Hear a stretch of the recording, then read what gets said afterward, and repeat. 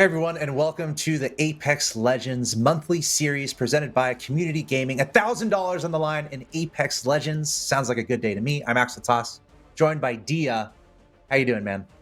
I'm doing really well. I am always happy to watch Apex Legends, and with Community Gaming putting together a tournament that is really open to so many squads. We've got 80 teams alone signed up today. I'm sure we're going to see all kinds of Apex played in front of us, and I, for one, am ready for it.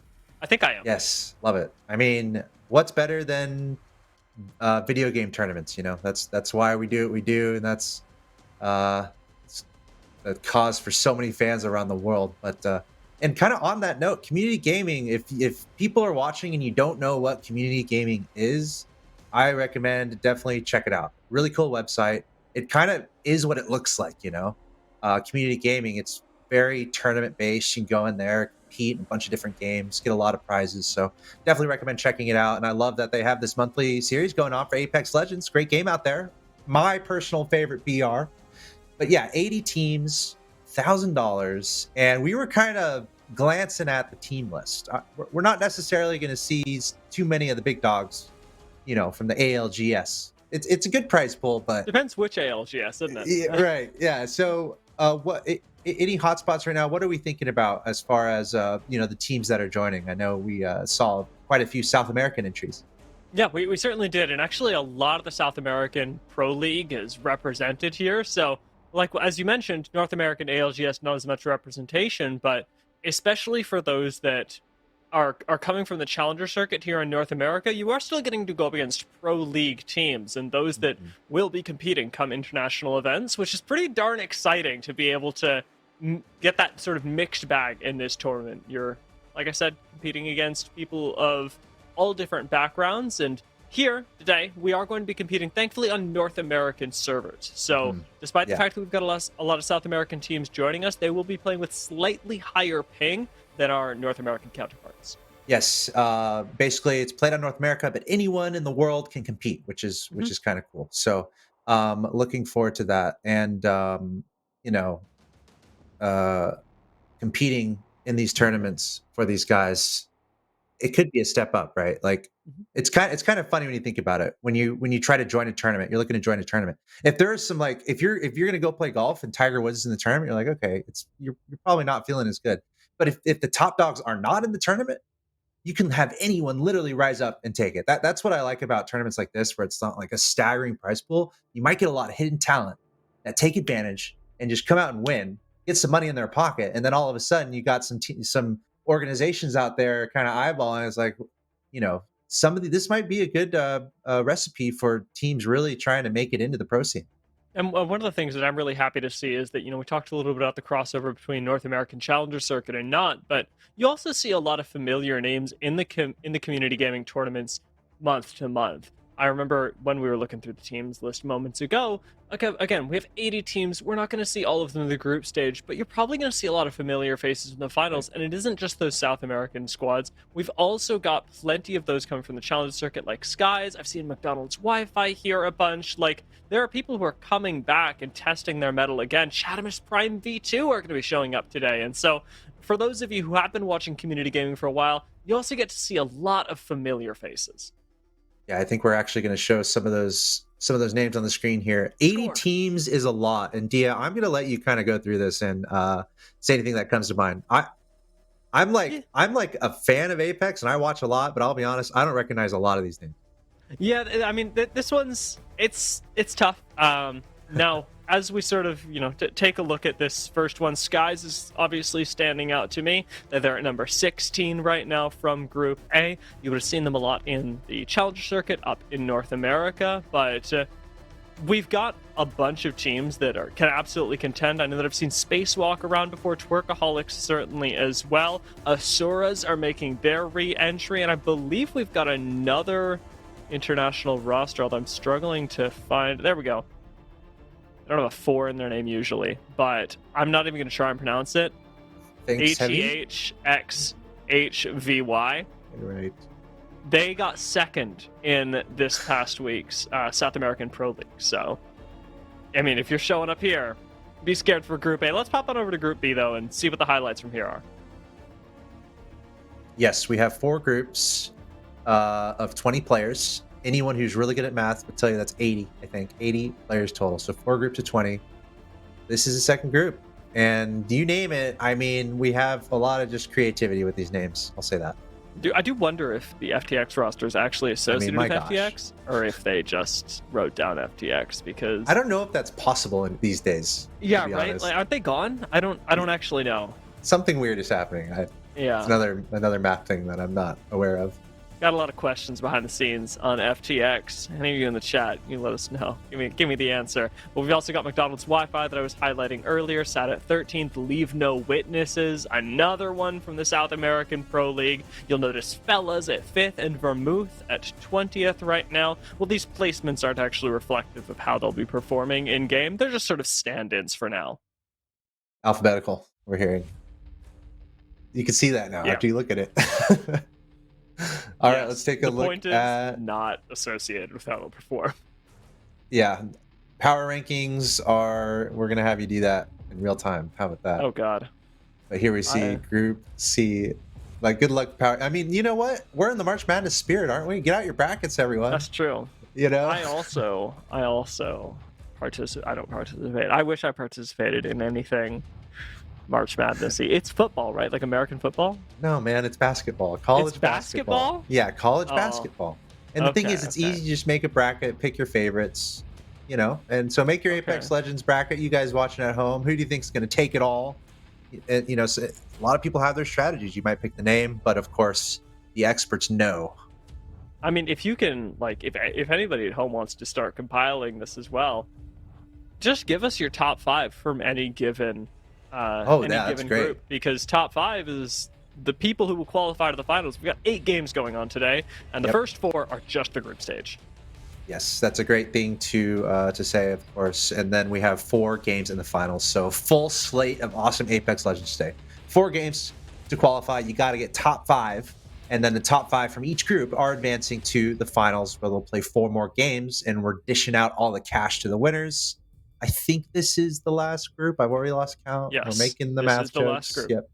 Yeah. So that's a great idea. I love that call out. If you guys want to tell us which 5 you think will advance, imagine if someone just guessed all of them. It's like, okay, nailed all 20. Mm-hmm. That's probably, I don't know the odds of that. It's probably ridiculous. It'd be pretty cool, though. I it'd be do amazing. think that the odds do go down as sort of we go through the groups as well, not just because we're adding more names, but because we've got so many different styles of rosters and different styles of play as well. So I don't know. I'm looking at, I mean, obviously Group D as Team Singularity. They crushed in the last day of South American Pro League. They were the team that took first, so I'm expecting big things from them. But I also know that we've got plenty of other talent who are going to be either making their debut, their re-entry into community gaming, and hopefully taking the title for themselves. It's all about going for the win. Let's go ahead and go over the point system breakdown. We're very close to getting into the matches, guys. So hold on tight. We're about to get into it. We have points obviously being distributed for placements. If you are in first place, you get 12 points, as you can see. Second place, 9 points. Pretty normal distribution there. And of course, you get additional points for each kill. Don't miss a match. 5 highest scoring teams, as we said, will advance from each group. And, you know, pretty run-of-the-mill format here. But it's kind of interesting, right? Because this is the game in Apex Legends in BR. Do you try to stay alive longer? Obviously, you generally do. But how far do you take that when you try to get into the top 3? Try to get those juicy points. I think top 3 is like massive. Get the podium. That's huge. But then you add in the points per kills, adds a little bit of strategy there. You want to be a little bit more aggressive. You want to get more points somehow. Maybe you're behind and you're outside that top 5. You got to be more aggressive. Got to get those kills. So lots of dynamic ways here for players to succeed.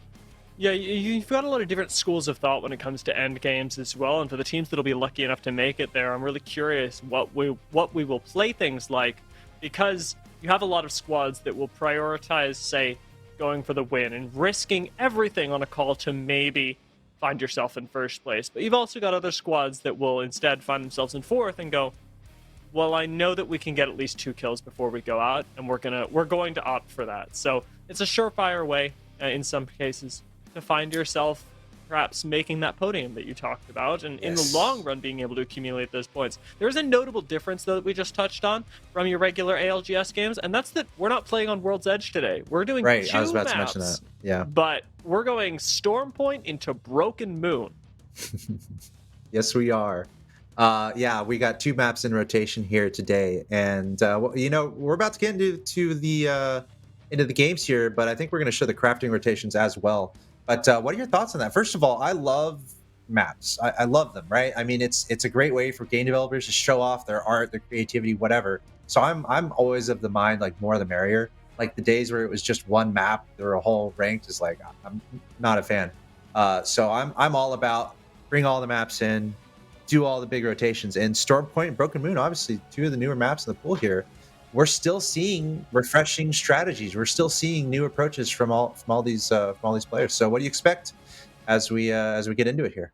Yeah, I mean, since we're starting on Storm Point, it's always fair to assume that we're going to get a decent amount of long-range engagements. It's a very big map, one of the biggest in Apex Legends, and despite the fact that Broken Moon is actually comparable, there's no zip lines here. There isn't a way to get around the map very quickly. So I'm looking at sort of the way that this map plays out and thinking these large open spaces are going to be a lot more influential in today's games, especially because we've got that dead shot in the crafter. Things like the 30-30 get even more powerful than they already are, and you find yourself a skull piercer, you may as well write yourself a ticket into the top 5.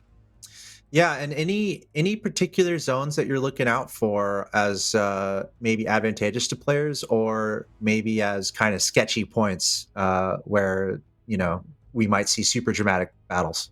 Yeah, you know what? I actually I love that question because there are 2 very different zones here that I have tenuous relationships with on Storm Point. Fish Farms is a fascinating end zone, and it's unlike anything else on the map.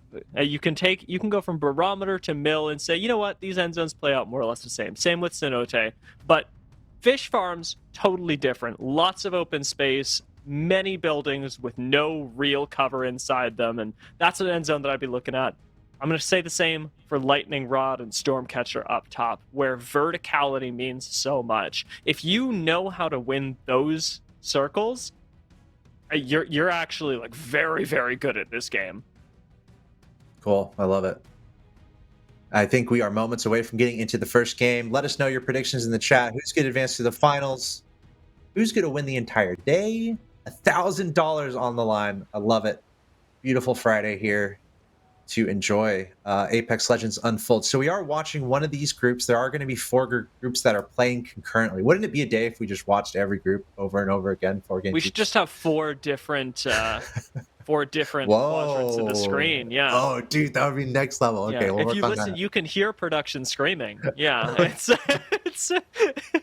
That would be so sick. That would be. So sick. It would be cool. Now, because we're keeping track of Group B, we've intentionally chosen to observe this lobby. You and I talked about it a little bit beforehand, but we've got a lot of names that we think are likely to make it into the finals and make a big splash there. So as we jump in, I think that while Group B is only a quarter of all the teams that we're going to be sending into that finals group, they are going to be some of the most impactful teams if you're able to come out of Group B alive.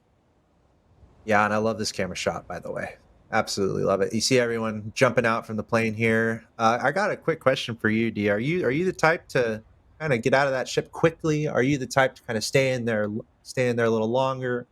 Are you scouting out for all the teams around you and kind of going where others aren't? And what do you expect from the teams here and how they approach this drop strategy? I'm definitely a scouter, and I expect these teams to be too, especially today when there are a lot of top-tier squads looking at you. Yeah, you just have to keep track of where everyone is at, because otherwise you get caught off guard, you get hot dropped on, like 2 VTubers, 1 fanboy, and you find yourself, well, perhaps in a tight spot. Blur Flavors, unfortunately, trying to go for that push, well, straight in the middle of that sight line, has really scuffed this engagement, although I will say, not entirely his fault. 50-50's also really tough. Yeah, this is dicey to say the least. Obviously, when you're dropping, you're not necessarily looking for a fight quickly.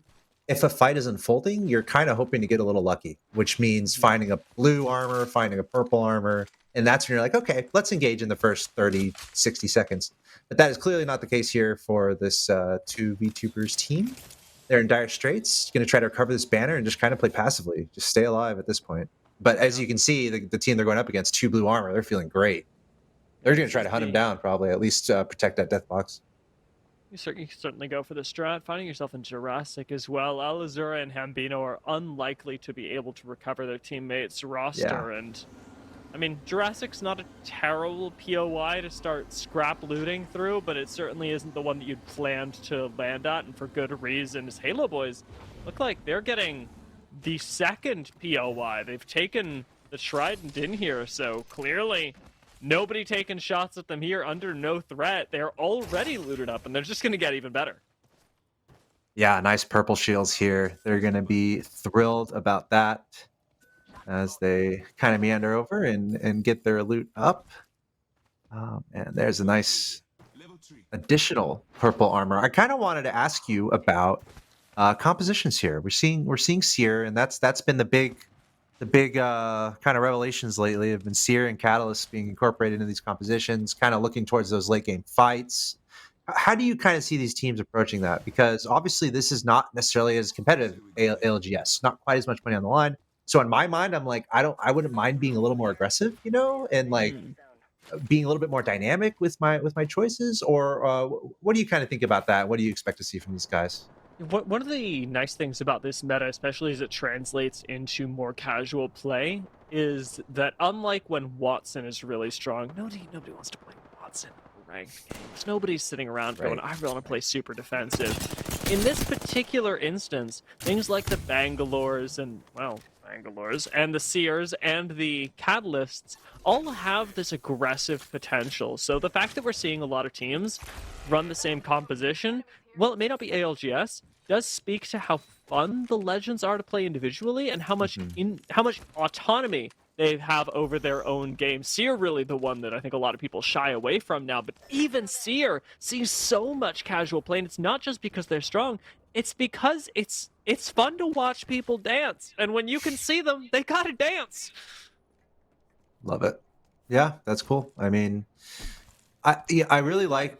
Yeah, I really like just the kind of the recon elements of that, right? Information is everything, and that is such a beautiful part of Apex Legends and BRs in general. Really, the more information you have, the better situated you are. That's kind of the name of the game. When it comes to like avoiding other teams at critical moments, when it comes to rotating properly, when it comes to tracking down other teams or flanking someone, or all of it comes down to gathering that information. So I love to see it too. I think it allows players to think a bit more strategically rather than like, let's say, just hot dropping and going for a quick death match. So really cool to see creativity from these players. A little quiet right now. We saw a bit of a skirmish there. I'm also interested to see what kind of weapons we're going to see from these guys with the Nemesis in play. We're seeing the Flatline and Volt here. Kind of mid-range, close range for Enron Savage on Team FTX. Kind of minding their own business, just picking up some final items, jumping in a car, and continuing on their way. I mean, if you're seeing somebody craft a Volt, though, that's a controller player right there. That is the we're going to get into medium close range with you, and we're going to fry. They're actually running a composition that, while maybe not popularized just yet in North America, actually was pretty darn nice to see in the South American Pro League. And I think we even saw a bit of it in APAC South this past weekend, running not the Catalyst, but instead subbing in that Wraith alongside Seer and Bangalore. You still got the visual obstruction, but you've also got the ability to close a lot of ground quickly, especially in endgame circles. I've said this a lot, but when you have something like a Wraith or an Ashe on your team, the ability to just get from place to place and move your entire team without taking any damage is amazing. Especially with the portal improvements there for Wraith. Love to see that. And we can see here a little bit of a flanking maneuver. This team kind of driving over. I'm not sure. It looks like they can see this other team in the distance. Actually, I'm not sure if this is kind of a different look that we're seeing here. LFO Enigma, they have full purple all the way. They're scouting a team up there, and it looks like they want to engage. They're very well kit up, so I wouldn't be surprised if they look for a good fight here. Another one of our South American squads as well, 16th in the Pro League this past weekend. LFO Enigma weren't exactly fragging out, but they were managing to consistently pick up a few kills per game. Might be doing the same here. It's an overextension out of this Catalyst, but we're going to keep going as Annabelle does walk up to the grav cannon. Plenty of cover for the rest of the squad, but where is the backup? We're going to wide swing with 301. No, we're going to back off. DSEA not surviving till the end of this fight as the defensive Cyril gets forced out. The scan coming in from LFO Enigma actually keeps them in the fight. Well, remember, there's that team driving in on the beach, so I'm a little bit worried for Enigma that they're going to have a team coming up behind them because I'm, you know, they're obviously looking for that third party. So look out for a flank on. Oh, okay, looks like they kept driving along. They've got to be moving that way. You know, it's like they hear those shots, they're right there. Okay, that's what they're doing. So look out for that flank. It's about to be a crazy third party, big fight unfolding, and I think both these teams are going to end up losing out because we are going to have this third party coming in.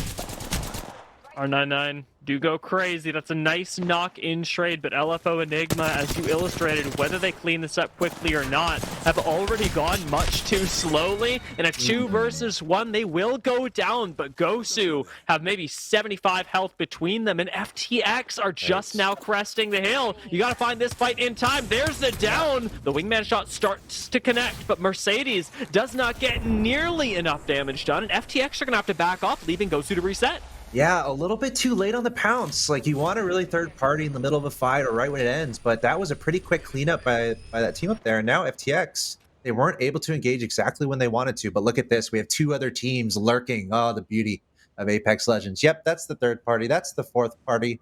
Potential fifth party incoming as these noises, these disturbances are being felt across the map. The Phoenix team has managed to make their way into Gale Station. It's an unlikely place for the ring to end. I think a lot of teams will likely be predicting a more southern map pull, especially if you're running that Catalyst. You want to have grabbed a ring read as you're on the way in. With top 15 already being where we're at in terms of squads remaining, means that at least placement points have started to accumulate. Whether you make it to the end game circles or not, whether you pick up a kill, you've got 1 point. I feel like this is such a dicey part of the ring too. I mean, there's nowhere to run. Like, you're on the edge of the map right here. So I think all these teams have to be really careful because they could easily get converged on from any direction, and their backs are against the wall, which is the ocean, unless you can get out of there with the Valkyrie or something. So got to be mindful of those positions. It's getting tight here. 15 squads, you know, zone 2, 45 seconds away from coming down. I mean, it's starting to get close quarter fights here, and we'll probably be down to 10 squads pretty soon. McDonald's Wi-Fi, one of our teams to watch coming into today. Community Gaming Monthly Regular are, I think in this case, actually literally backs up against the wall. So a lot like our squads that you talked about out in the water. This time, however, flanks are open from Barometer, and I like the call to disengage here, just mitigating a lot of the risk that you'll encounter in a BR. It's going to cost them a little bit of meds, but right now, you got to be focused on getting a few more resources before you re-enter the ring. Energy ammo is running low. I'm sure shield heals are as well, and this is not the last fight that you'll have to take, far from it. Yeah, we see 2 teams lurking over here. I expect them to use that Valkyrie ult and just bounce. Honestly, they're at the edge of the map there. See what ends up happening. It's interesting where this ring is going though. It's kind of staying on the water, so they're actually going to rotate the other way and kind of stay on the edge of it. But as I said, kind of a dicey place to be. You're going to have teams on both sides of you, so they've definitely got to be really careful here. As you said kind of earlier, it's all about the recon at this point. But they got to be careful. They don't want to get sandwiched. There's a fight out there. McDonald's Wi-Fi could go for the third party right now. That is The a Nemesis. nice 3-2-1, but it doesn't turn into the knock, not just yet, and not at all.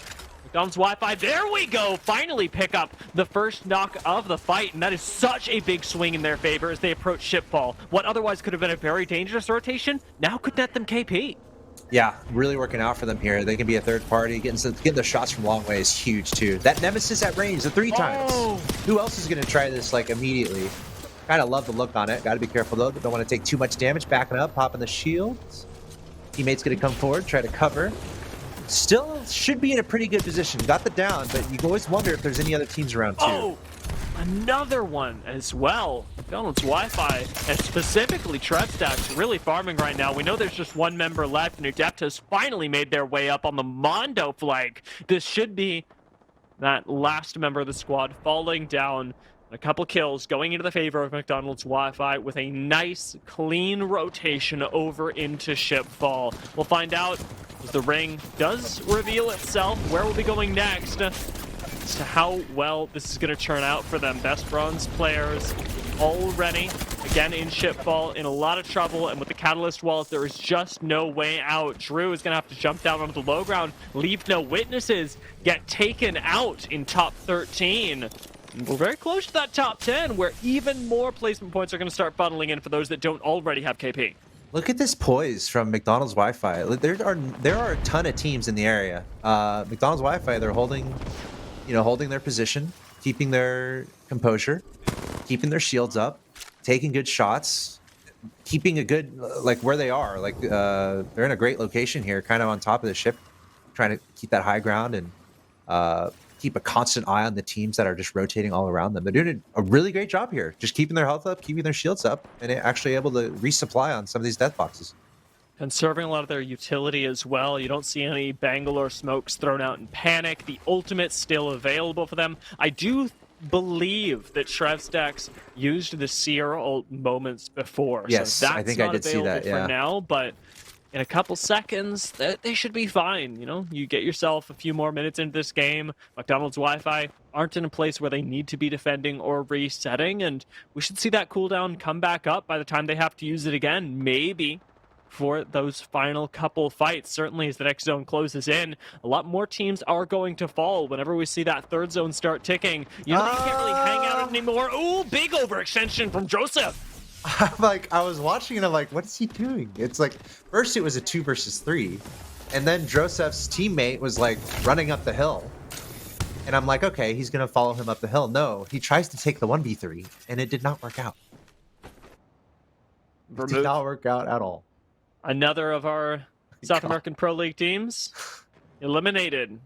Community gaming tournaments are not for messing around, Axel Toss. This is not where we get to make the ego push, although maybe if you're Jinx. Maybe if you're Jinx. That's another squad they've got on the flank of Purple Slushy with Fellas right next to them. It's actually a squad that performed really, really well. Outfought a lot of people this past weekend at the ALGS. Yeah, that's great. That was almost like a Leroy Jenkins moment. We all feel it, you know, like let's say you get your favorite gun and you've got your purple armor. You're like, okay, I got this. I can do a 1v3. He just got shredded. I did it today. There you go. See, it can happen. Maybe not on this competitive stage, at least not in that moment. That was great. But anyway, big fights. I ran it down today. I did not win today. Sorry. Oh, okay. I should clarify. You should clarify. I'm not that guy. I would believe you. But anyway, big skirmishes happening. There we see Bangalore coming in from above, and this is a dead zone here. This is a no-go zone. You don't want to be here. No cover. You're in the rocks. You're in the open. Good luck, fellas. You're going down. 2 teammates down. King's the last man remaining. He's got a gold shield, R99, plenty of ammo, but this is gonna have to be a 1v3 situation at least for Kings. I don't think he didn't get scanned, so no actual read on this smoke. But Purple Slushy it's just a 1v3, and that's a pretty easy finish. R99 especially making short work. Purple Slushy didn't do this alone, though. They did have help from the squad that's currently Valk-ulting away from them, playing a big part in eliminating Fellas as a sandwich of squads. Best bronze players do get taken out. We're into the top 7 teams, and it is only Zone 3. A lot of space for everyone to take off. Pick your favorite position and play out of there. If you think this end game, if you think you've got a read on it, go for it, because there's space. Yeah, you know, the ring tucked itself in like the corner of the map here, so a lot of teams had to just beeline, and that's why we see a lot of teams just eliminated, because a lot of teams had to go a long way to get to this point. So pretty cool. And we have another fight unfolding. Looks like 2v2, only 1 remaining, and he's down. JC Tower and Panic holding it down. That Valkyrie ult, I wonder if that was McDonald's Wi-Fi, because they had the Valkyrie in the comp. I kind of wonder about that, or if there's another team playing Valkyrie. But anyway, they could be still around and thriving. 6 squads left. I wouldn't be surprised. They were looking good. But now looking at Gosu, I saw Gosu and JC, and I said Gosu. But anyway, Gosu with JC on the team. These guys with their red armor looking fancy.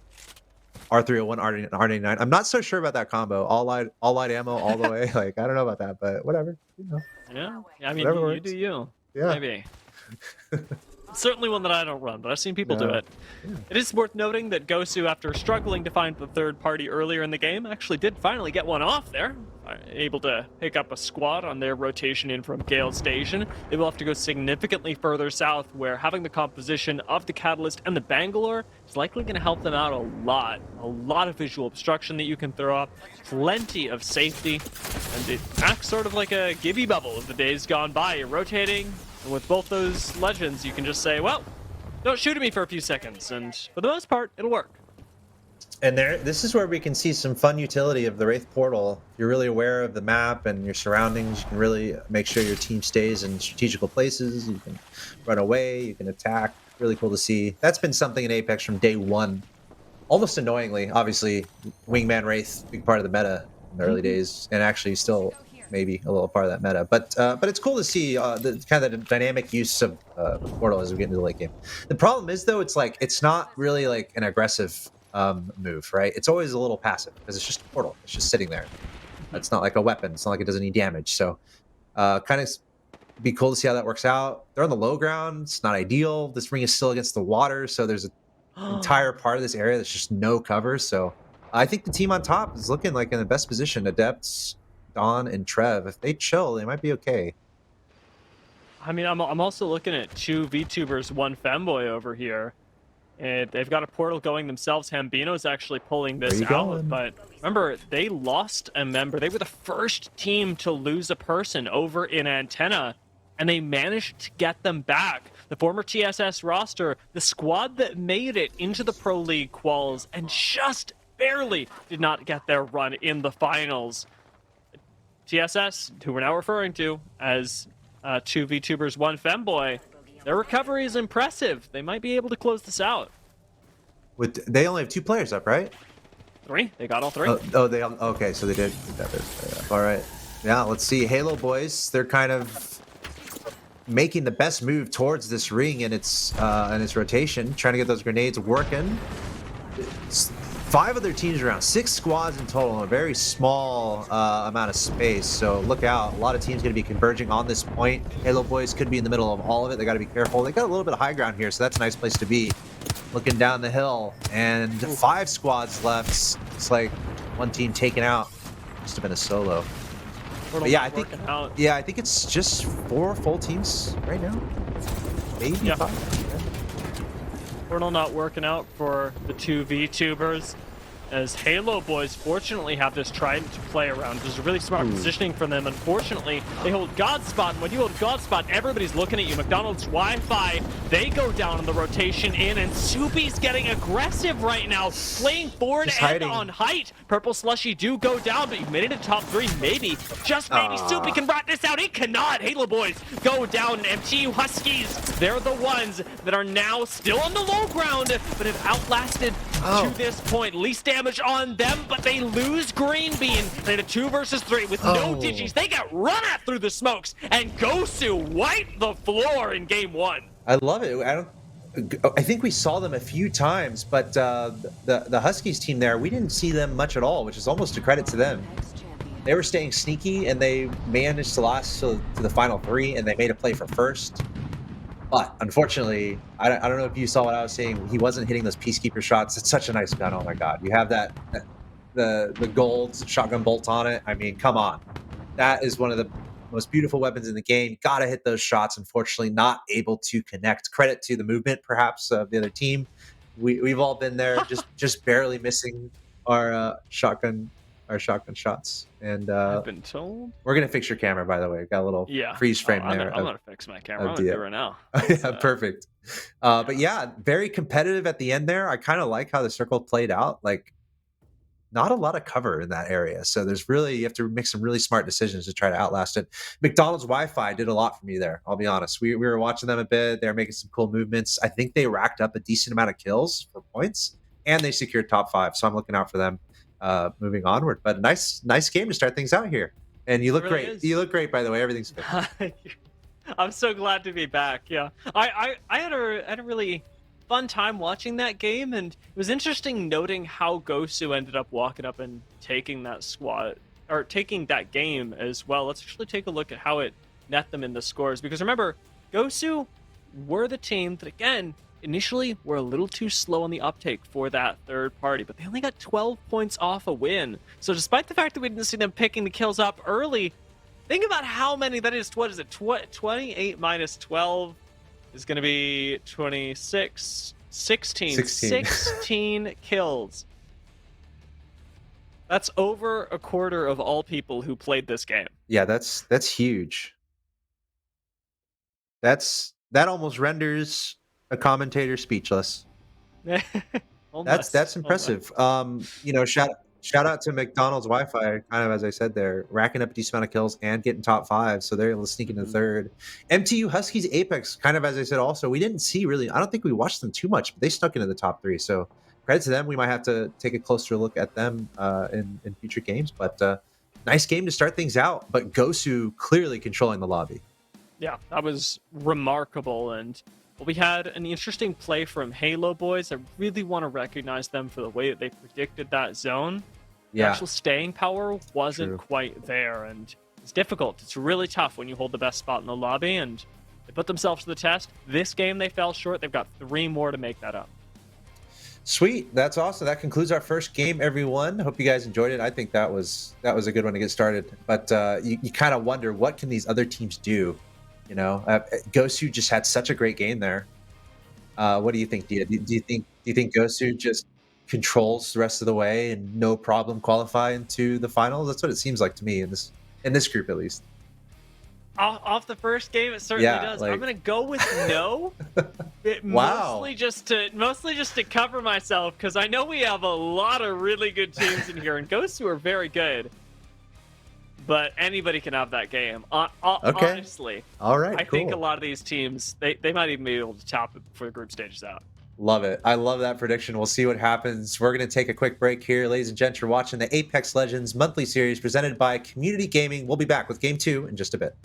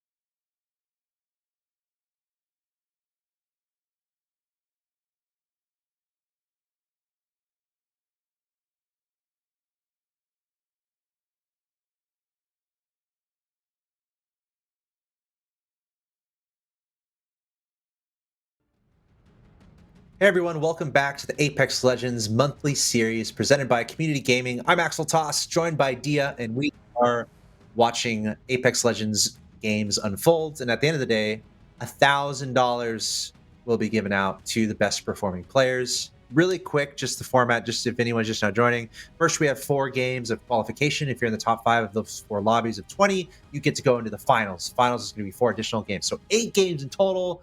We're done with 1. We got 7 to go. So buckle up. Big day of Apex Legends. I'm having a ton of fun. Dia, you having a good time? I am, yes. I very much enjoyed watching our last game here in Group B. But as you sort of mentioned, we're not the only group that's happening right now. We will be covering all of Group B today. But if you are curious, we've got links everywhere here at Community Gaming. Just click on them, see how the other groups are sorting out. Because remember that the top 5 from this lobby, as you said, will proceed. They're gonna have to go up against even tighter competition. Yeah. There's probably, I don't know if streamers are allowed to stream like their play or whatever, but there might be other points of view that you can check out to catch the action. It's pretty cool to see. And I think it has been confirmed that I think there are some players streaming. So definitely feel free to check it all out, all this action as it unfolds. But we all know where it leads, and it's going to be the finals. So that'll be a lot of fun. Again, the 5 top teams in each lobby will advance to the finals of our 4 lobbies. So we're about to get into game 2 here. We are watching Group B. We saw Gosu just pretty much reflect their name and had their way with the lobby. 15 what kills, I think we did the math. Gosu means you're like elite at something, right? So I think it's like an urban dictionary. I think it's like an urban dictionary thing. Someone can look it up, but I'm pretty sure Gosu just means like you're at the top. You're elite. You're a super pro. I have not Googled anything on Urban Dictionary and very, very long it's time. like I think it's like an endearing term to compliment someone when they do something very impressive, like, oh, that's Gosu. Yeah, that does close? seem to line up. It's a Korean word, it looks like. I guess it might be literal. That kind of checks out. Most often used in the game StarCraft and Warcraft. I didn't play Warcraft. I did play StarCraft, but not very well. I tried to do the whole bug strat.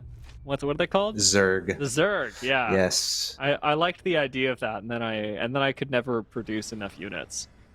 Yep, it's all about producing the units. What's funny is that term has actually like superseded into other games, like just the term Zerg or Zerg Rush, like in other games. There are actually like that is used as a term in competitive games, like outside of StarCraft, which is pretty funny. Maybe there can be Zerging in Apex Legends, like if you do can be. You do a hot drop or something. And just... Maybe they can be Valkulting in StarCraft. That's not happening. You know there is a Valkyrie in StarCraft, but anyway. There's a Valkyrie in Star. I did not know that. Yeah. What does it do? Does it fly? It flies. Hell yeah. Yeah. I do like that in Apex. There are like legends named after places, because you've got like Gibraltar and Bangalore, and then you've got legends named after what they do. You know? Yeah. Like you're like, oh, well, I guess that's what she does. Seer, well, he sees. And in this particular case, over my wall, Seer dies. There's not a lot you can do against that. But the hot drops, as we talked about, the early 50-50s, especially up against fellas, not going to go your way. Yeah, it's a little risk reward, you know? If you go for the hot drop and you get the kills, that's 3 points automatically out of the gate. And that's like, that can be a strategical decision if you're like really good at this game. Or if you like, you have a spot where you know there's loot. Or sometimes the way I play is I'll drop near a hot spot and kind of play for the third party. Like there are strategical ways to get these early fights and have the advantage. But it can be risky because if you don't drop on a purple shield and they drop on a purple shield and you engage early, that's not going to be fun. This is not looking like it's too good. Purple Slushy, they're having a good time, but you know, there was a 50% chance that they wouldn't. Same thing can be said of Vermouth, who were actually taken out by 2 VTubers, 1 Femboy. I keep wanting to mix that around, but their deaths over an antenna will be noted, and unfortunately, we'll have to see them for the next game. Purple Slushy do get to retreat back into Command Center. A great POI to land at with a variety of rotations you can take out of it. For the moment, you can group up, think about your next move, and Purple Slushy kind of spoiled for choice here. Depends where they think the ring is going, and most notably, where they can get a beacon scan. Because when you are running with the Seer and the Catalyst, you've got plenty of options as to how to go about this game. Do you want to scan for where other people are? Do you want to scan for where the ring is? Can you afford to do both? They're all great. They're all great options. Yeah, we see a team not too far from them. I say team. I saw two. I saw two players. Maybe they lost a friend, but they weren't too far away from this location. We're not seeing any. We're not hearing any shots though. So, gonna be ships passing in the night at this point. It's kind of a leisurely moment here, as Eternal Decay and Dark Zera just polishing off their ammo needs and venturing towards that ring, trying to keep a good position. Trying to got to make a kind of an important decision here. You go left, you go right. They see a team below them, so they're going to try to be sneaky here and do a little bit of flank action. This might have been the team that I saw earlier, and they might have a third party opportunity here. That'd be great. Usually, because they're kind of running into the circle, they're having to worry about being edge guarded or whatever. But if they see a fight in front of them, that can be really nice for them. They might be able to angle for a third party and pick up a few more kills.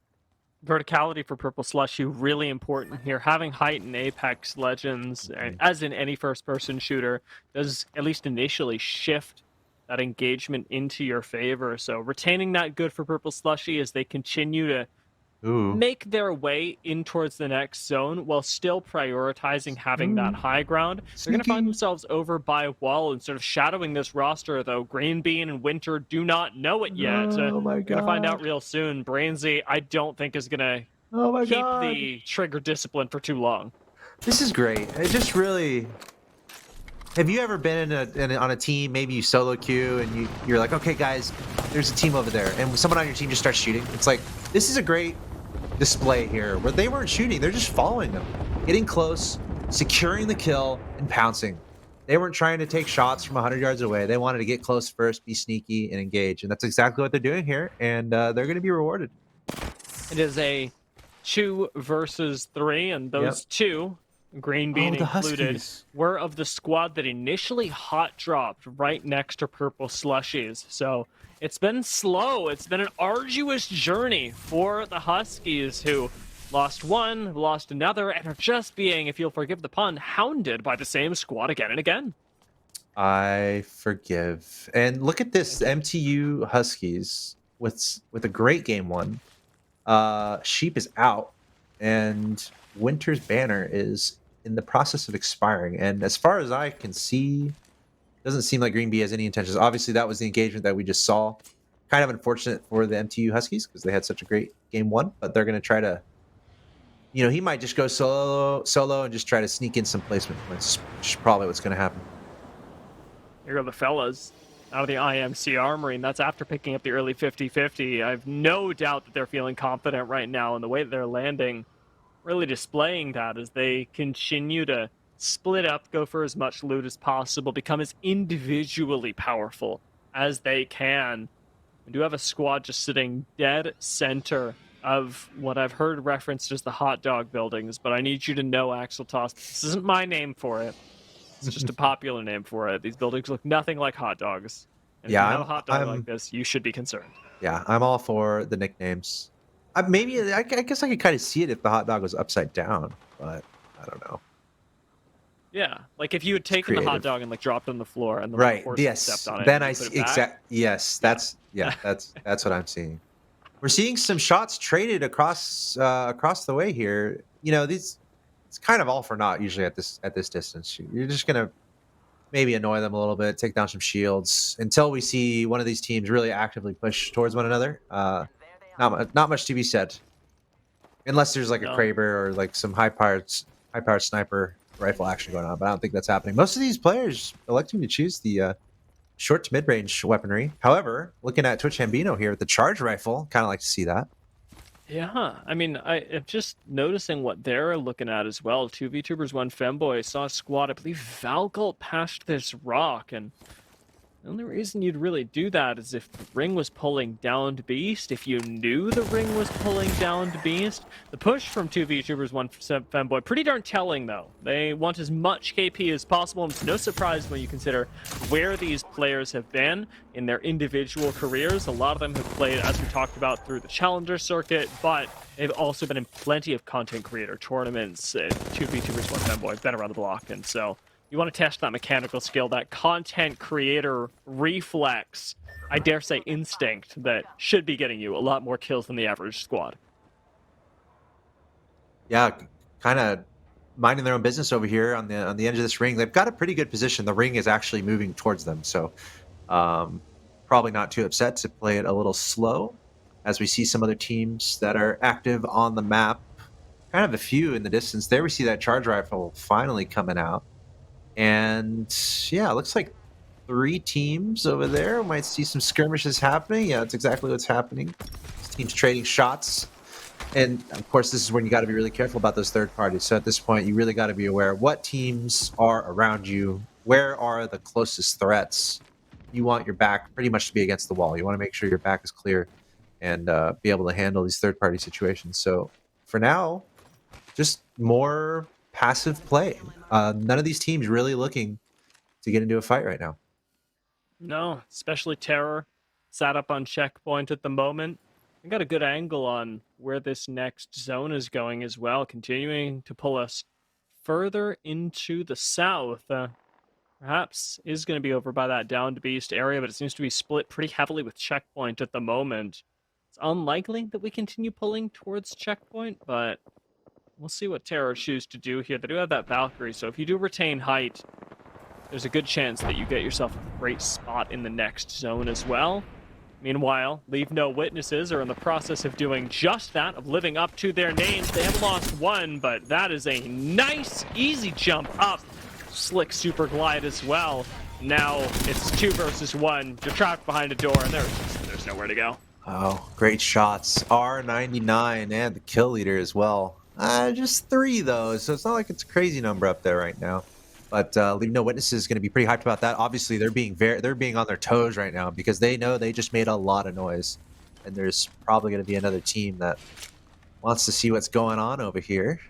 But really nice display from the R99. I like the Sentinel in the back pocket. That's a more balanced kind of weapon set than what we saw earlier. Got the long range Sentinel with it's got the golden mag too, and the R99. A lot of people's favorites. I really wish I could make it work more in my games, but I usually trend towards shotgun kind of closer up, and then I have a kind of a mid-range weapon, but love seeing that R99 working with some of these top players. It's so satisfying. Just as a quick sort of stat update, because we talked about how a lot of these squads are from the South American Pro League. Leave No Witnesses obviously is. The R99 was the most picked up weapon in this past weekend of Pro League. It got 77 kills in just this last weekend of Pro League. A total of 32,000, almost 33,000 damage, and it's no surprise here.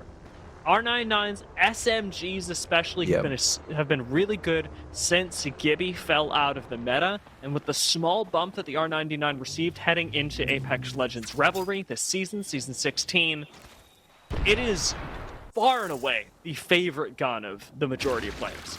Yeah, I mean, as you say that, we're cycling across quite a few players, and almost all of them have that R99. I mean, at the end of the day, it's almost mathematical. How many bullets can be, how much damage over time can be output, and I don't even know if another gun touches the R99. There might be like the Devotion with the turbocharge, right? But like that damage output is ridiculous, and it is so important as these games get into the later stages, as that ring tightens up. You want to be able to output damage at close quarters. And there we see that R99 in effect. As this fight unfolds, 2 VTubers, 1 Femboy, trying to stay alive here. It looks like they're doing pretty well. Got the red armor and the purple armor working. Taking out, I think that entire squad. Was that just a squad wipe? Yeah, was full taken out. And over by Mill, just no forgiveness. We've got squads fighting their way out in Downed Beast as well.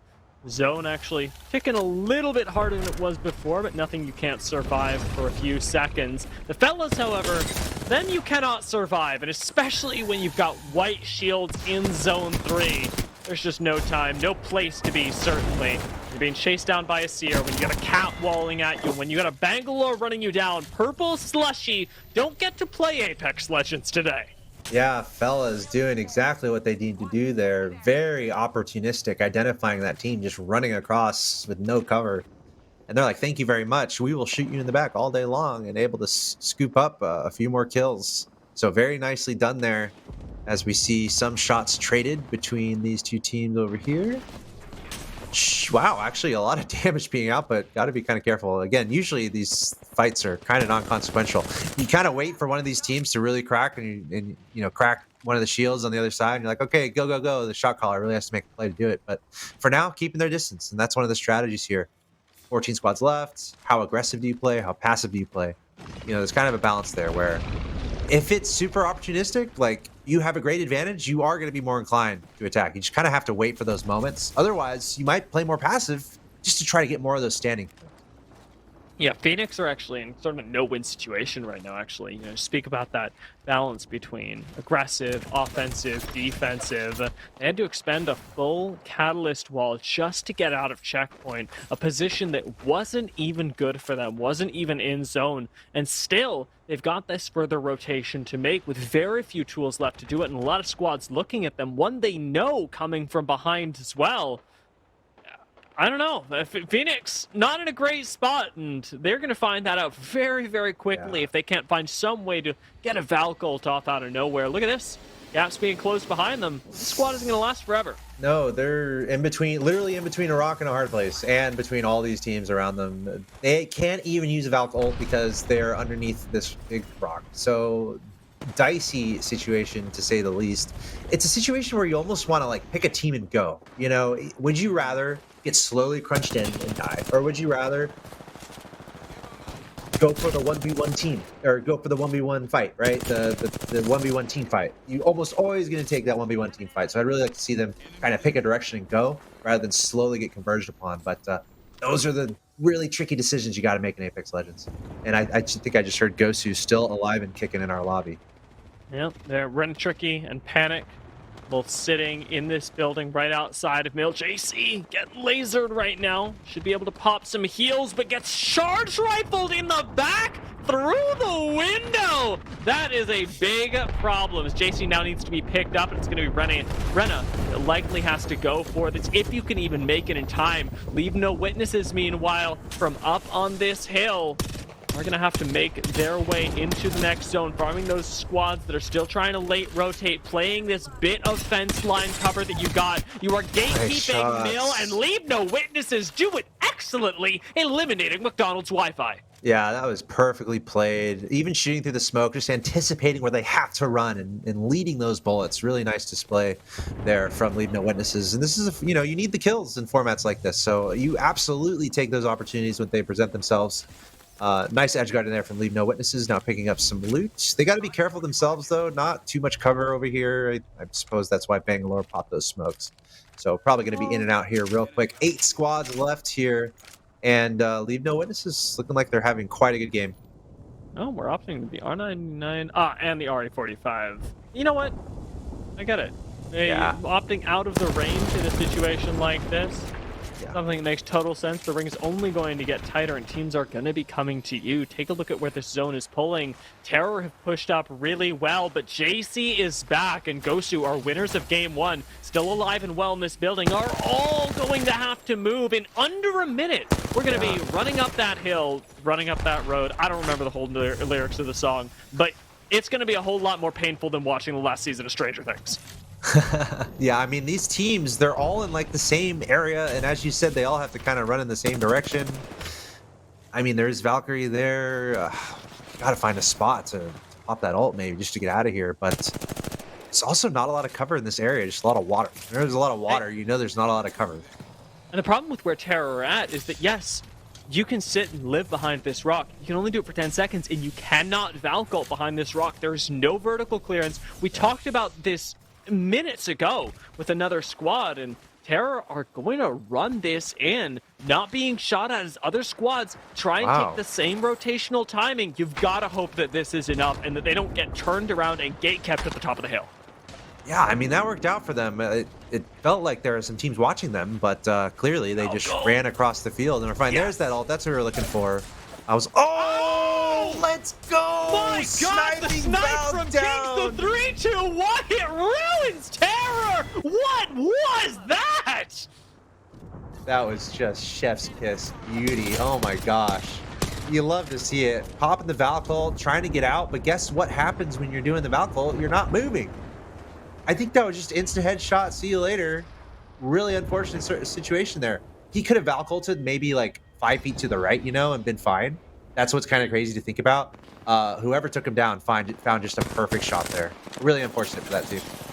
Yeah, really crushed it with that crosshair placement. It And was beautiful to see unfold, though. That was great.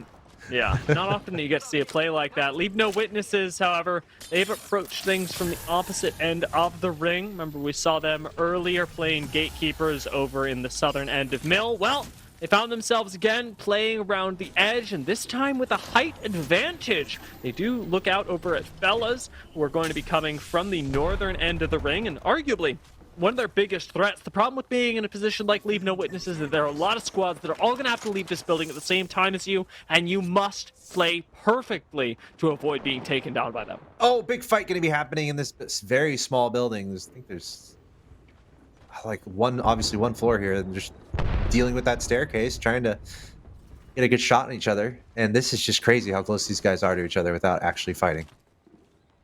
Good rotation from Fellas. Talked about it earlier, but we knew they were going to be playing out of the northern side of the zone. This time, at least, we know they've got a little bit of cover on top of the last building that's going to be in zone. Can afford to share space with the squad below them, but if you got the chance to take someone out, sure would be nice. Oh, trying to find a little crack in the ceiling. Get a headshot. Wonder if that would actually work. See if he tries to go for it again. Yeah. It goes through. Yeah. He's not going for it, but hitting some shots across the way. That'd be great to get a little headshot. Just looking down from the ceiling. But you know, that's the thing in this game. You got to always be moving around. If you haven't caught onto that yet, well, it's better time than never to learn it. You always got to be moving around in Apex Legends. Finally, the skirmish going to be unfolding. Fellas looking good. Full red armor. Actually, one of them getting taken out, Kings, and they're going to try to hold on here. They should be able to. It looks like they have the advantage, and yes, they are able to eliminate Ben's best bronze player. 8 kills! What? I don't know if you saw what I just saw, but that's some healthy pointage over there. Meanwhile, we have another fight unfolding. You've lost another player as well. That's going to be really concerning for Fellas who are otherwise in the driver's seat of this game. Oxygen Josh playing around the fence line right now. Still has to take out another squad, but Leave No Witnesses, who we talked about earlier, having to overcome, leaving from the mill at the same time. Unfortunately, get taken out first. Halo Boys go down as well. And we're at the top 2 squads. It's a duo versus a duo, as LFO Enigma are going to have to take on this massive team ahead of them, Fellas, that have run the lobby from the top. Apparently, one of these teams started with only 2.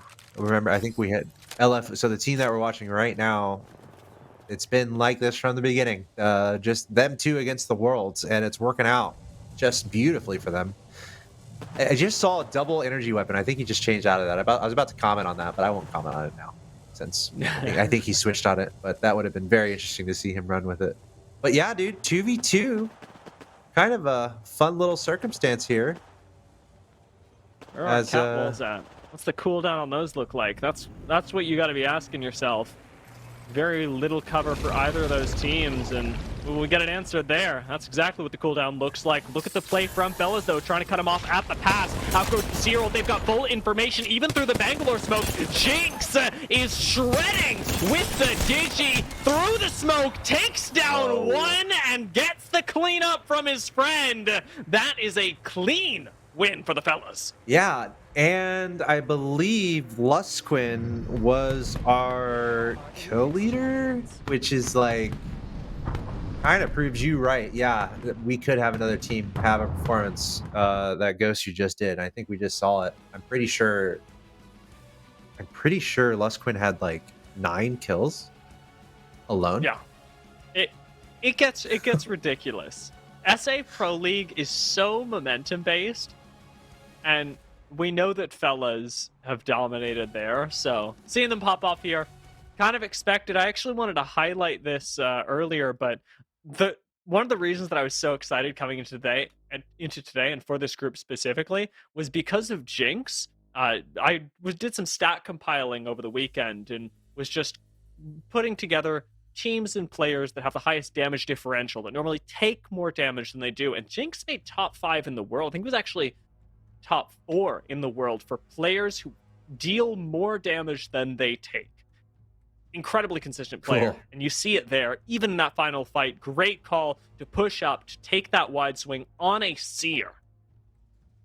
Yeah, love it. And the Catalyst wall there, it can be a little predictable, right? I mean, there were no mysteries on where that other team was coming from. They had to play the ring, they had to move in the direction they were going, and it was just great game sense there from the fellas to be able to track them down and take care of business. So really nicely done. I think we have some stats to look at from other groups. We have some results coming in. Once again, if you're just not joining us, $1,000 on the line here today. We have 4 matches of qualification, 20 teams in each group. This is Group A, and we're looking out for top 5. These are the stats after game 1. NorCal, 28 points, surging to the front. It looks like we have kind of a group there at the top. Skies, Spacewalk, that name that you tried to say. 4 Thanks, Heavy, Twerkaholics, rounding out the top 5. Still plenty of games to go, though.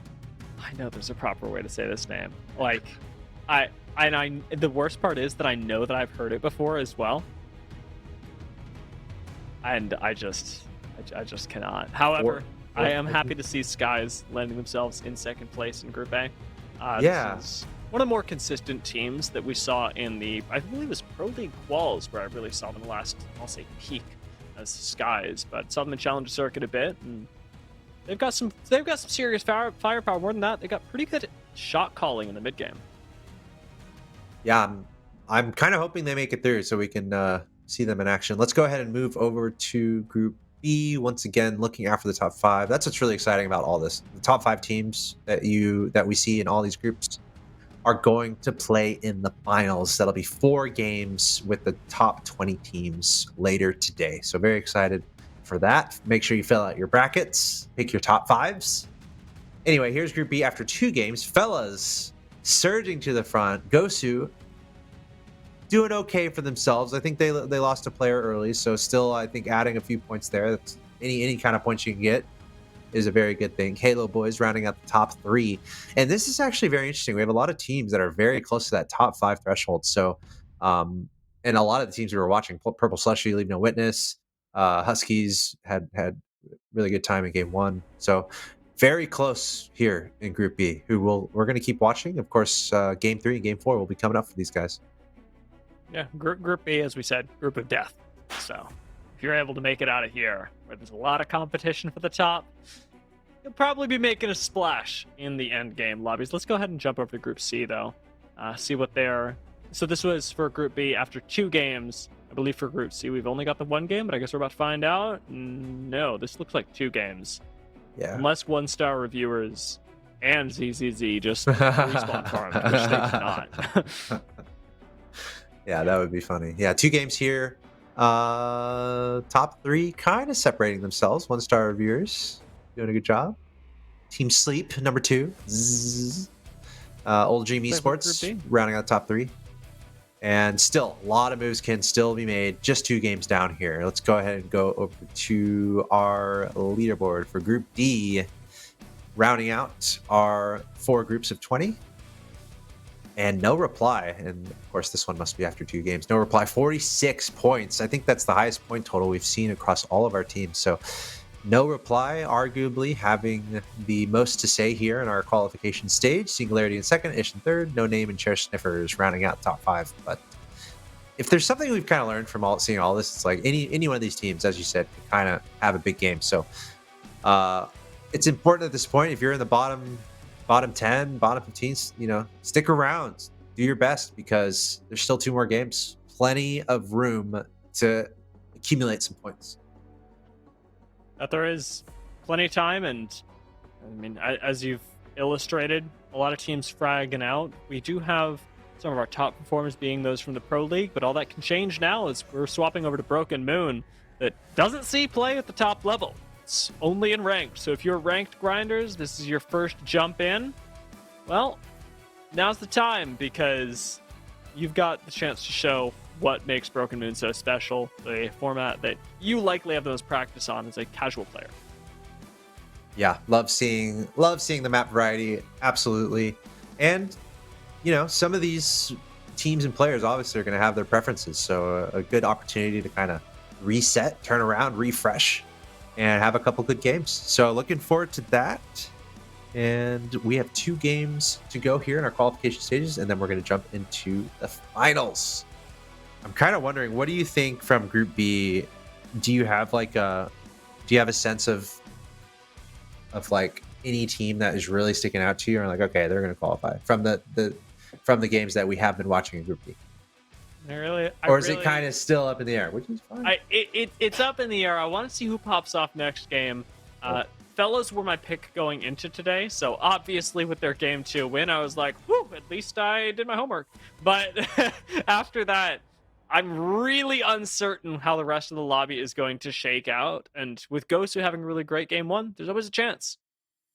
All right, well, let's go ahead and take a break, and we'll be back with game number 3. Ladies and gents, you're watching Apex Legends monthly series presented by Community Gaming. Check out Community Gaming. Check out their website.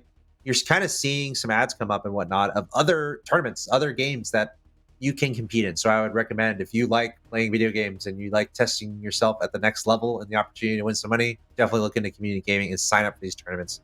Get yourself that experience. I promise it's a ton of fun. But anyway, let's take our break. We'll be back with game 3 in just a bit.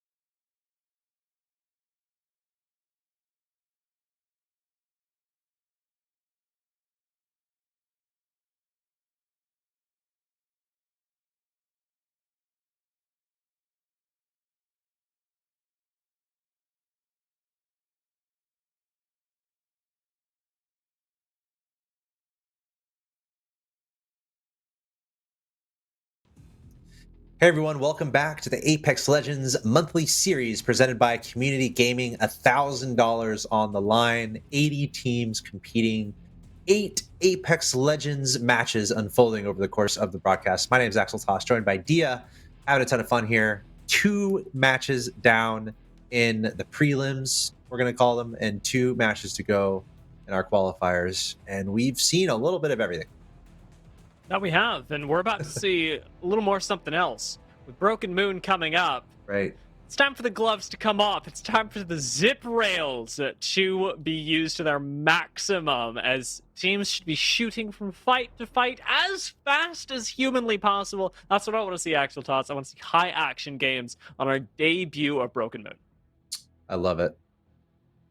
I mean, it kind of just depends. How aggressive do these players want to be? And we're seeing some teams really come out and be aggressive and rack up some serious kills. Fella's last game, Lusquin.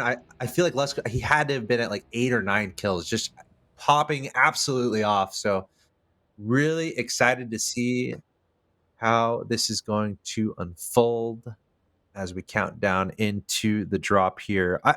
Quick thing I was thinking about from the Oh. last game. Remember that really silky sniper shot when that Valkyrie ult was popping?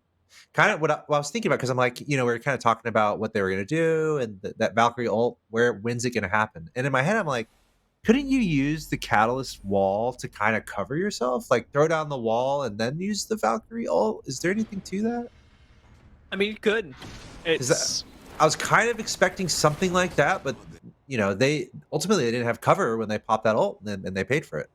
yeah, it's really tough. It's like a risk reward thing. Because you're right, it is like the safest play to throw a cat wall, say, onto the bridge before doing it. Costs you time, and I think that the biggest factor there is probably a combination of that and the fact that then you don't have it when you land. It's kind of like tossing Yeah. out Seer ult before you take off Yeah. to make sure you don't get walked up on. It's good in theory because it keeps you alive, but if you land without Seer ult and without cat wall and you're contested, then you instantly die. Yeah. So bit of a gamble there. Didn't work out, and I think that what really makes it fun is that that shot is so low percentage as well. Yeah. Interestingly enough, got another contest going on. It's going to be yet another fight. This time, however, between BSEA and McDonald's Wi-Fi. Won the McDonald's Wi-Fi handily, with not even dropping a member. Yeah, they're in contention for top 5, so that's pretty huge for them. Just getting a few kills early on is only going to help their points. And yeah, to close out that last point, they thought they were in cover, but they weren't. And at the end of the day, if there's physical cover to use before having to use an ability, you're going to do that 100% of the time. But that was a very funny and cool sequence that we saw unfold there. And we got another fight going on pretty early on in this game. And there's actually multiple teams over here. Yeah, I was thinking it's kind of weird. There's definitely not a team of 4. Yeah. Yeah. Phoenix team doubling down with the Pharaoh Fluid. You have to play defense from a lot of angles. Nice PK shot, but now getting flanked from above as well. Somehow, Caliph is alive, and a great swing from Frunia takes out Bond as well. Phoenix team slaying out specifically, I'm going to go for it again, Buina on Phoenix. With this R99, completely different animal than any other player. That's going to be their 3rd kill in a row. And the scariest thing about this, Axel Toss, is that they're not even the kill leader. Yeah. Meanwhile, like 4 minutes into the last game, the kill leader was at 3. And now that must have been the first fight that we saw. This kill leader is on probably McDonald's Wi-Fi. It's maybe one player picked up all the kills there. Because like we still have all these. I mean, there's still like 18 squads in this. I think 17 squads. So, pretty fun though to see these engagements early. Definitely want to be on the right side of that because that's a lot of point expenditure just negating itself if you don't succeed. Like if you're out in the first minute, it's worst case scenario, right? But if you can get a few kills in the first minute, you're on top of the world. So it's big time risk reward here in the early stages. Right now, we're seeing team on the left and on the right here. Fangs K98 with purple shields, waiting for that player to come across the zip line. Perhaps I thought he had a shotgun out, but no, it looks like he's got R301. I think the other player's a shotgun. Oh, and he gets taken out. I thought they had the advantage here with the purple shields, but they're getting tracked down and taken out. Alazura is kind of going crazy, though. Those wingman headshots changed everything and put LFO Enigma, even with purple shields, on the back foot. 2v2 1 Femboy, able to very quickly recover now, and nobody else is over by Promenade, unlike in Ranked, where everybody drops here. We actually got a little more space. People have opted into places like Terraformer. We saw some people over at Breaker Wharf. You've got a lot more space and time to recover as 2v2 1 Femboy. Can I call them 2v1F? Just to, I think I can go with that for the future. Yeah. I'm like, it's fitting their whole name in. First of all, super impressive. I want to say very, very impressive. But you can shorten it. You can do whatever you want. Yeah. If they want, I'm sure Hambino can call me out later. Hambino. We have the power here. Hambino was one of the first players that I ever commentated and they won the tournament that I was commentating. It was like my first Apex Legends gig ever. So Wow. whenever I see Hambino, gotta give him some love. Maybe they'll win today. Maybe you guys have some chemistry going on. Yeah, that'd be straight up bias. That's if they win, I think they have to give me some of the earnings. I think that's how Probably. it works. You got to keep that behind closed doors, though. Don't tell anyone about that. Exactly. 2v2ers, 1 fembo. Oh, 2v1f. There you go. Gonna be holding down Promenade, it seems. They don't seem too interested in really going anywhere, making good use of the Crafter to get themselves some meds, but really hoping that everyone else is able to rotate. And the fellas are winners of game number 2, meanwhile, set themselves up in another 3-way squad skirmish that involves Leave No Witnesses on the side as well. Plenty of options for this fight to break out, but the individual high ground the fellas have, it's unlikely that they get pushed, and they should be the ones pushing. Yeah, and again, this is really much ado about nothing here. Not a lot's going to happen with these shots from long range, kind of just feeling each other out. If you happen to get a knock, you're like, okay, push, push, push, but very unlikely to happen at this level of play. So at the end of the day, just kind of wasting ammo. But they've got plenty of ammo to work with, so not too much of a problem. What you have to be aware of, ooh, that was a nice shot, is third parties, other teams coming off. So kind of like you said, fellas, they're in a nice spot here on the roof, so they're not too scared about anyone flanking them. So taking as many shots as they want. Got high ground so they can kind of look around and see other teams in the distance. So a pretty good place to be. We're definitely looking after the fellas, especially Lusquin, who completely popped off last game. Amazing. I think he was the kill leader by a lot, and they've got plenty of points. So we'll see what they end up doing. I wouldn't be surprised if they kind of play passive here. Still 14 squads. They're in a great spot. They're not really under any ring pressure, so wouldn't be surprised to see them play passively. Meanwhile, we have Halo boys trying to go for some Kilimanjaros, and at least triple kills, maybe Killtacular. Kind of receiving a lot of damage though, so they're gonna have to be careful. Not a lot of cover where they're situated. Yeah. They do have the option to rotate into core, and that seems to be the call from the rest of the squad, prioritizing their movement into the next zone and gatekeeping as much as possible. I believe that's a knock that they got behind them, so trying to finish off that kill, and it will be Alazura that gets full thirsted. You've got control of the respawn beacon as Halo Boys, the nearest one, so as long as you can position rather aggressively, you have the option to deny that respawn, or alternatively, to push and punish it when it does eventually come in. It is worth noting that for the moment, I believe we've got the Moby in the Crafter, and I'm going to double check that as I say it, just to make sure. Yep, Moby's in the Crafter, so if you have access to a Crafter as 2v1F, you'll have the chance to get your teammate back in the game. Another fight unfolding here. Drew Sucks getting losing his shields very quickly. It's Phoenix Team FPS outputting the damage. They're also in the middle of a rotation though, staying nicely close together. No man left behind. Very wise way to play Apex Legends. Stay with your squad, cover your teammates.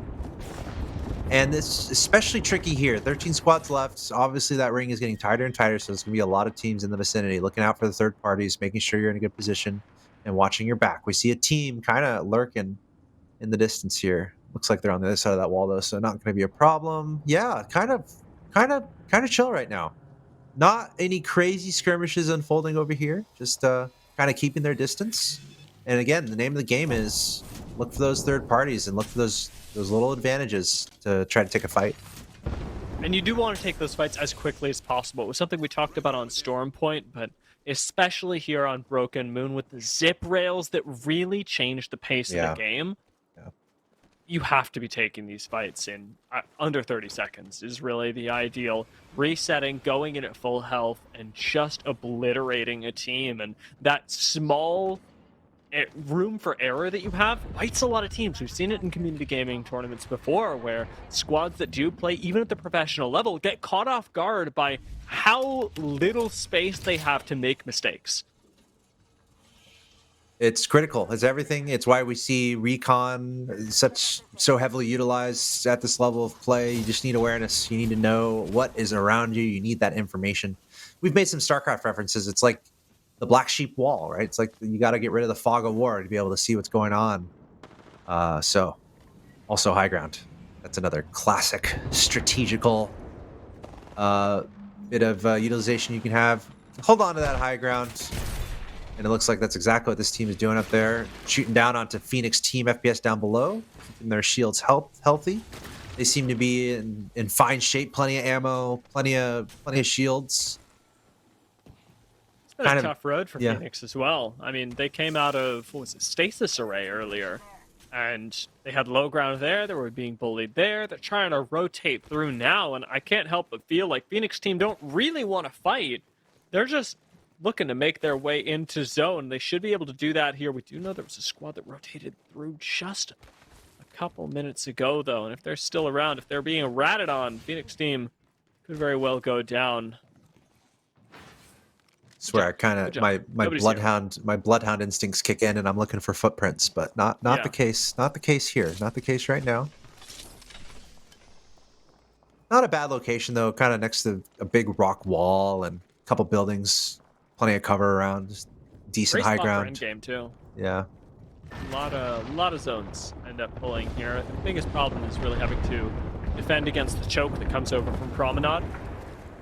You should be able to do that, especially if you are a team that is even close to the professional level. Ooh. Keep your eyes out for it. Leave no witnesses. Certainly one of our teams at the professional level. Looking for a way into this fight through the Ferrofluid. Digi's not going to do you a whole lot of good, and ultimately you get blind as they pass through the double wall, but it's a quick finish off on a player that was already knocked. Unfortunately, plenty of other squads in this area make this fight difficult to finish. We talked about that low room that you have to make mistakes. Well, Leave No Witnesses E, unfortunately, find themselves with a cat wall about to go down and very much in the open. Yeah, and as you said, there's a lot of teams around here. Kind of like we've been talking about. You got to engage these fights quickly. Get in, get out, heal up, and get ready for the next one because you know these shots are going to be heard across the map. I don't think we have silencers in Apex Legends yet. That'd be cool. A little No. silencer attachment, make your gun completely quiet. You can hear every gunshot that happens in this game, so really got to be aware of that. Especially with 11 squads left, that ring is tightening up. Quick fights is what you want, and there were a lot of teams in this area when we just got that wide shot. So look out. That's what Leave No Witnesses are looking for. Kind of trying to find a good place to hang out and just gain awareness of their surroundings. I can only imagine that LNW are being shot from the high ground by Fellas as well. This is a team that I wanted to keep track of, especially since Gosu fell quite early on into this game, not even making it into the top 10. Leave No Witnesses do have that other big powerhouse squad has already won a game, looking down on them from earlier on, and keeping track of that team, whether they know it or not, is going to be really impactful on the way the rest of this game plays out. If you give Fellas an inch, they will take a mile, and they may very well just run it straight into the end game, especially as that end game continues to close in around Leave No Witnesses. It looks like we have another fight unfolding. Purple Slushy, Brainsy getting taken out by a shotgun. But looks like he's going to survive. A sheep that was being annoying. That's going to be the end of MTU Huskies, and we were kind of watching them. They had a pretty good game one, but not able to reach the top 10 in this game. They're going to have a little bit of pressure going into game 4 if they want to hold on to a top 5 spot and make it to our finals. Once again, this is game 3 out of 4 in our qualification matches. After these qualification matches finish, we're going to jump into the finals matches. It's going to be 4 more to find out who's going to win most of the money. $1,000 prize pool here in the Apex Legends Monthly, presented by Community Gaming. We're watching 2v1. I forgot our nickname, but we're watching them. 2v1 after. There we go. Lazura losing a lot of health, trying to get the shields back, but no, not able to get it back. It's such a tough feeling. You're close to healing up, but get taken out. And now the stress is going to be on Hambino and Blur to try to salvage the situation.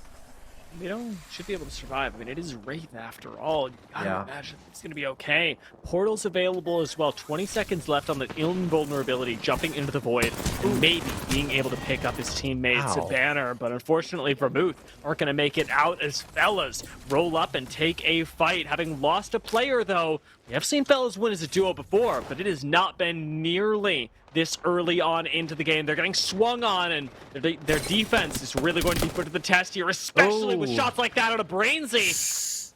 No, Yeah, that got and- real close. Purple Slushy, they're fully good to go. They got all 3 players, purple, red on the shields, no problem whatsoever. That wingman, golden wingman with the skull piercer and the golden mag. Thank you very Disgusting. much. My God, that is a powerful weapon right there. That might even just carry them to top 3, if not first place. Let's I mean, at this point, you're trying to get as many kills as you can. Look at that kill leader, 6 kills, and it has everything to do with this wingman. And he's not done. More shots being pelted out. Oh, he's caught in the crossfire though. Couple teams in the area. Brainsy getting a little too confident, right as I was talking about him. Now Pluto and Elseya gonna have to try to figure this out.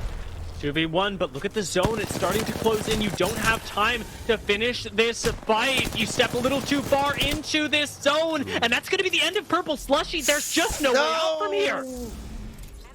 Ah, hex shield, heat shield, something. One yeah, less. you would Pluto's just alive. have to have that awareness to not get eaten up by the zone there. And Brainsy and Chelsea are down. Pluto, the last remaining here, Purple Slushy. I'd go try to get that wingman.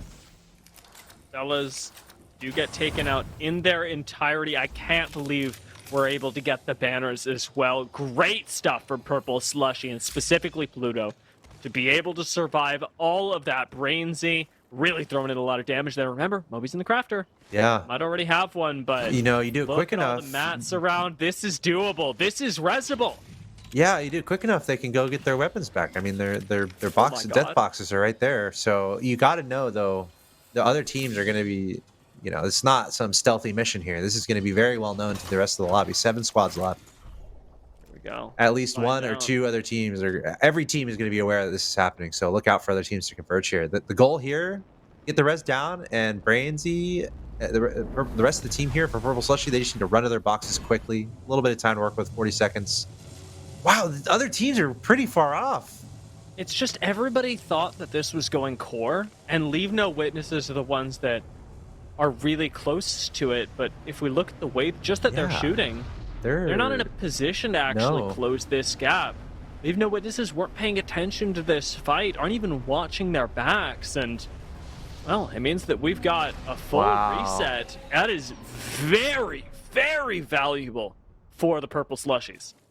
Just super fortunate too. I mean, just the position of the rest of the lobby is not in a place to do much about it, and that is a Uncle. huge stroke of luck, really. As you said, the team situated on the bridge there had other affairs that they were worrying about, so that was the team that was closest to being any much of a threat. But here we see the Halo boys, Grim, Josh, and Soupy using that Valkyrie ult, getting shot from below, trying to find a sneaky place to land. Not a bad spot. What do you think their favorite grenade is? What do I think the Halo Boys' favorite grenade is? Yes. Ooh, In the it's got to be Apex the frag, right? That's the closest. The to Arc Star, Halo? bro, like sticky I grenades. don't know. I didn't play Halo. Oh, come on, that's okay. In Halo, sticky grenades are everything. So Halo players usually really like Arc Stars. I really like Arc Ah. Stars. I love Arc That's Stars. sick, though. I wish I Yeah, could you fit. know what? I used to more. really like Arc Stars. I'm really partial to frags now. I Okay. don't know why. It's just this. I never played like COD either. Just Yeah. really. You're kind of really exposing started yourself. speaking to That's me. okay. Yeah. That's it. I'm canceled. Did you play SOCOM at least? Counter What? Strike? What is that? Okay, never mind. I told you. I remember telling Fall you as we Guys. got into the call today. We were like, oh, like what games do you do? What games do you play? And I was like, Apex is my everything. That's I love it, dude. so That's that's what cool. I do. It's what I think about. Any other? It was actually one of my first FPSs. I played TF2 for a while. Oh yeah, that's a good one. no longer. For sure. Yeah. TF2's real good. Yeah, I was a SOCOM boy, and then Halo Call of Duty guy, and Mm-hmm. yeah. Classics. Yeah. Okay, 4 squads left. Got me Halo boys made it. reminiscing. Yeah, you got. I'm reminiscing about Halo now. It's a pretty cool community, and they also have lots of esports things going on. But yeah, here we are. 4 squads left. There goes the wall being thrown down, shooting Ooh. through it. It's a little dicey on both sides. And God. just like that, I mean, they just rezzed. You got to take advantage of that. They're taking a lot of damage. Pluto getting taken down. Crazy's got his wingman. No, wingman. Oh, he does have a wingman.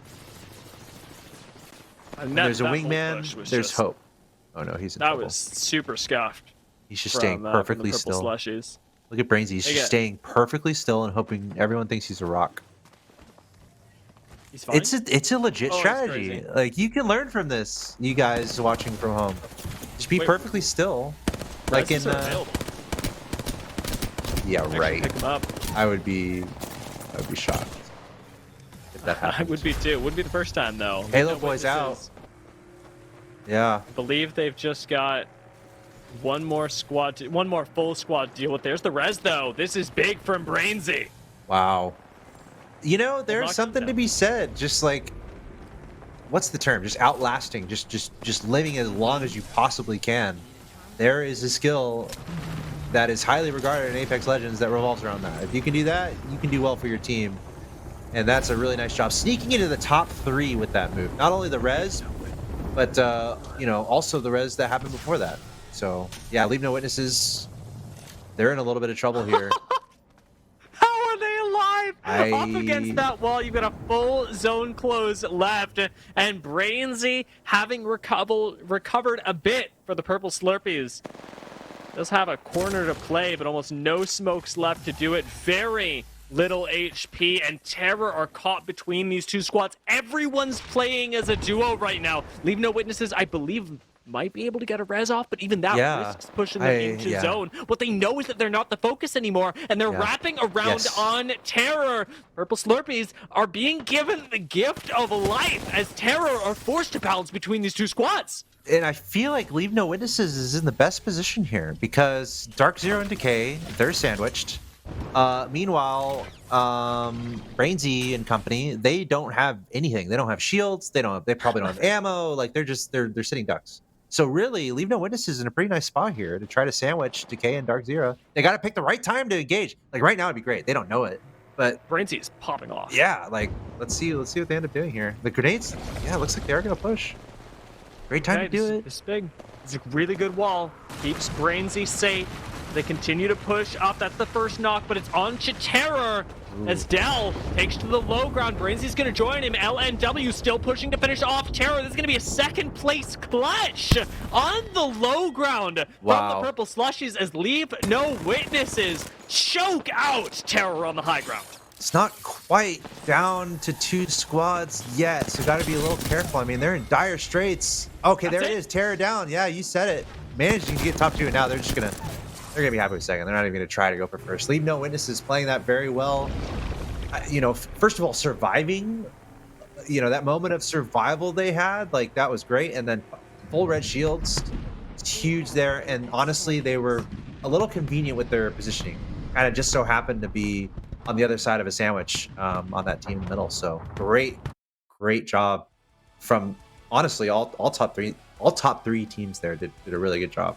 Just kind of in their own ways, splashing into the top 3 and getting those so important qualification points. Yeah, but very well done. I'm still like heart pounding from a situation like that as well. Purple Slurpees. Let's not forget they took out Fellas, the winners of game number 2. They lost 2 players, rezzed them in zone 4, ran it down in I think one of the most scuffed pushes I've ever seen. Shot in the back through a catalyst wall and still recovered to make top 2. That is one hell of a game. Yeah, imagine if they had won it somehow. That would have been pretty insane. But Yeah. pretty much making all the right moves there. And kind of as I said during the match, it's like there is a skill to be had there of just like staying alive, doing whatever it takes to prolong your life and your team's life in Apex Legends, right? Where, you know, properly rotating to stay if it's just you left in the party, or, you know, finding opportunities to bring your teammates back. But it also has to kind of go your way too, because again, like the entirety of the lobby was kind of pinned down in other places, and that was very convenient, and that had to happen for them to get that res off. Otherwise, it's impossible, because once you start it, everyone's gonna be running towards you. But that they were just very, fortunate that, you know, no other teams were in a position to punish that res. But again, kudos to them for finding that window and executing. Yeah, for every bit of luck that you get, there's also execution that has to happen, and that was certainly there. That lifeline that we got, and no pun intended, but certainly there, in the last zone for the Purple Slushies had to be matched with the execution, the outlasting against Terra. They were in a maybe minute and 30-second long fight with a squad when they had no shields, no heals of any kind, and they didn't take any damage during that time. They were just beaming, just defending, and not a lot of squads can do that. Yeah, very impressive, and I love it. You never know what you're going to get in tournaments like this, where you have a lot of kind of mystery teams, a lot of teams who are trying to make their way through the amateur scene into the pro scene. There's a lot of different ways you can play these games to find success.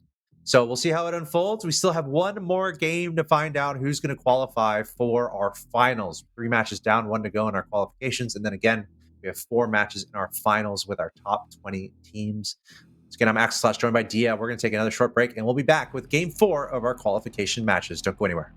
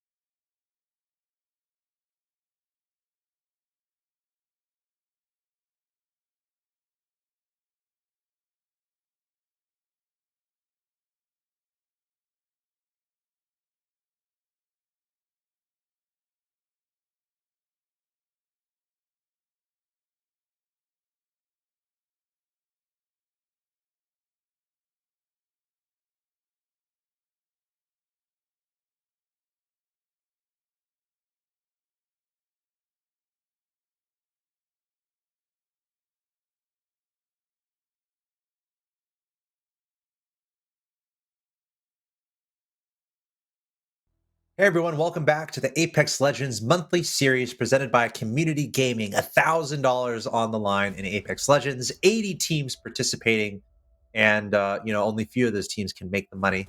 I'm Axel Tosh, joined by Dia, and we've seen some pretty interesting matches so far. I kind of said it last time. It's like we've seen a little bit of everything, and it's like really ringing true. It's like we're seeing a lot of different just things, and it's pretty fun. Seeing which teams can rise above the rest, as all these teams are scrambling and trying to get to that top 5. Yeah, I've really enjoyed watching the games so far, and being able to, I want to say, put these different styles of play against each other. We've definitely got squads that look to constantly push forward and just finish fights, teams as quickly as possible, are always looking for that next engagement. And then we've got teams that want to play a little bit more conservatively. I think last game was a great example, especially for our first game on Broken Moon today. This contrast of playstyles between the Purple Slurpees and LNW.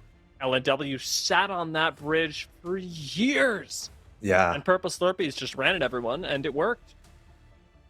Yeah, and it's kind of fun to see who goes for those early skirmishes too. I kind of mentioned it earlier. Very risk reward. It can be great to get an early skirmish if you succeed in the fight. If you don't succeed in the fight, it's a disaster. So, kind of interesting to see what teams kind of decide to go for more of a hot drop.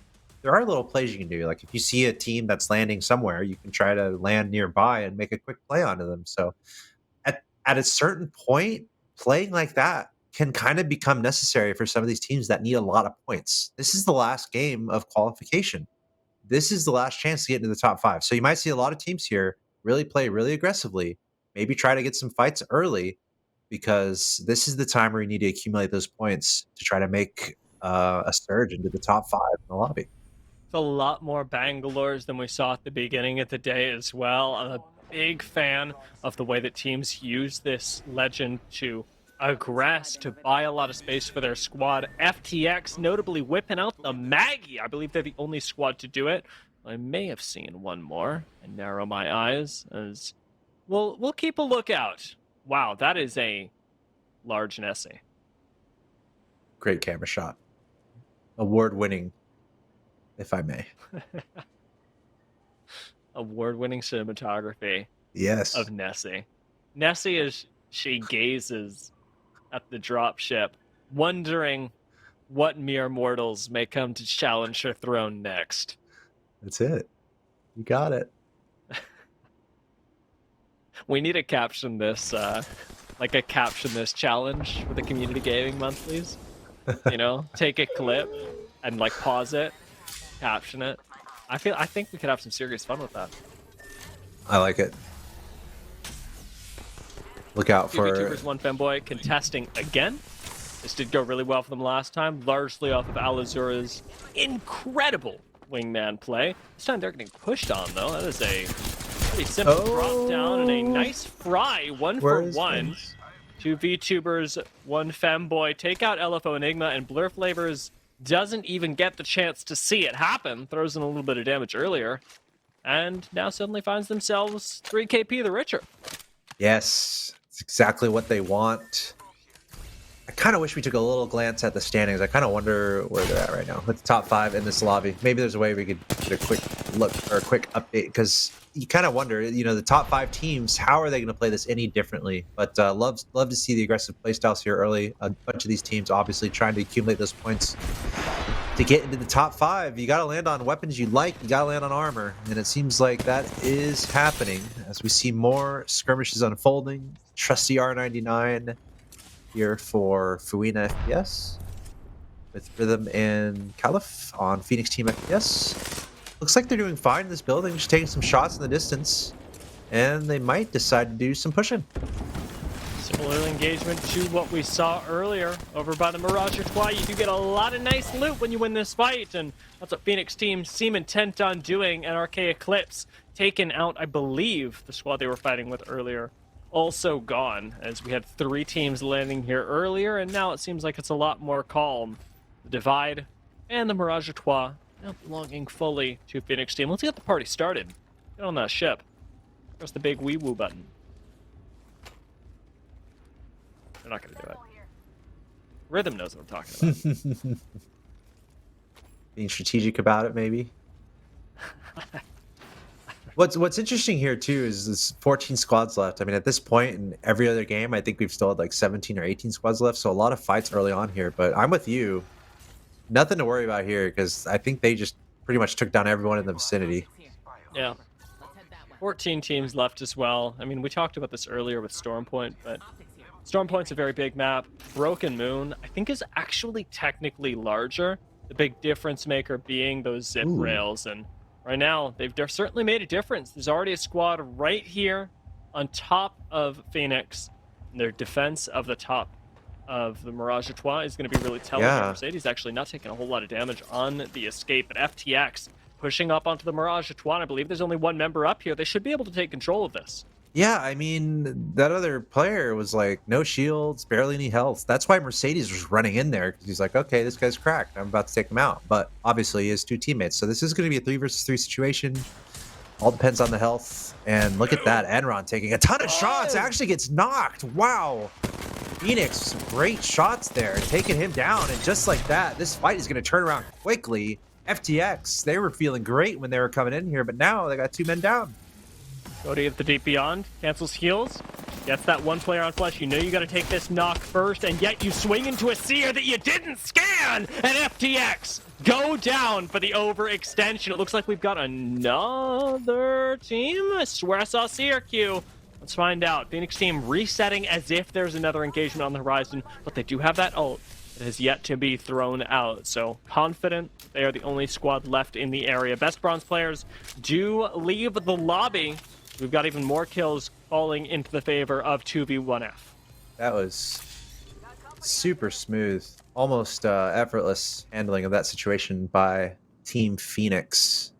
I mean, in theory, they almost baited that by having someone weak kind of running back to the team and getting them to kind of run in there very quickly without kind of checking their corners and whatnot, and then just pounced on them, almost like they set a trap and executed it perfectly. Very nicely done.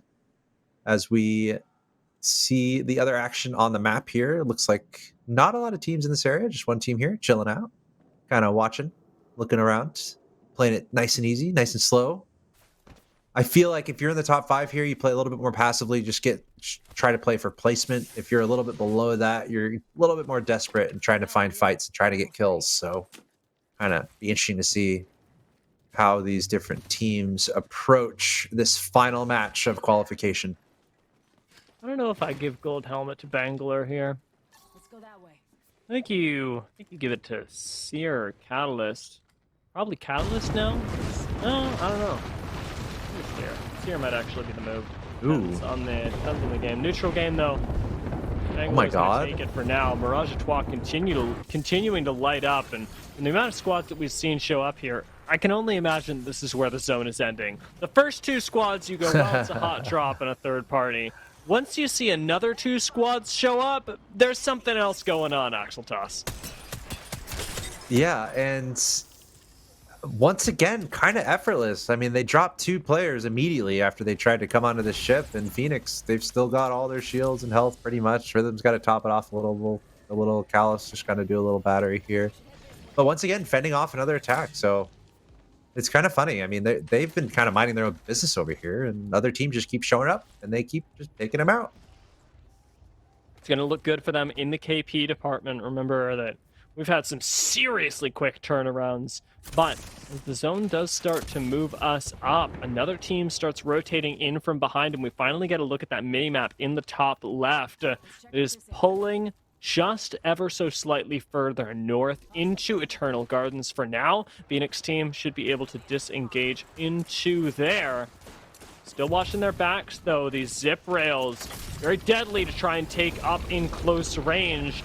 There goes the wall. Phoenix team really want this. They don't have digis to make it work. Seer ult forced out, and that's on the defense. So Phoenix get to disengage using their own Seer ult later should they choose to, as long as they survive. Caliph on the low ground, very low, and Vermouth is about to have angles. Yeah, and looking at their health, they look fine, except for Drosy. Truman taking some shots. Now Hunter taking some shots. Vermouth seems like they have the advantage here.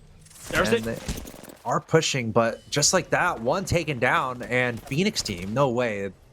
If they're able to come back from that, I'd be very impressed. One of them is taken down by Hondor. Meanwhile, Fella is eliminated, so stay tuned with them. They look to be sure in our top 5, so we'll have to keep update on that. And, wow, the Mastiff action. That was a really nice cleanup, and do they have another squad coming in? I think I heard the zip rail just as they did. It's purple slushies coming out to play from the divide, from the Mirage Etoile. In comes that catalyst wall to keep them safe. Brainsy actually dipping back into the zone rather than taking the straight up fight with Vermouth. But remember, There's no Seer ultimate for Vermouth. Now no Catalyst Wall either. Purple Slushy can take this with wise usage of cooldowns. Truman just got picked up back into the fight. Let's see how Purple Slushy choose to approach this. I mean, it's so tough. They're eating all this damage, and they only have one direction to go. So you think about the defender's advantage here.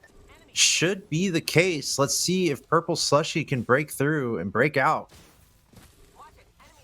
Kind of, playing pretty patiently. They could try to just sweep around somehow. Kind of Looks like that's just the play. ignore Trying to climb up. ignore the edge guard. Go somewhere else. Looks like we have another skirmish unfolding over here. It's two squads going at it. Sheep getting really low in health. That's Trevstack trying to take him down. And I think it's 3v1 at this point. So And Sheep is dead. yeah.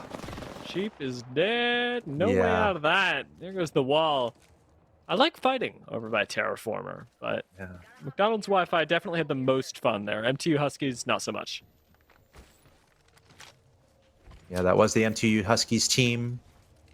Man, they might be outside of that top 5. I think they needed to do a little bit better in this game to really make it up there. But meanwhile, McDonald's Wi-Fi, they also had a great game 1 and kind of were middle of the road in games 2 and 3. So a pretty important game for them to try to sneak into the top 5. They might be pretty close to it at this point. I've got almost no doubt in my mind. I mean, McDonald's Yeah. Wi-Fi are in contention for a position like that. They've been playing really well today, and as you said, consistent was a word that you brought up there. I mean, that is the end-all, be-all in Apex Legends. I've actually even been surprised by the fact that Fellas did die quite quickly in this game. Perhaps teaser for the finals, something they need to start thinking about, start fixing, should they want to actually be contenders for some of that 1K prize pool. You get that slow rotate in the Rotato from the Purple Slushies as they continue to make their way north. Vermouth still gatekeeping them as the next zone has started to close in as well. Zone 2 not nearly as forgiving. We got to make our way all the way up to backup Atmo. I mean, good lord, Zipper us now, please. Yeah, I mean, 4 teams have a long way to go to get to that ring, and they almost all have some sort of an awareness of each other as we see these shots being traded across the map here. Purple Slushy, they're just going to keep on going. I kind of love it. I love when teams really make smart rotations. It's kind of pretty heads-up move there, going through the zone, eating a lot of damage, but taking that really wide rotation to try to make a safe entry into this next zone. So love seeing that. It's all about position, being aware of those movements, rotating at a proper time, not getting edge guarded, avoiding those edge guard positions. And, it's critical when you're trying to play for top 3. Vermouth already in the zone. Don't have to fight. Could play on the disengaged, but that catalyst wall is actually really big. So's that nade. Truman putting in overtime on this Bangler with a lot of zoning for the team. Spot plenty of space for Joseph. Takes the opposite side of the cat wall, and nice smoke here would just keep the other squad from being able to play the game. Instead, does take some shots from up on the roof, and it's one of the realities of playing in these donut buildings. One that Vermouth, however, is likely going to fall prey to, as they are the team that is in the way more flankable position. Already got angles on him here. Joseph gonna push with Truman to try and clear out the roof of this building. Almost get the knock. There goes Dell on the floor. Vermouth have the initial advantage. It's Hundor that gets taken down next. In comes that third party that we talked about. This is the risk that Vermouth were always running. Truman, last one standing, and not even with a snowball's chance is going to be taken out. Yeah, heads up play once again. McDonald's Wi-Fi picking the perfect moment to run in there with the third party, taking out Vermouth. Vermouth, they were pretty strong there in that fight against that other team that got taken out. Yeah, I think that's just the remnants of Purple Slushy as Brainsy kind of running for his life. We know about them and survivability, I'll say that. But McDonald's Wi-Fi picking the perfect time to just jump in there, get that third party, wipe their hands off with their napkins, and carry on. Looks like they're going to do some cleanup here, some leftovers, if you will, after the McDonald's meal that was that last fight. Not much you can do there. As Purple Slushy will make a nice addition, I think, to any meal. I haven't had a Purple Slushy. Do Purple Slushies exist? As far as I know, we need to name a building after a Purple Slushy because we have donuts in this game, we have hot dogs, all these food items. Googling it. I hope no one's Slushy. getting hungry. I hope no one's getting hungry out there. It's the product of purple slushy's a thing. It's the product of crossing sweet D purple and slushberry. What is this? Oh, this is adult products. What on earth is happening right now? God. Deep What is references going here. on?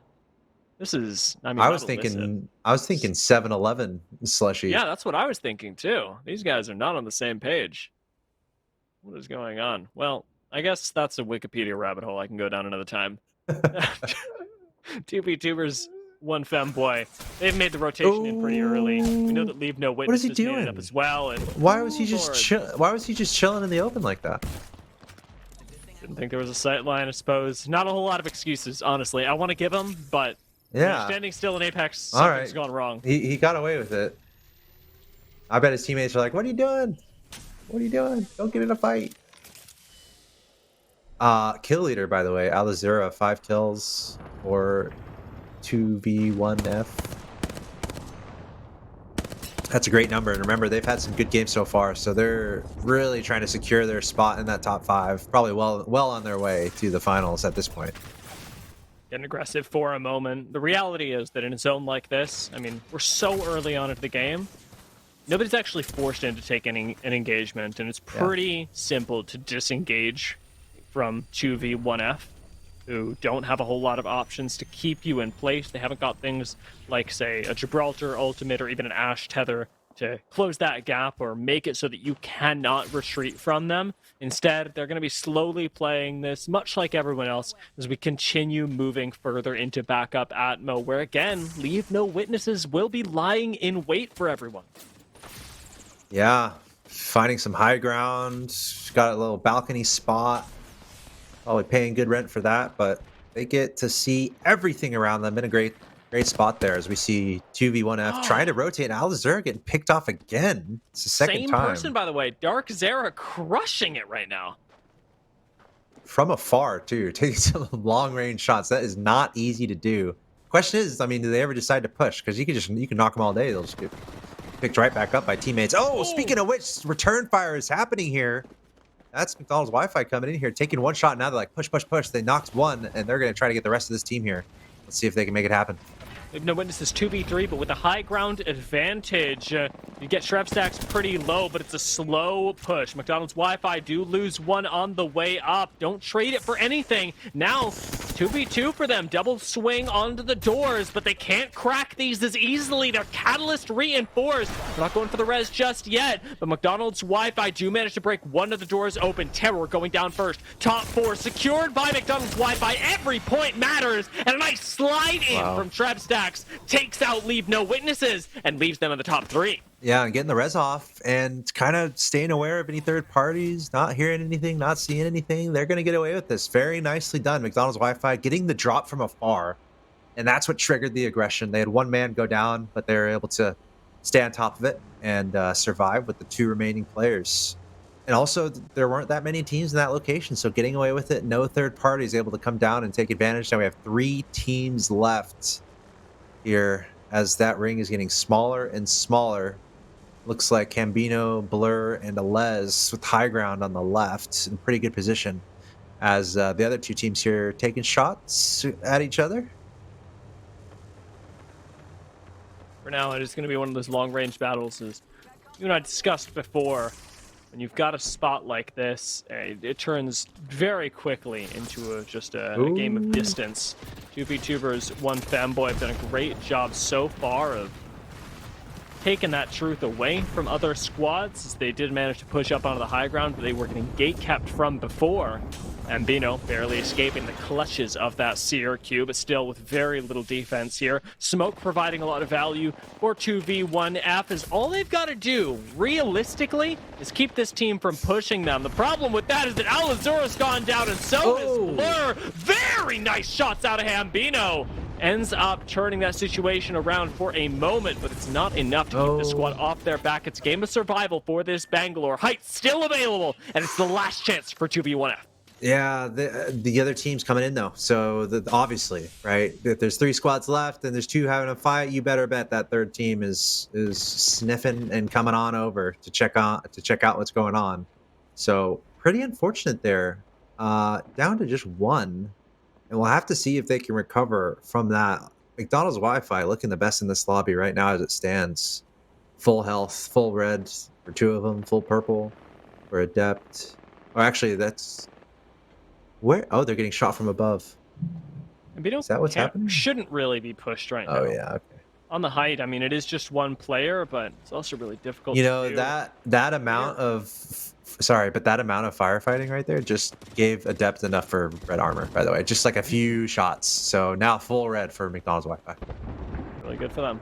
That extra 25 HP. Going to be game-changing, likely. The Halo boys have been playing this game super passively so far. Do Yeah. finally have a rat right underneath them. They know it's a rat. They saw this rotation happen. They're going to keep hold of this bridge for now. Not wanting to play aggressive, not wanting to be the ones that get third-partied. Halo boys have been bitten too many times. Yeah, I think they're doing okay in the standings, by the way. So, all these teams are going to be treating this like they need to win in order to qualify. That's kind of the mentality you have to have in a situation like this. So look out for the Halo boys to really maximize their position. They should. I mean, they should be obviously get top two. There is one rat, as you said, one player that is on his own with 7 players total here alive. So 2 teams of 3 and 1 team of 1. Catalyst wall still available as well if Krim wants to try and wall this off for the engagement onto the rat. It's tough to make this work in an end game scenario, but it would be one of the better ways of not giving up too much information. It seems like McDonald's Wi-Fi, though, they're going to take that more aggressive route. Adept pushing up onto Hambino with the backup of Trev Stacks, leaving Dawn alone. In danger of certainly being pushed. Hambino playing this rat game excellently, able to survive here, gonna get the shield bat off before he gets pushed by a Valkyrie. This is awesome play, and wide he swings, out trading in the damage department as well. He might actually take this 1v1, and just barely does he not. 2v1F get taken down, but Hambino, a heroic performance. Now we know it's just these last 2 squads. McDonald's Wi-Fi gonna have to take the fight up against Halo boys. That is 9 points out of placement alone for the Halo boys. Can they rack up some KP to go with it? Oh, 1 HP on Dawn. Halo boys almost taking one out again, looking for that triple kill. Adept SZN also quite low in health. McDonald's Wi-Fi not ideal. It's not looking good for them. It's looking good for the Halo boys. McDonald's Wi-Fi, they're getting wiped. Halo boys slide in for the win in our 4th and final game of the day. A team that has relied almost entirely on placement points up until now finally get themselves that win. A really nice way to finish off the group stage for them. Yeah, and they took a more passive approach. I mean, we didn't see them in too many fights there, but once they got to the top 5, top 3, that's when we started seeing them really strategically taking these fights and doing it really well. Kind of identifying the rat is probably the #1 priority for 2 of those teams there. You don't want to, slide from 2nd to 3rd or 1st to 3rd, God forbid, if just one player manages to get ahead of you. So you really got to make a priority to take him out. Did a good job with that. And then at that point, you just got to look out for the third parties when there's 2 teams left. So McDonald's Wi-Fi seemed like they didn't have any trouble with that last fight at all. They're just dishing out the damage with relative ease and taking first place. Yeah, this last game did go really well for them, and it's again a contrast of some interesting play styles that you and I have talked about throughout the day. That sort of high risk, high reward play style of saying, well, we're going to risk maybe losing this game, losing some of our points with a chance to win everything. That's what Halo boys did, putting themselves into a corner, not picking up that 1 KP on the rat, not securing themselves 2nd place, but instead playing for the win. Whereas on the other side, McDonald's Wi-Fi very clearly took that more aggressive approach, those surefire kills being their way to climb into the top 5. We'll see how it works for them. Yeah, which means that we should now know which teams have qualified for our finals. We are done with our qualification matches. Once again, 80 teams started in 4 groups of 20, and only 5 teams can advance from each group. So without further ado, let's see how it all panned out, starting with Group A. Our top 5 Skies, kind of you called that one in the beginning. Sky is one of your favorites. NorCal, Spacewalk, Asurus, and Four Thanks Heavy, the name that we will figure out. Pretty Mm-hmm. comfortable in the top five. They're like, I'm really surprised actually how defined the top five here is in Group A. It's one of the realities of when we have tournaments like this, those with more competitive experience do rise to the top. Skies and NorCal have been accruing theirs for a while, so have Asuras, and surprisingly, we do have our final squad. Four Thanks Heavy is how we've been referring to them, and I promise I will figure out how to actually say their name next time. But they're actually, separated by a pretty healthy margin. I want to take a look at Group B and see if the same is true for them, because we did feel like there was a lot of parity here. Yeah. But simultaneously, there were a lot of really consistent squads, and I feel like we're not quite getting the same story here. Purple Oh my Slushy, gosh, yeah. a few points away from Gosu. Yeah, super close actually. We saw two VTubers, one Femboy make it pretty far in the last game. If they win that, if they get top 3, they might be in the top 5, but just falling out, just barely outside of that top 5. Gosu having the great game 1, but then not quite having enough to make it into the top 5. That's pretty crazy. So Leave No Witnesses very consistent throughout those matches, as we kind of observed. Fellas making it in, Halo Boys, McDonald's Wi-Fi, Purple Slushy. Yeah, we saw a lot of those names in the top 5, so not too surprising to see those teams advance. MTU Huskies, a shame they couldn't make it. They had a good game 1, but couldn't make it through. And Vermouth, probably a surprise that they could not make it into the top 5. Yeah, and Gosu, I believe, I'm going to double check this, fellas, LNW and Halo Boys. Yeah, the only team that won a game that also didn't make it into the top 5. That is right. Extraordinarily rare. Like, what happened to them is they won, and they had a lot of kills too, and then they literally finished bottom 5 the rest of qualification match. So it's tough stuff. It's how it goes. Group C. Of course, 4 groups in total: A, B, C, and D. Group C, top 5. Drum roll. Norg at the top, 64, and then 4 teams locked up at 40. That's kind of cool. Old Dream that's really neat. Old Dream just missing out. Dominance out of Norg. I like that though. This is again a closer lobby, but I wouldn't say a whole lot of surprises here either. I felt like of all lobbies, Group C was our most even. Anybody really could have made it out, and I'm happy with what we have.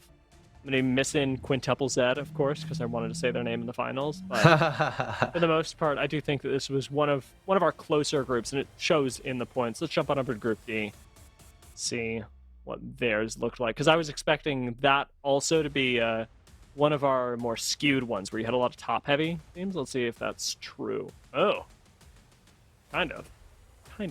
Singularity. I think you mentioned them. Yeah, Singularity got first place in the last South American Pro League day. So I'd expect them to make it out. They actually had surprisingly low placement after game 2, so I'm glad they brought it back. Yep, Kai's Nortenos behind them. No Reply, Chair Sniffers, and No Name 2. Maybe we can find a name for No Name 2, or maybe they're happy. We can. Maybe they're happy how they are. Could be. I'd be happy to be in top 5. Be happy to be moving on to the finals. Happy to be in the finals for $1,000. Community Gaming Monthly has 4 games left, so I'm wondering who will be able to keep the momentum going. I imagine Singularity will, but that's just the ALGS bias in me. Well, and the great thing is 20 teams competing, and that's what's so fun. It's not like a 1v1 or 2v2, 3v3, whatever. It's literally 20 teams all on the same playing field, and literally anything can happen in that environment. So I'm looking forward to it. We're done with our qualification matches. It's time to get in the finals. So without any further ado, let's just go to a break here so we can come back. I'm excited to see what happens. Axel Sauce joined by Dia. You're watching the Apex Legends monthly series presented by Community Gaming. $1,000 on the line, and the finals are coming up next. 4 matches. Don't go anywhere. We'll be right back.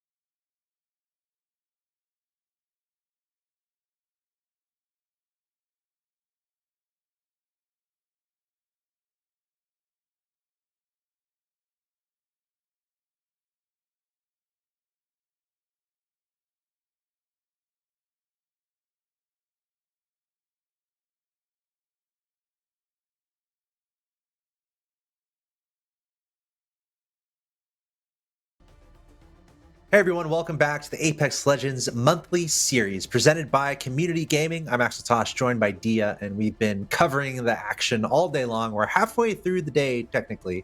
4 matches down, 4 to go. Our first 4 matches were qualifiers, and now we're getting into our finals.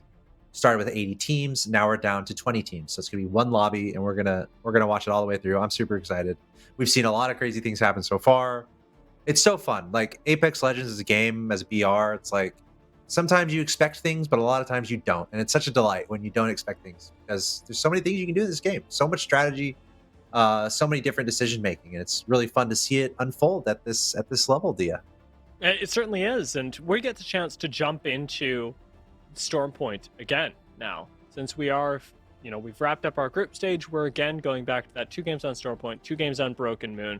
And while Broken Moon was heralded as this sort of unpredictable map, you can get a lot of kills, you can go very fast, zoom, zoom, zoom, zoom, all over the place. Stormpoint again comes back home for a lot of teams into that style of play that has been on World's Edge for a very long time, that has sort of been slowly pushed into Stormpoint, the solving of the game of Apex Legends, where rotations are super important.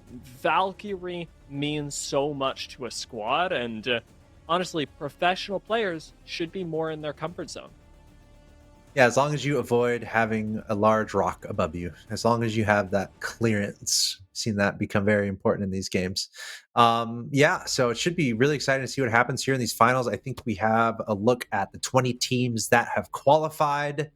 Not a lot of the teams that we kind of expected kind of made it, with like teams like Skies and Fellas. I guess Gosu was a surprise not to make it, as they had a great game 1, but then just kind of faltered. But yeah, Singularity. So it's like a lot of the names we expected, but there are a few kind of surprises in here that you never know what's going to happen. So you have Singularity on your list in your top 3. I'm sure you have Skies. Any surprises that you're kind of looking out for based on the team list there in front of us? You know what? I'm really curious about Purple Slushy. Cool. I really liked the way that they were playing group stages. And we've got a vote of confidence from our producer that I'm just going to expose right now. And I think that most importantly, the way that they play and how well they succeed is going to determine a lot about the way the rest of the lobby is playing out. Because Purple Slushy go for some wild pushes. They go, "Oh, you're there? Well, we're fighting." And if they're allowed to do that, it means everyone else is as well.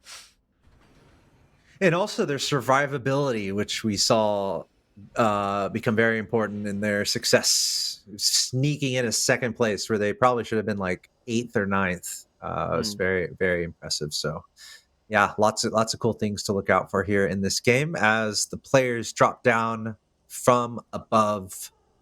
I'm kind of looking out for who's that. I'm kind of looking out for McDonald's Wi-Fi. I mean, they were on our radar from the beginning when we were covering the group. So it seems like they get involved and they're pretty good. So I'm going to be looking out for them.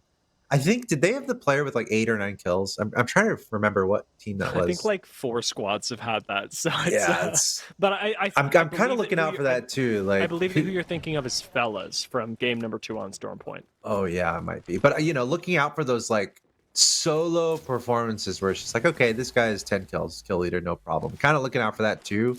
This is the time to do it. This is the finals. This is game 1. 4 games here. But there's $1,000 on the line. So this is the time to step up. So I'm really looking out for those solo performances too, to see you can really step up, rack up a lot of those kills and get the points going early. Going to be really important to pick up. As you say, the kills really a big determining factor for a lot of these squads.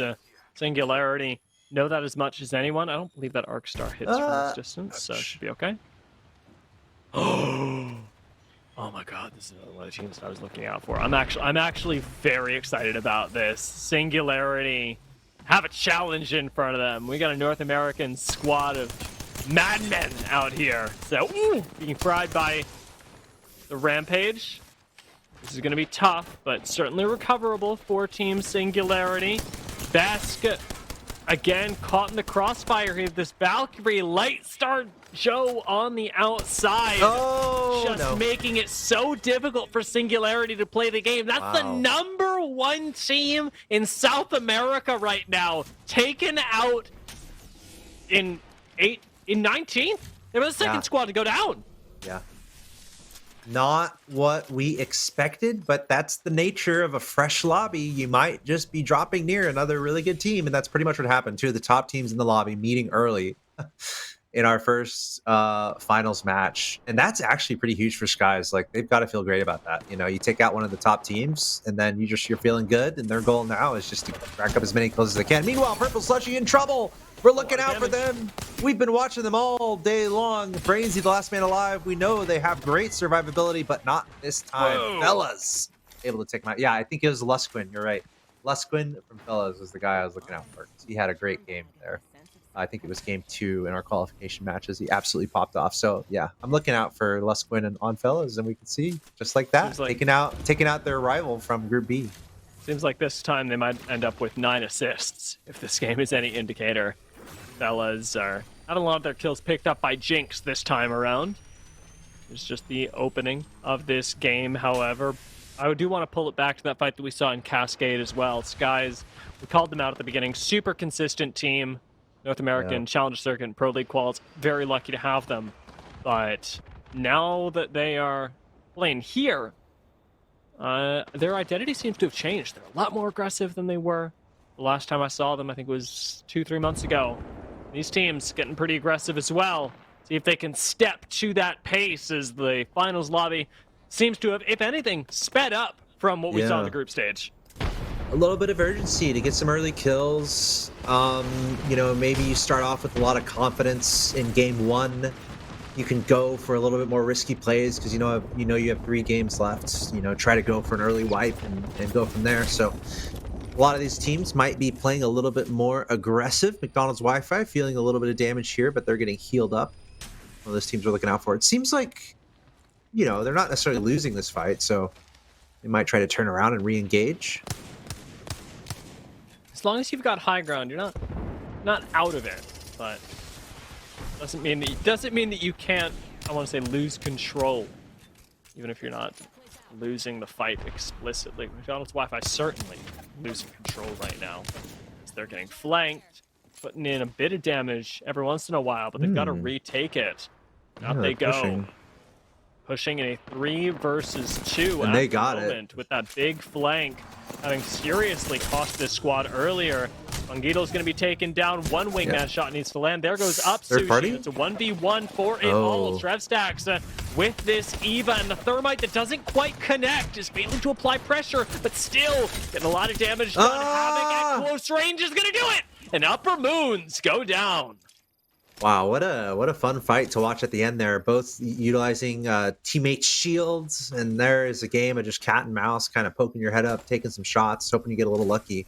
Trevstacks doing a great job pouncing at the right time and working out for McDonald's Wi-Fi. Our Group B heroes staying alive so far in match 1 of our finals. Another skirmish going to be happening over here. Chick 1S not looking good. Kind of underneath all these buildings, trying to hide, trying to get some shields back. How's he alive? Yeah, not going to be alive for long, is my prediction.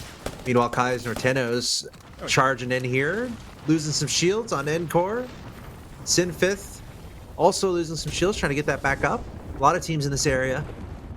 15 squads left. These are critical moments here when there's a lot of teams around. You'd love to rack up a lot of kills. That's a nice drop there on that player.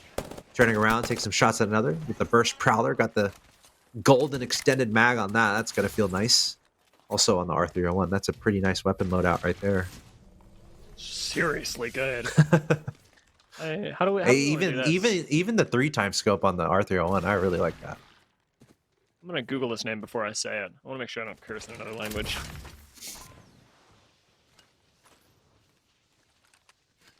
All right, it doesn't seem like Kui's means anything.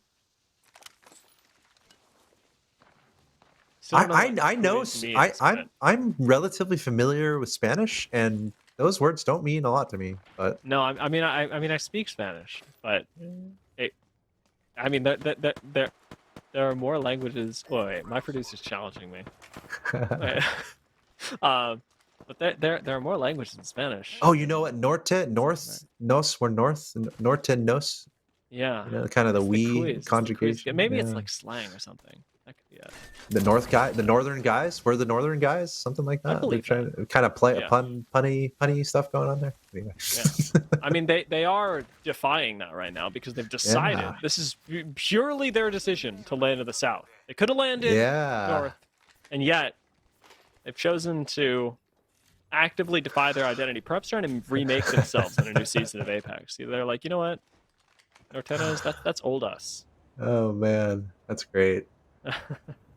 They'd have to be sur nos Yeah. south. Quiz Surtenos? There you go. Yeah. This is assuming that this is based in Spanish at all and isn't just Yeah, an we inside have joke no for them. idea. Like, we're Find out trying later. our best. Kind of everyone just chilling right now. Kind of just chilling, minding their own business, taking a little shot here and there. No one really pressing. It's kind of not too surprising to see this. I think especially qualification rounds compared to the finals round. Qualification round, you might have people be a lot more aggressive trying to get those points. Whereas in the finals, you're just trying to stay alive, maybe. A lot of these guys just trying to stay alive. So really not trying to take a lot of fights. Kind of waiting for advantageous moments, which can be a smart way to play. Like, don't engage unless it's a third party, right? Kind of looking out for those opportunities. So it seems like that's kind of the style right now. Stay passive. Keep it easy here in game one of the finals and look for those opportunistic moments. Third parties are sneaking up behind someone or something. And avoid McDonald's Wi-Fi. Right. You don't want to fight? Don't Yeah. step to them.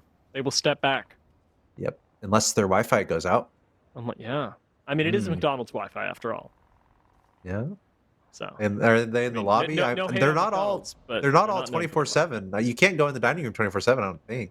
Yeah, I In don't a think lot so of either. them. So it might be Kinda some messed time up. pressure. Might be some time pressure for McDonald's Wi-Fi. Yeah. I have to talk to Now- the manager Now, if they were called like, I don't know, McDonald's Happy Meal, that- or McDonald's Ethernet connection. yeah, I Then- don't even know if McDonald's has.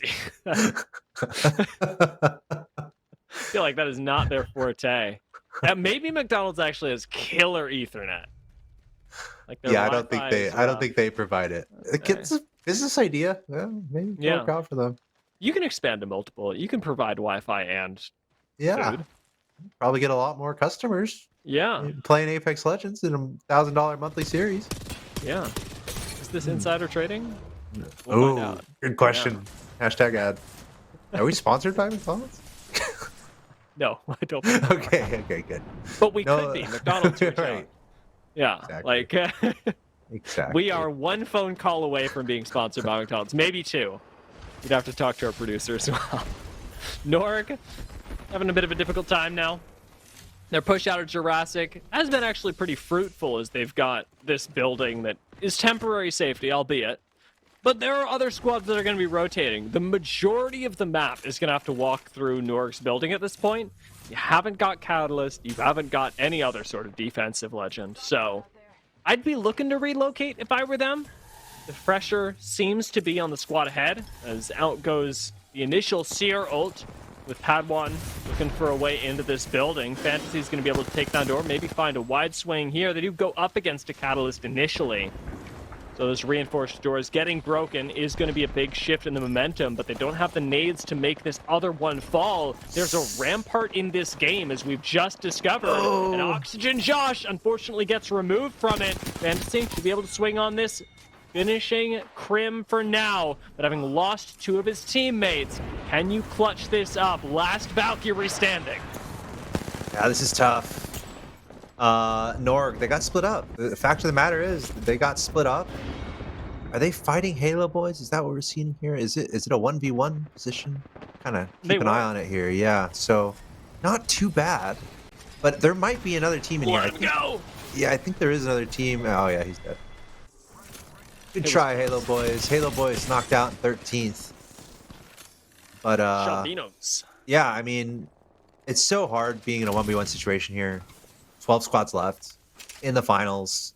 Because you know there are always going to be third parties lurking. So it's like every single fight, there's going to be pressure to win the fight, but also survive and be ready for what's next.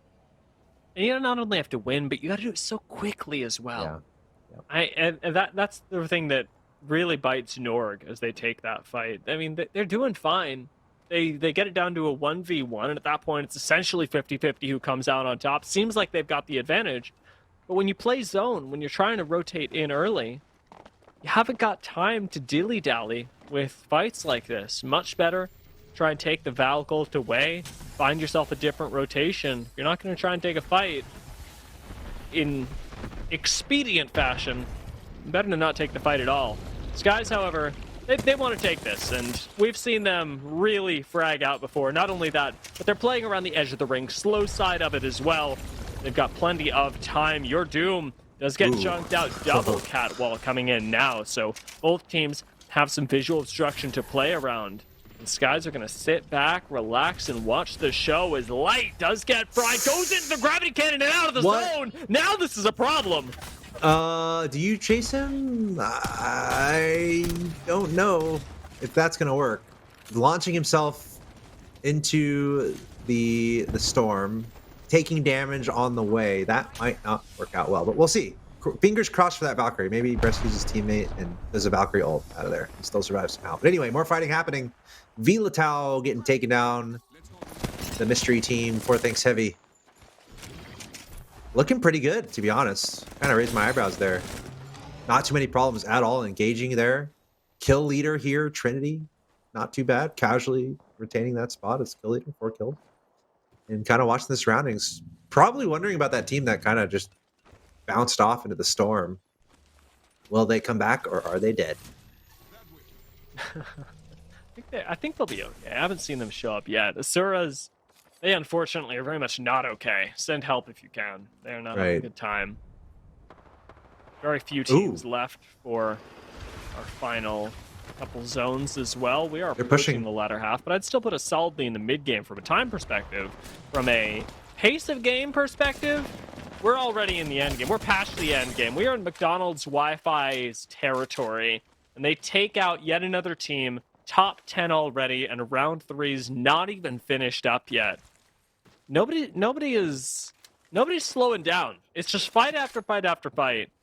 And even when these teams get bit, they still strike back. I wonder how this will impact game 2. Whether teams slow down and say, well, we'll wait, or whether they come back. Also, team that jumped out with the gravity cannon, they're back. They're on the they are back. Center of your screen. They're like right down there. Blue, purple, gold. Yep. Meanwhile, fellas in a skirmish. Jinx so low on health, 1 HP, and a Dream trying to res a buddy. That's a pretty mature move to make there. You're low in health. Do you really take the time to res your friend, or do you try to get your health back? Really heads a move there. Jinx realizing he had the time and the space, even though he was 1 HP, he got the res off, which ultimately is the better decision. Fellas getting all back up. Looks like they just finished up a fight there in the top 7. I love it. You know, we're seeing some teams kind of encounter these fights. Some are close, some are very one-sided. McDonald's Wi-Fi doing very well, getting some one-sided fights. Like they're pouncing in, finishing up, no problem whatsoever, moving on.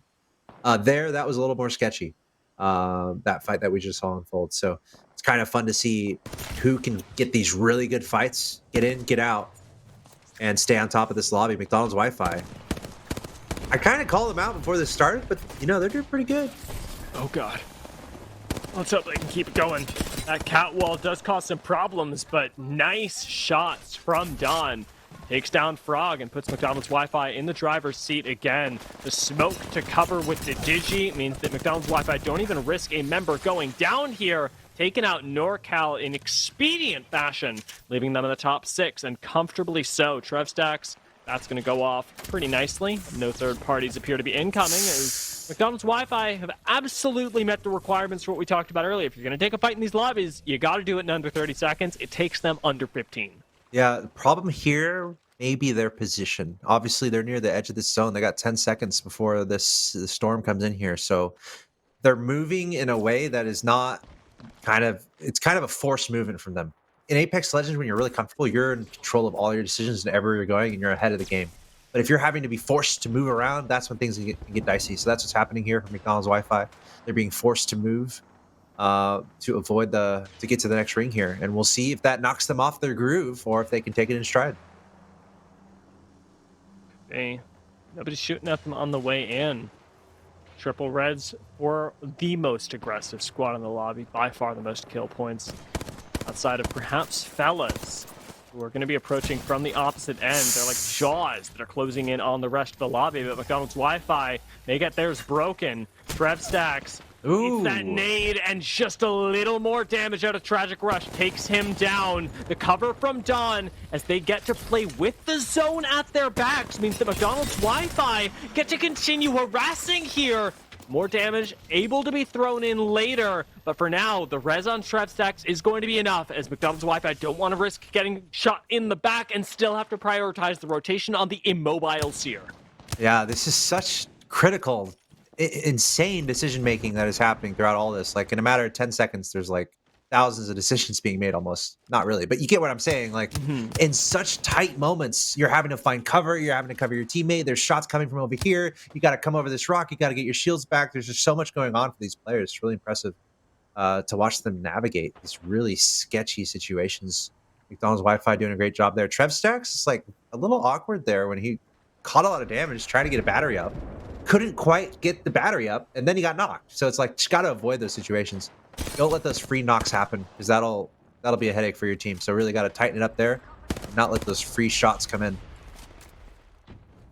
McDonald's Wi-Fi so used to being on the aggressing end that the defense perhaps caught a little bit lacking there, but they figured out pretty quick. And hey, they can look at the next zone. They certainly figured something out. They have got one of the few positions of cover. It's actually going to be them and the squad in the building in front, Skies, who we have been talking about seemingly since we started the day. We didn't even cover their group, and yet we walk into this lobby and Skies is all of a sudden looking real good again. They've already made top 5. They've been playing real defensively. Their shields are not where McDonald's Wi-Fi's are, but I also know that on a personal level, there's a lot of high-tier experience coming from the side of Skies. They've got a coach of squads in Pro League already, plenty of experience, or rather in Challenger Circuit already. Got plenty of experience in other Challenger Circuits, as the rest of the roster fought their way through the Pro League quals in this past split. Nobody's lacking here. Love it. We have 3 teams, I believe, from Group B still alive here. LNW, McDonald's, and Fellas. So it's pretty cool. You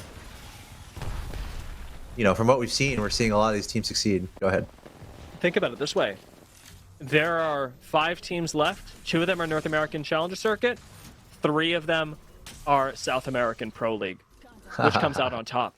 This is a big question that the world, in Apex Legends Global Series, Challenger Circuits everywhere, should be asking themselves, where's the level of Apex Legends in each region? And for an international competition, technically, here at Community Gaming, we've actually got the chance to sort out some of that and see which of these teams can finesse their way through these end games with more consistency, making it look all the more dominant. Fellas going to be approaching from the north, and again, they're going to be going up against McDonald's Wi-Fi, so even the same styles are meeting with LNW and Skies right next to each other.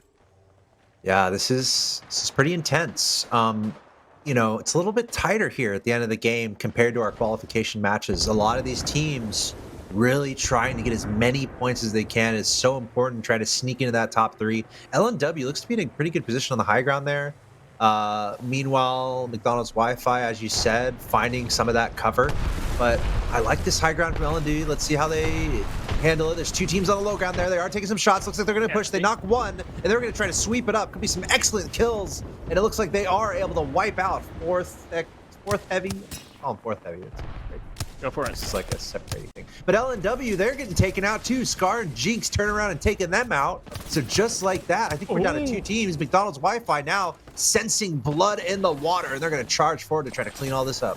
We have the South American teams take each other out. Now it's time for the North American teams to go head-to-head. McDonald's Wi-Fi pushed straight up onto Skies, but from the sidelines, We know fellas are waiting. Fellas are looking to strike onto the roof. McDonald's Wi-Fi goes, taking out Leave No Witnesses, and now Skies has started to take a fight as well. It's going to be a trade for McDonald's Wi-Fi, actually almost finding that knock, but it's fellas that are suffering the most as these two North American Challenger Circuit squads take the roof, take the inside of the building, leaving just the ground for fellas. Adept finds an angle here, eliminates the fellas, and now with NA Challenger Circuit on top, it's time to find out who the real beasts are. McDonald's Wi-Fi traps Skies in this building. Nade almost clears a path for them, and it's going to be quick bats on the top. No chance to peek through this catalyst wall, but nowhere to go for Skies on the inside. Scar drop, got it. drop, Wow. and McDonald's Wi-Fi take another win.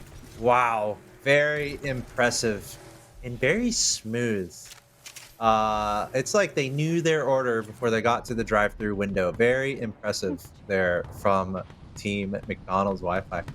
I want to highlight the movement from the Valkyrie. You know, that was pretty cool to watch at the end there. Valkyrie can be one of the most dynamic legends in Apex Legends. That jetpack, you know, you don't have to full throttle the whole time. There's little movements you can do, jump here, jump there, whatever. That was a great display of just movement with Valkyrie. I think that really stuck out to me. You know, he was on the low ground at one point and saw the entire team there just taking shots right there, just being sneaky, hopping over here and then hopping over there. So really, really cool to see that movement there. And Old McDonald's had a farm, and Old McDonald's got a victory in game one here in our Apex Legends monthly series. Very impressive, and a really cool late game too. Yeah, very, very clean play. I actually want to take a look at the scores, so let's go ahead and see what went down. Lots of kills for McDonald's Wi-Fi. What did it turn into? Glory. Yeah, Skies and fellas not far behind. Singularity, number 19. A little side eye down there because they got taken out early in this game by Skies. So you know that they have the potential to come back. These are the results just after one game. Still 3 games to go, but McDonald's Wi-Fi charging onto the map. Skies and fellas with excellent results as well. Yeah, this is a really solid start from all of these teams. And I'll be honest with you, Axeltos, I wasn't expecting McDonald's Wi-Fi and Skies to end up right next to each other in top 2 at the start of this game. Thought it was going to be a lot closer. I thought we would see fellas up here. I thought we'd see maybe some Leave No Witnesses, perhaps even some Team Singularity, who are in 19th after one game. We still got 3 left to go. But game 1 was a big surprise and a big shift of expectations for this, again, inter-regional tournament. Yeah, and we are going to breeze straight into game 2 whenever it's ready. So this is the time to get your snacks and your refreshments. We're going to get Group F for the finals. Yeah, and F's in the chat. You know, McDonald's Wi-Fi.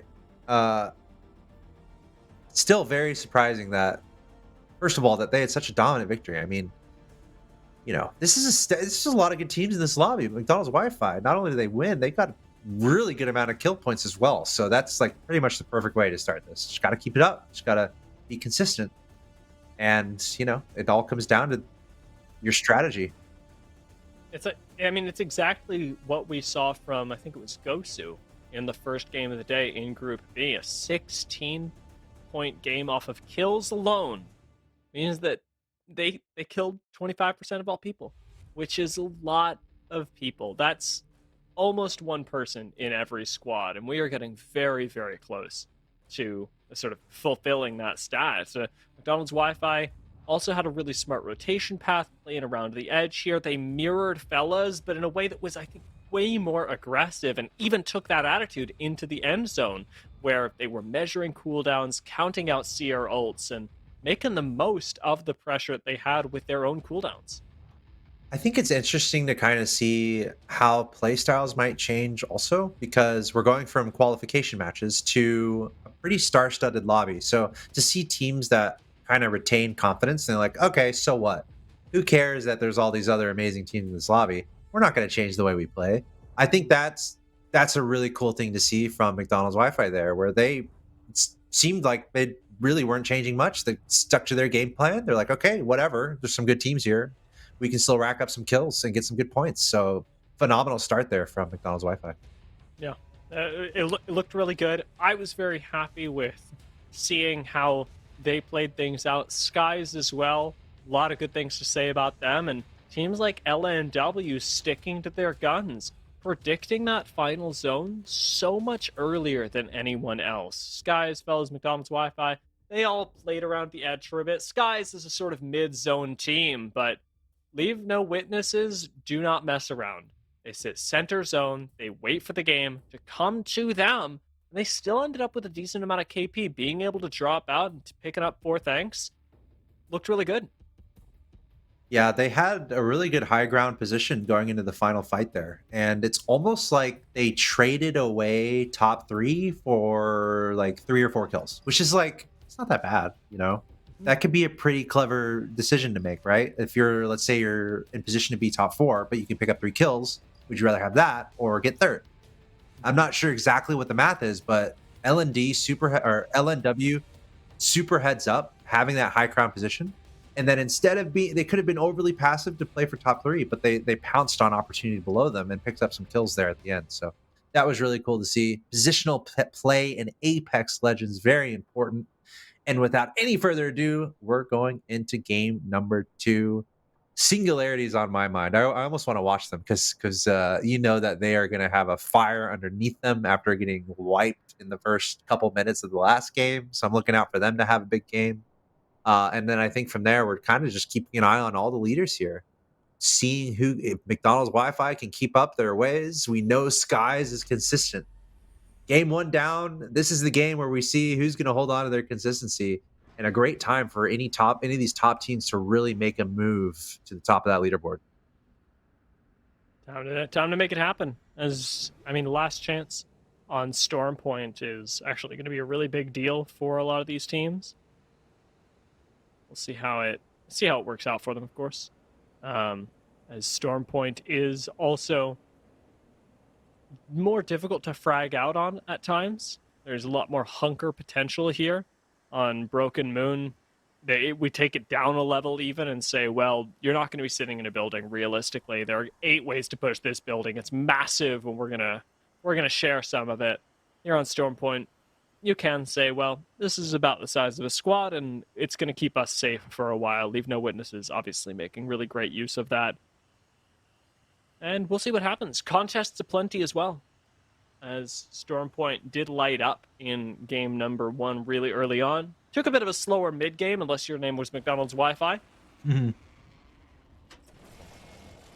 Yeah, that's quite a big storm brewing. So hopefully they get done with this match before it rolls on in.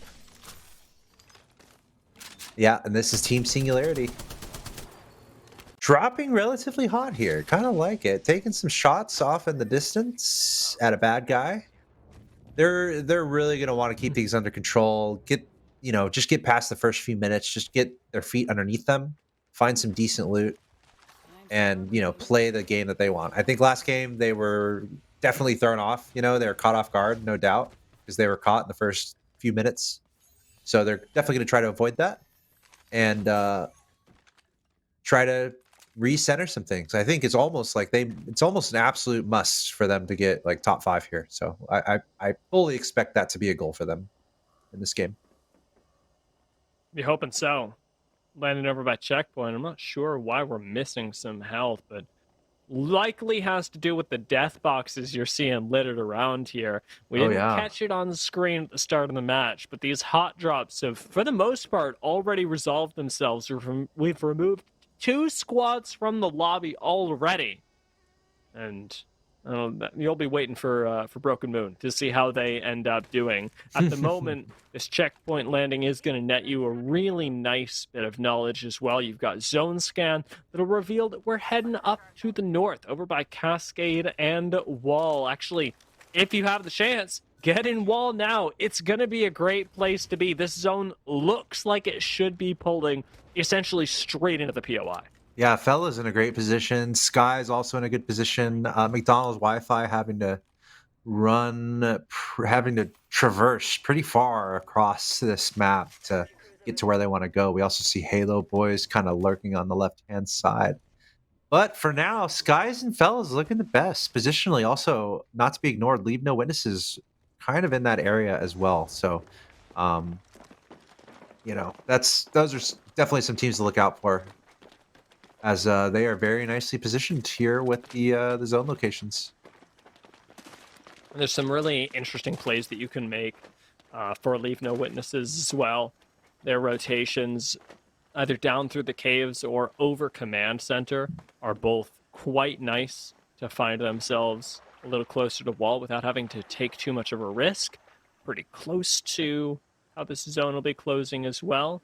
The look over at NorCal in the distance does bring some questions to mind. We know that their landing over by Launchpad should have gotten them a lot further in the game than it did last time, as they came to an unfortunate head against McDonald's Wi-Fi. An early rotation now could save them a lot of that trouble, but for it to be really qualified as an early rotation, you've also got to start moving from the POI before the first zone starts closing, or just as. And right now, we're a little too deep into it to really call any move out of your initial drop spot freely. Yeah, and I want to also look out for Norg. I think they dominated their lobby, and I don't think we saw much of them in the last game. So I'm really going to look out for them to make a move. I don't think we've said their name in a bit, so we'll keep an eye out for them. I think Skies and it must be Fellas, from what I remember on the mini map, might have a skirmish incoming, as we have a Valkyrie ult drifting on in. Great Couple presence. third party. Oh wow! You know what? We have a couple teams flying in, so we might have some pretty significant skirmishes ahead of us here. Wow, Some pretty long distance damage. that team is getting just brutalized. Yeah, I think Find some cover. I think they'll be okay. Little bit of cover for them. Might lose a member. We'll find out, but I like that at least the teams are reading the zone the same way. Everybody's getting here for a reason. It's because they think the zone is closing here, and we'll find out if they're right. Fortunately, one of us won't have to be right or wrong alone. Fantasy taking actually a similar angle as we saw from Skies last time, as Norg do have the chance to jump down here. We know there are a couple other teams in the area. Yeah, Norg needs a good fight here. McDonald's Wi-Fi is in the area. This is close quarters too. Not only are there other top teams in this area, but there's a lot of teams here. So this is a great opportunity for all these teams to really make a statement and rack up some points. Who's going to come out on top?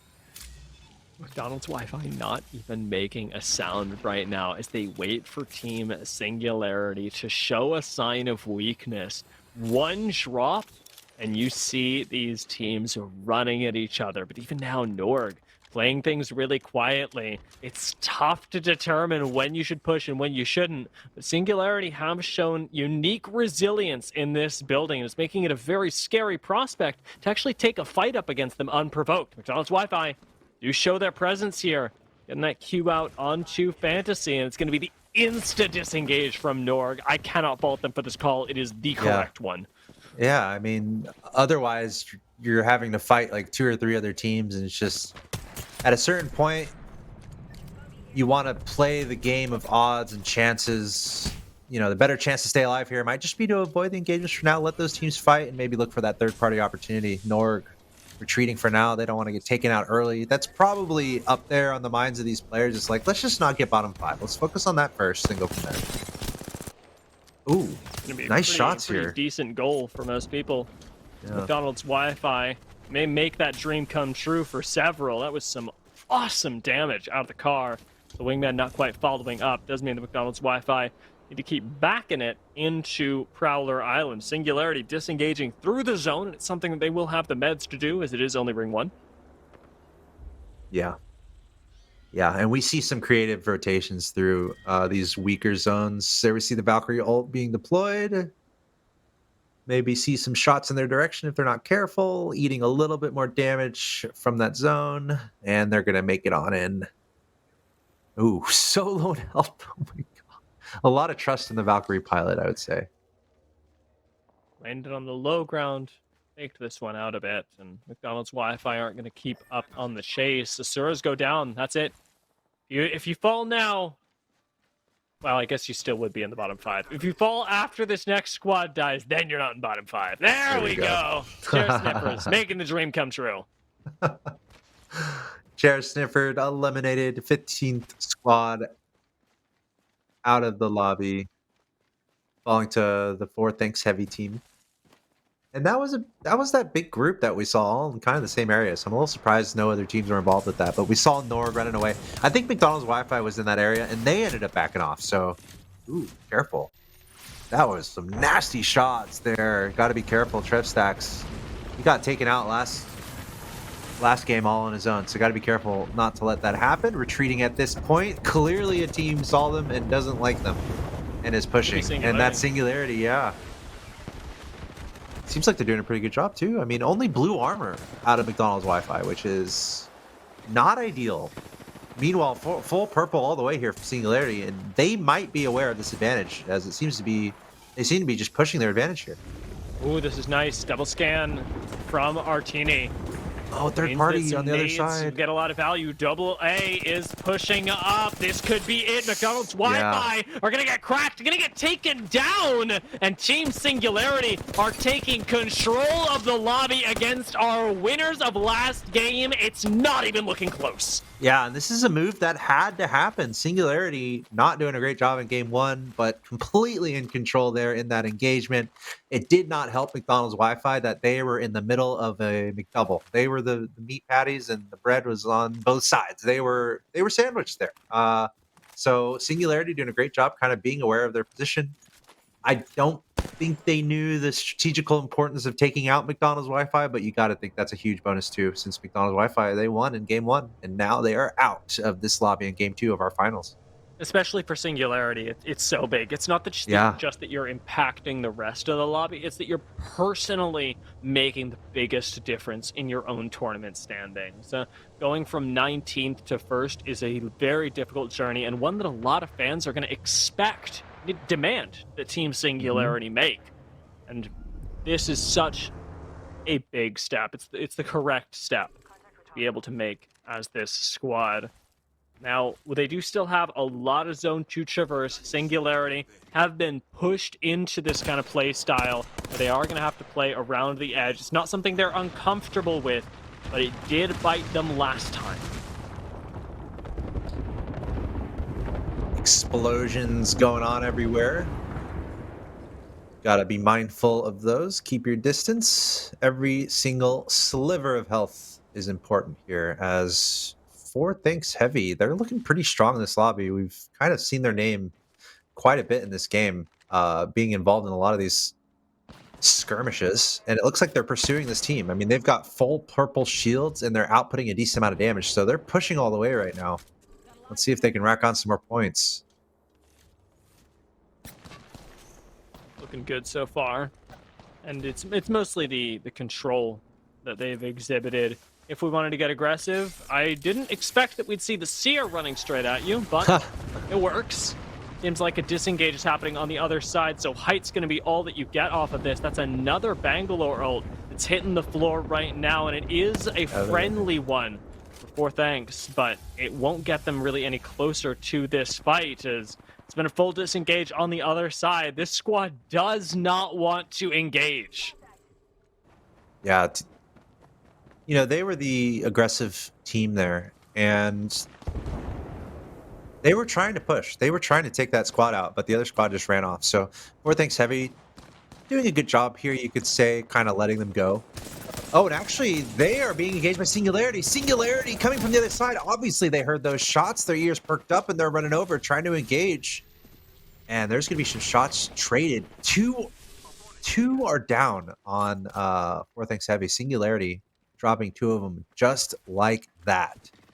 Especially against a squad with a Seer, you have to assume that that's a wipe, but there's been a re-engage on the other side. And even Singularity are cautious of that third party with the position they've already found themselves in. You don't want to take unnecessary risks here. You are not going to overextend. Singularity grab themselves some height as Norg come back from the northern side to re-engage. Valkyrie sneaking up the side, trying to get on top of this building. Looking for any enemies. Looks like no one's going to be too close to them. Singularity splitting up a little bit. Besk coming and sweeping around wide. You kind of look at the circle position here. you know, there might be pressure for Fantasy and company over here to kind of be running away from this location. They got that zone right on their back, so they're probably going to be forced to move. And you got to think Singularity is watching them very closely. Yeah, that's Norg there.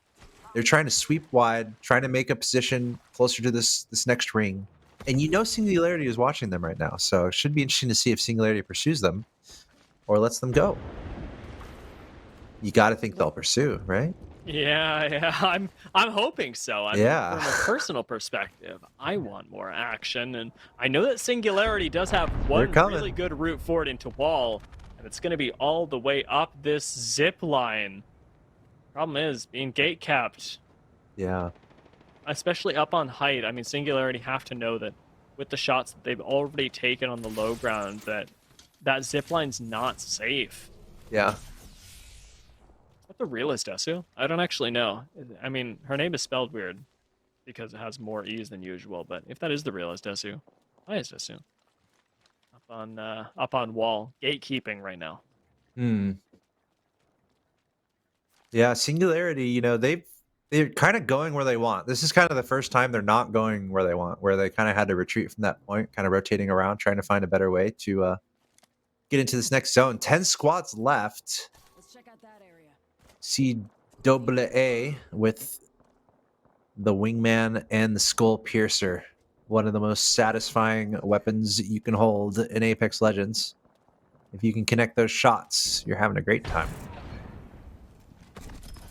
Sky's still around, of course, doing their thing. This must be further up. And we see LNW. I don't know if they just have one member alive there, kind of just harassing from the high ground. As long as you can just keep this pressure up. LNW again are playing hard zone, but need to make their rotation in a little bit deeper into wall. Not a whole lot of spots to play, but I believe you should be able to take the roof of that last building in zone. A lot of teams going to be looking at that, and LNW likely going to have to go through these squads rather than around. See what they do as Kurev does group back up with the squad, needing to jump in a little bit further and plan out their next moves. Even fending off a team on the low ground right now. We already know Singularity started rotating in, so there's a good chance that LNW are looking down in their direction. Yeah, and I feel like Singularity would have a slight advantage there because LNW is already kind of fighting a fight, but let's see what happens here.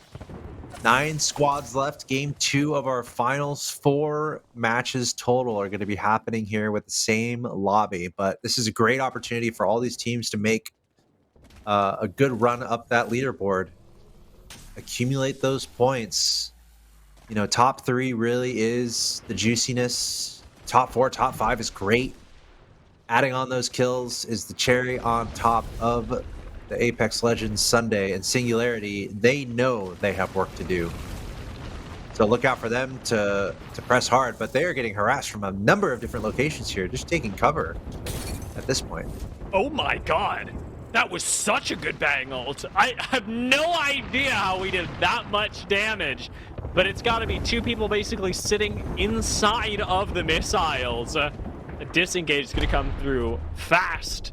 You don't want to take a fight up against a bang ult like that. This Catalyst wall, however, providing some trouble for Singularity, as now they've got to push up, and LNW have certainly taken space. AA does sit back for a moment, but still has height up here. Nice knock onto Kurev to start things off on the right foot for Singularity, and they almost lose Besk, and yet AA still on height with the R99 and the Digi as well.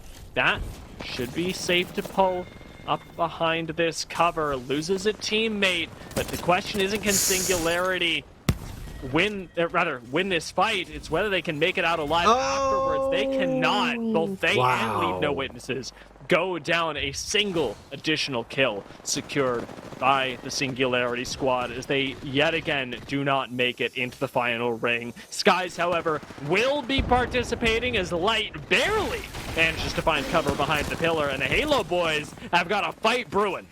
Yeah, complete mayhem at this point. That last ring came in, we were at 10 squads, now we're at 6, literally in a matter of seconds. Those 2 teams on the edge there kind of sacrificing themselves to the favor of the rest of the lobby, you know, taking each other out before they could evade the storm.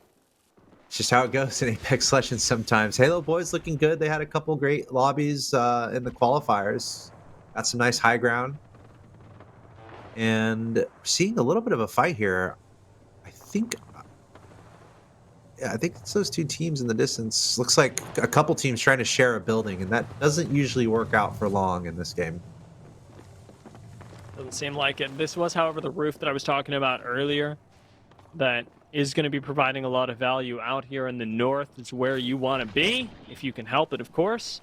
Plenty of defensive spots up until now, but these catalyst walls are going to start coming through thick and fast in this close to the next zone, as they are the safest method of travel. Valkyrie ults no longer really what they are in the earlier stages of the game. Halo Boys gonna have to make use of that, maybe even off of the low ground now, as sharing a building with another squad, as we've already seen, is not the simplest way to rotate. There's the low ground pinged out. I think they go for it.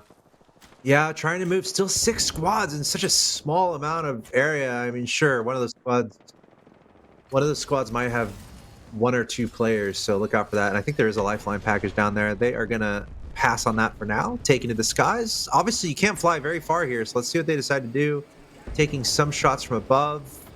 I feel like it's almost impossible not to land on another team here, so they're just going to land and go for it. They see that team down below. Get the gun out. Taking the R99, trying to get those shots. Switching to the Peacekeeper. Halo Boys trying to jump on top of this team. Can it work out? Taking a lot of damage. Josh is down. Krim is low. Soupy still healthy, but Skies gets eliminated. Wow, that was a great takeout there. Skies, one of our top teams.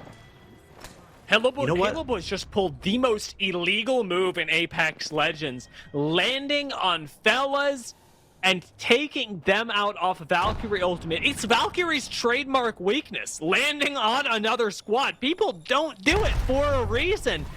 But the Halo Boys outmaneuver in the second game on Stormpoint, the last game on Stormpoint, they get the best building for free? Sometimes you gotta send it. I guess you do. I mean, good lord. Love to see it. Meanwhile, Purple Slushy, one of our hero teams from Group B, looking very healthy in this building. I think they do have a team above them. I think it's impossible not to have a team above or below you at this point. 4 squads left. That ring's getting real small. We see some extra armors on the ground just in case. Pretty heads up move there. Trying to make a little collection, keep it from your opponents, but also have a nice quick regen ability if you need it. Purple Slushy biding their time. 4 squads left here. Maybe a slow ring close to determine this. We've already seen, as I highlighted, Halo Boys pulling 1 illegal maneuver. Can they pull off a second and exit a building with another squad in it without dying? It is one of the most difficult things to do in Apex Legends. These final zones do wreak havoc. I believe still got a lot of cat walls up. Plenty of bang ults in this final circle as well. Sort of a pick your fight. Terrifying game of the floor is lava. Oh, pick your fight. That's Norg over there on the left.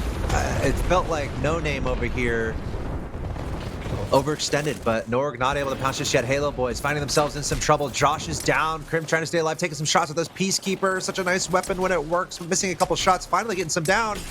Trying to work the zone a little bit. And he does it. Krim is alive. Armor swap. Very quick. Very heads up, but he's got to be in trouble here. 3 squads left in such a small amount of space. Do you res? Do you put your shield back? What do you do? Purple Slushy get taken out. That is some nice damage off the R99, but the Halo Boys do go down, and No Name 2 gonna be the ones that take them down. With 2 squads left, Norg are the ones in control as they take up to the high ground and should be eliminating the last member. Now Padawan does it, and Norg take game 2. Wow, and that was... It didn't seem like they were in the best spot there. With 4 squads left, they were on the low ground. They were having to run in from outside of the ring, but clearly orchestrated it perfectly. Making those slow moves back to where you need to be, but also avoiding third parties, avoiding fighting 2 teams, picking your fights. And Norg was somehow able to navigate that. We saw how well they did in the groups, And I guess it's not too surprising to see them have a great game here, one that they absolutely needed. Yeah, this was super clean, and I like the way that Norg were able to, especially in the low ground outside of wall, make it work for them, because that was the most dangerous scenario when they were up against Singularity, being pushed by multiple teams and having to go through another to get up to wall. So many squads die in that scenario. Not a whole lot of teams get to make it. And yet Norg defy those expectations, get to the final zone as a 3-man, and from the low ground win it all. Yeah, super impressive. Great movement. It's almost like you could slow down the last minute and spend an hour dissecting all the movements that are happening. That's just what you have to do at the highest level of Apex Legends, and that's honestly what makes it so fun. So really cool to see that unfold. Trying to think of any other surprises from that. I think Skies made it pretty far, which it will probably keep them in the top 3, I want to say. So I'm kind of interested to see what our points look like. I'm not sure if it's available quite yet, but I think Skies did pretty well there. Yeah, so we're gonna get that pulled up here. I think Skies did pretty well. Norg probably did enough to get in the top 5 at least. Let's see. Yeah, and McDonald's Wi-Fi doing well enough to hold that spot at the top. 29 points. Norg getting into second with that first place win. They probably got a decent amount of kills too, up at 22. They're gonna be happy with that. Skies staying in the top 4. Thanks Heavy. LNW rounding out our top 6. And Halo Boys and Purple Slushy not too far away. Also Singularity. Singularity definitely did better, obviously, in game 2 than game 1. Went from number 19 to number 10. So top 3, top 5 looks great here. But when I look down that leaderboard, I see quite a few teams that have a legitimate chance to make a jump. So you got to take every second seriously here. You really do, and I mean, we've got plenty of prize positions as well. It's not just first through third, fourth also get some prize money, and fifth through eighth. So if you think about it that way, I mean, Yeah. Team Singularity have dropped themselves to just 2 spots away from at least getting some money for their time today. Yeah, and like at the same time, our top 10 teams here seem about right. Kind of looking at the list and seeing the next 10. Not to say that the next 10 on the list can't make a move. They absolutely can, and 1 or 2 probably will. But it's a pretty good looking top 10 as far as the teams we're kind of expecting to do well. So still 2 matches to go. We're halfway through our finals. 4 matches total. You add up all the points and you see who comes out on top. I'm excited to see what happens. We've seen a pretty cool start. McDonald's Wi-Fi at the top. I'm not sure if anyone expected that, but I think this is an opportunity for a Burger King sponsorship for any team that would take them out. Imagine that. Could happen. Imagine it. So anyway, let's take a break here, and this will be, I think, like the last break that we're taking because we want to just breeze through these next 2 games and get as much Apex Legends action on the screen as possible. So we're going to take a short break, and then we'll be back with our last 2 games to find out who's going to take it all in our Apex Legends monthly series presented by Community Gaming.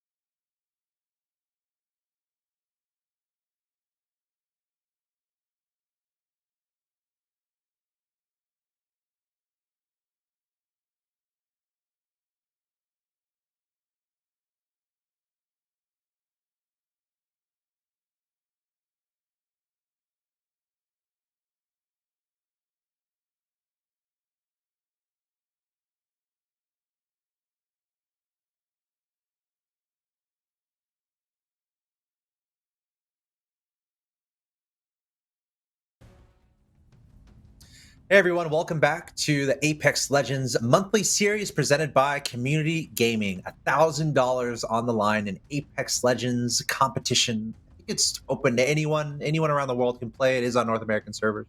But we are getting to the glorious conclusion of our day, of our matches. Only 2 matches to go here out of 4 in our finals. We have some teams making big strides here and other teams that are trying to come from behind. I'm Axel Tosh, joined by Dia. Dia, it's been awesome hanging out and watching some Apex Legends, and we're about to get into Game 3, my friend. Is it going about as expected for you? Any big surprises? For me, it's just fun to sit back and just see how all this unfolds, to be honest. Everything has surprised me. Everything. These finals are not going the way that I expected at all. I'm sure you heard it in my voice in the final zone just last game, and even the one before that. While the group stages I felt like went pretty predictably. I looked at the groups and went, this team, this team, this team, and they all made it to the finals. Yeah. Nobody should have this in their predictions. And with 2 games down, the ones on Stormpoint, the ones that should have been easiest to predict, we're now jumping onto Broken Moon. What am I gonna do? Fasten your seatbelt tighter. I think most of your references are to McDonald's Wi-Fi, kind of like just doing really well to, to everyone's surprise. Kind of. I mean, they're probably a fine team, but it's not necessarily a team we look at. It's like, oh, okay, they're gonna win. They're like but they are winning. Circuit and Community Gaming Monthly powerhouse. Like they do well, but these are still like top ALGS teams, my man. Like, you know what I'm saying? Like, what? It's wild. I love it. You can literally, anything can happen. All that matters, really, the great thing that we call esports is how you're doing on the day of. Can you step up? And those are the stories we really look out for, and the stories that we love to tell. Let me just illustrate why I am so mind-boggled right now. I know we've been talking about their recent ALGS results. Team Singularity, as just an example, are, as of the most recent ALGS playoffs, a top 11 team in the world. Does that contextualize how surprised I am with how they played today? Singularity, they got top 11 in this tournament. Yeah, they got knocked out by Skies in game 1, so they're like one bad skirmish from being where they want to be, probably. But yeah, like a little unfortunate. But yeah, very surprising. It happens. What's interesting too, in a lot of these pro lobbies, everyone gives each other space, and we're not necessarily seeing that here, which is kind of cool. Singularity, they're like, okay, let's just loot, blah blah blah. Skies jumps on them in game 1 in the first minute, and they're out. So kind of, you got to be a little bit more honest in these lobbies. Speaking of which, Skies in a little trouble, question mark, at the very start of this game. They don't want to be in trouble here in the early stages. They still have some moves that they need to do if they want to win this thing, and they already have a man down. This is actually not looking good for them. Skies in the beginning say it ain't so. This is rough, and your Doom likely not going to clutch this up either. There's a world. I want to say that I believe, but I couldn't even get the words out of my mouth before they were taken down. A big turnaround for the Nortendos as well, who went down really early last game, now finally have managed to strike back earlier on. Purple Slushy on the ropes as they've lost one. Do need to make their way in and grab that banner if they can. Fortunately, no ferrofluid on this door. It does mean it's a little easier to break down. Yeah. Whoa! Purple Slushy, one of our teams in the top 10. That's kind of what we're looking at. There's these teams that are just in the top 10 that want to make huge moves in this game, and that's going to work for Brainsy and Purple Slushy. And McDonald's Wi-Fi. McDonald's Wi-Fi. Oh my god, I didn't even realize it was them. I don't blame you. It's like half a second, and all of a sudden you realize that again our number 1 team has fallen. And now Skies is out. Know if we can call them that anymore. Skies is out. McDonald's is out, and those 2 teams were in our top 3. I don't know about this. Say hello to Parody. You know who's the real winner? Take the wheel. The real winner here is probably Norg, right? Mm-hmm. They're like, at this point they're like second. Nork just needs to stay alive in this game and just be decent, and they are setting themselves up huge. Very interesting developments here in the early stages of this game. Two of our top teams out as the first two, and still like what 17 squads. Yep, still 17 squads going at it. We don't even have placement points yet. We're like Nope. we're not even like that close. What do you do if you're in contention and you get knocked out? Do you watch the stream? Do you go get yourself a snack? You do some push-ups? I think you do some push-ups. Push-ups, honestly, God. help most situations. If you're ever like tilted, do some push-ups. The only situation that push-ups don't help is when you're tired of doing push-ups. It doesn't. It's not really. Not the Seems best pretty solution. wise. That seems pretty wise. I don't think I can argue with that. Yeah. I feel like Master. What is it? Master Oogway? Is that the guy at the turtle? Please tell me you watch those movies. Kung Fu Panda? Ninja Turtles? Kung Fu Panda? No. Oh my god! No. No Kung Fu Panda for me. That's an HR complaint in the making. Oh, right there. God. All right, I'll watch it tonight. I need some Kung Fu Panda in my life right now. Team Singularity hit a lifeline.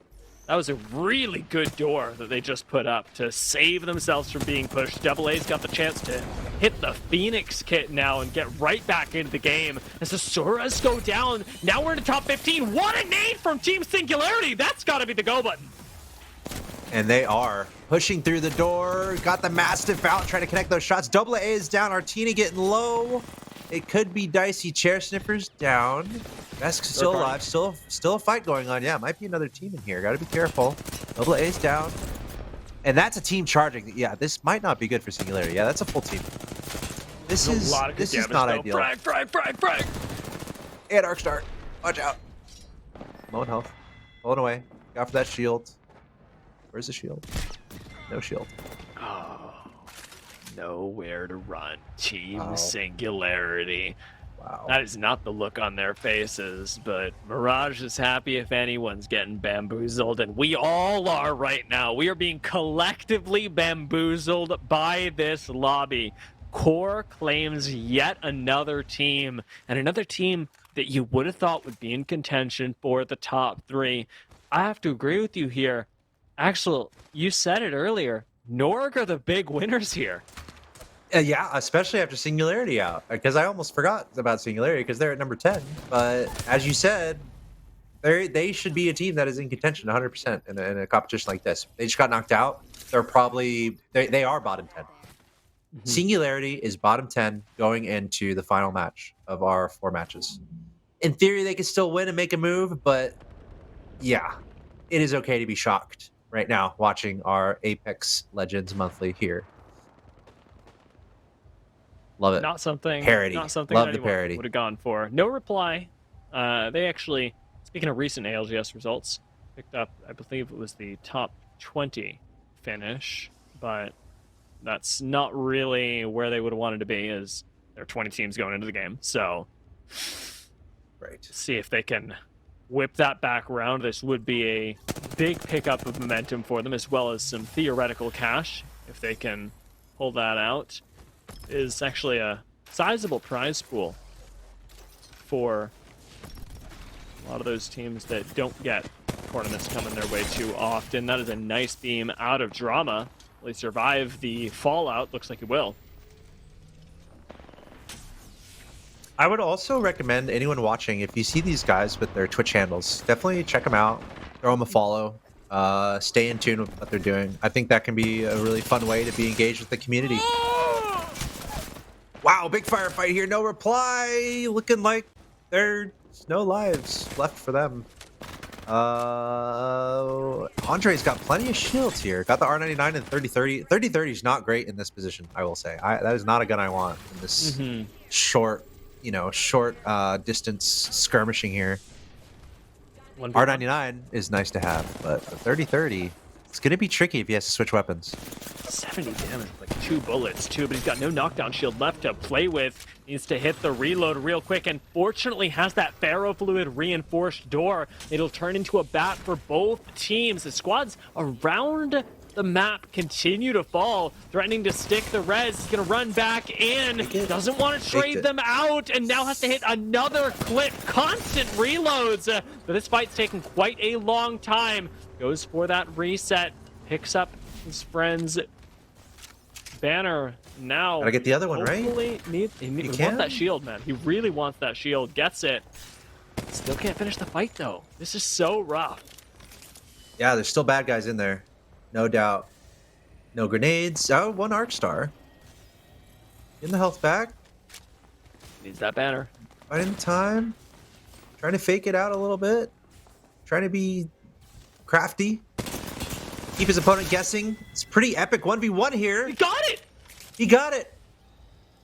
It was so quick that we barely had time to recognize, but Andre clutches it up for the team, misses out on that second banner, but for winning the 1v1 of the day, yeah, you really can't fault him. That was a huge pickup for No Reply to stay in the game, to put themselves into the top 10, and to pick up some KP while doing it. I cannot laud them enough.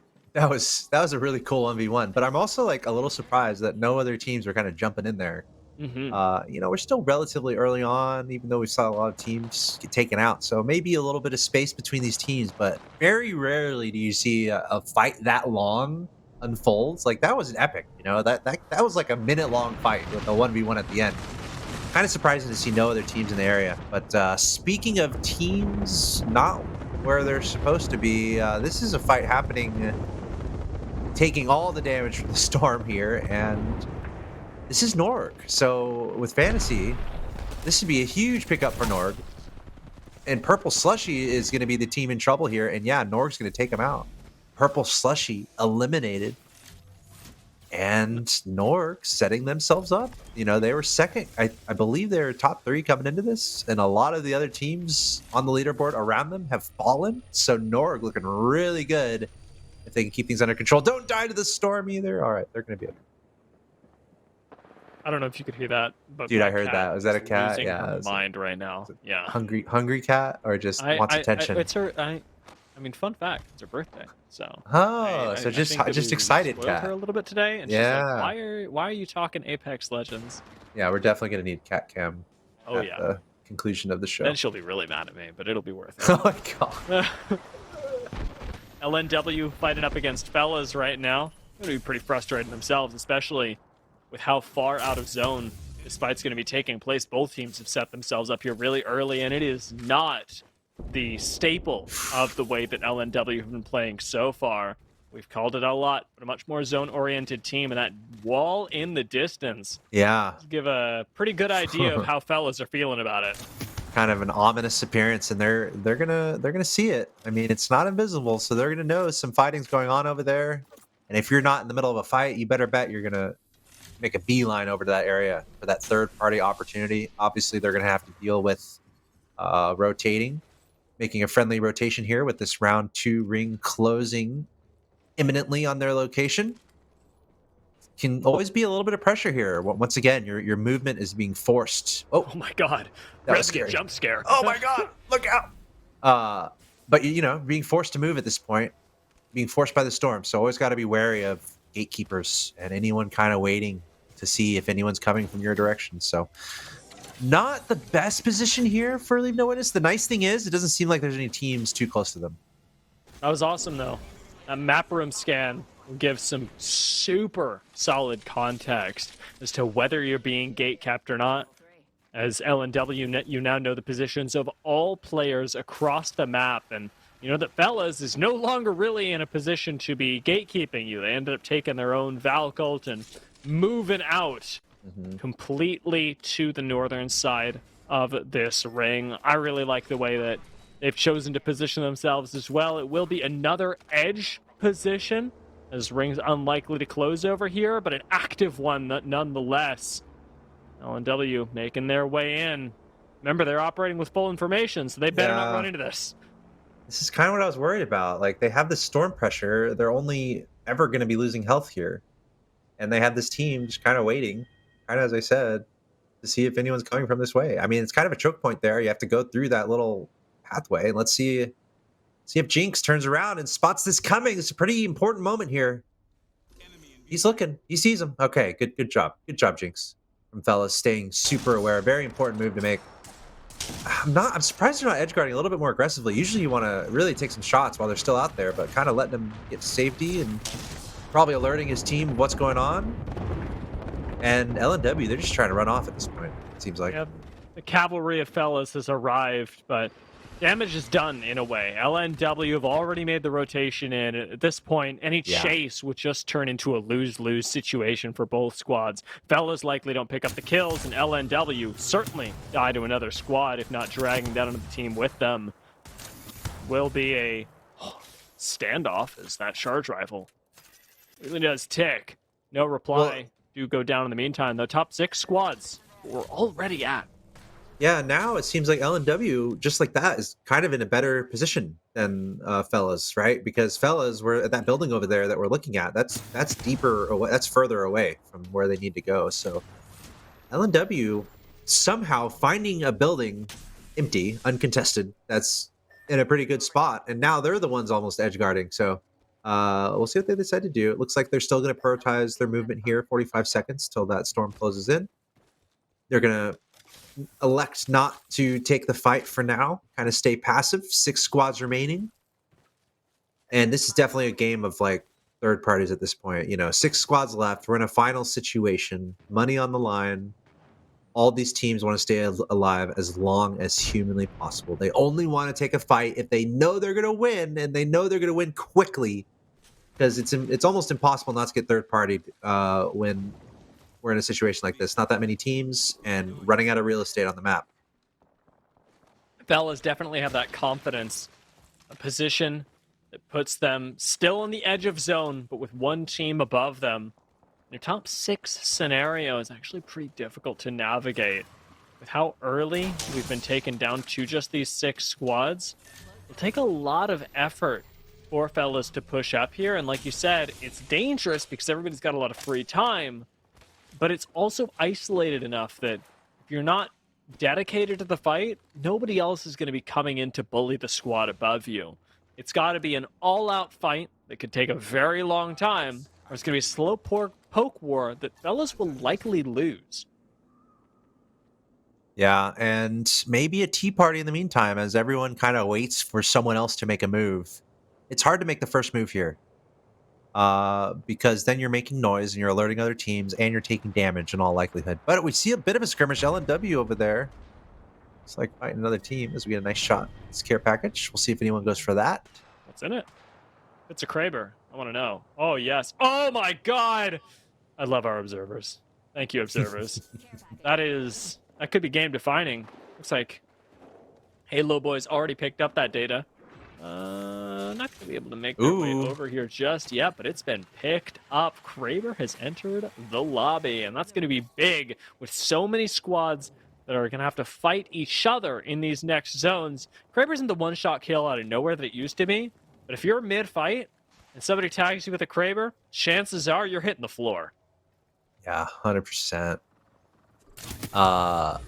I'm a little surprised how easily he picked up that Kraber. I mean, 6 squads, not a lot of space here. You got to imagine that care package was on the radar a lot of these teams, but just waltzed up there, picked up that Kraber, and kept on his merry way. So we'll see if he can put that in action here.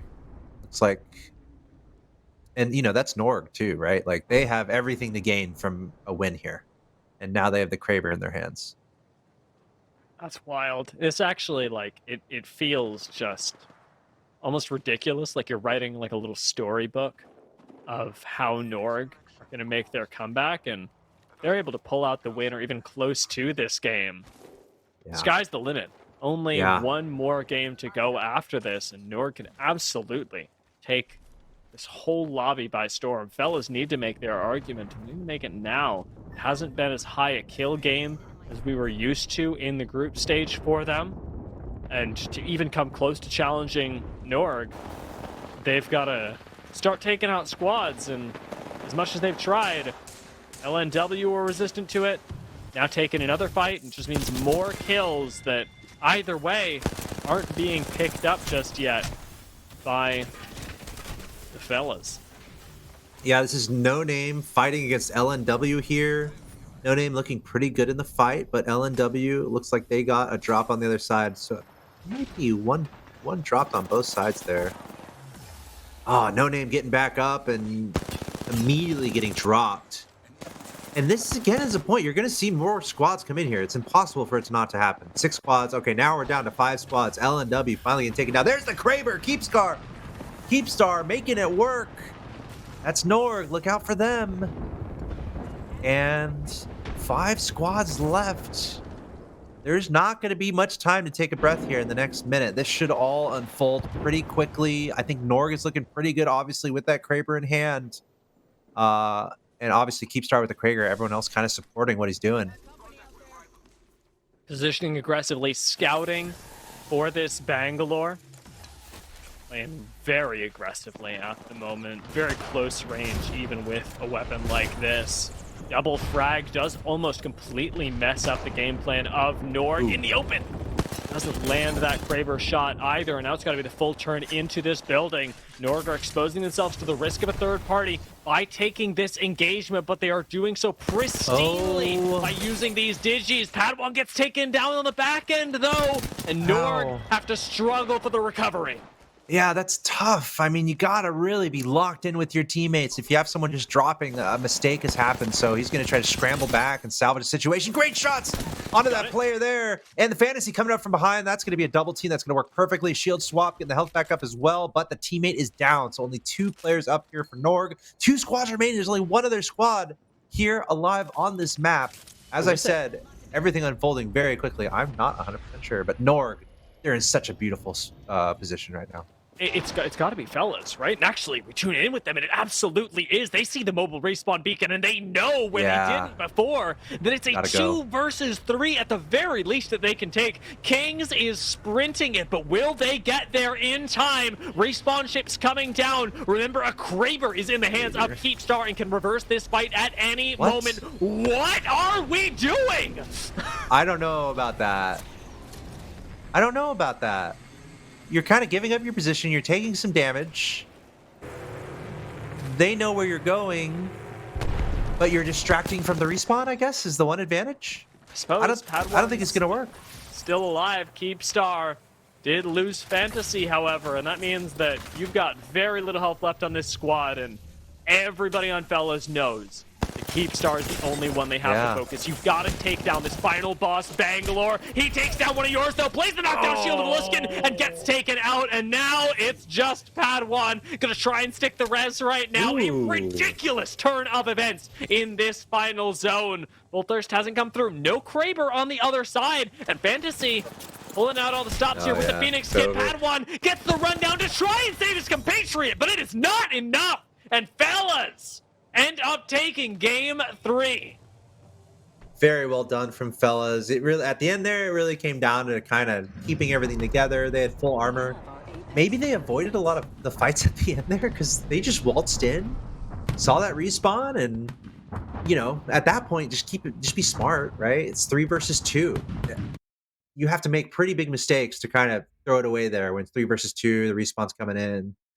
Although there was a Kraber on the other side, so you have to always be careful about that. But still, Fellas kind of staying out of a lot of the big skirmishes, I think, at the end there, staying out of trouble, but coming out with the win. I want to say, though, Norg might be the big winner there because I don't think Fellas, I'm not sure how high up they were on the leaderboard, but I think Norg was top 3. Let's go ahead and take a look and see how the standings unfold.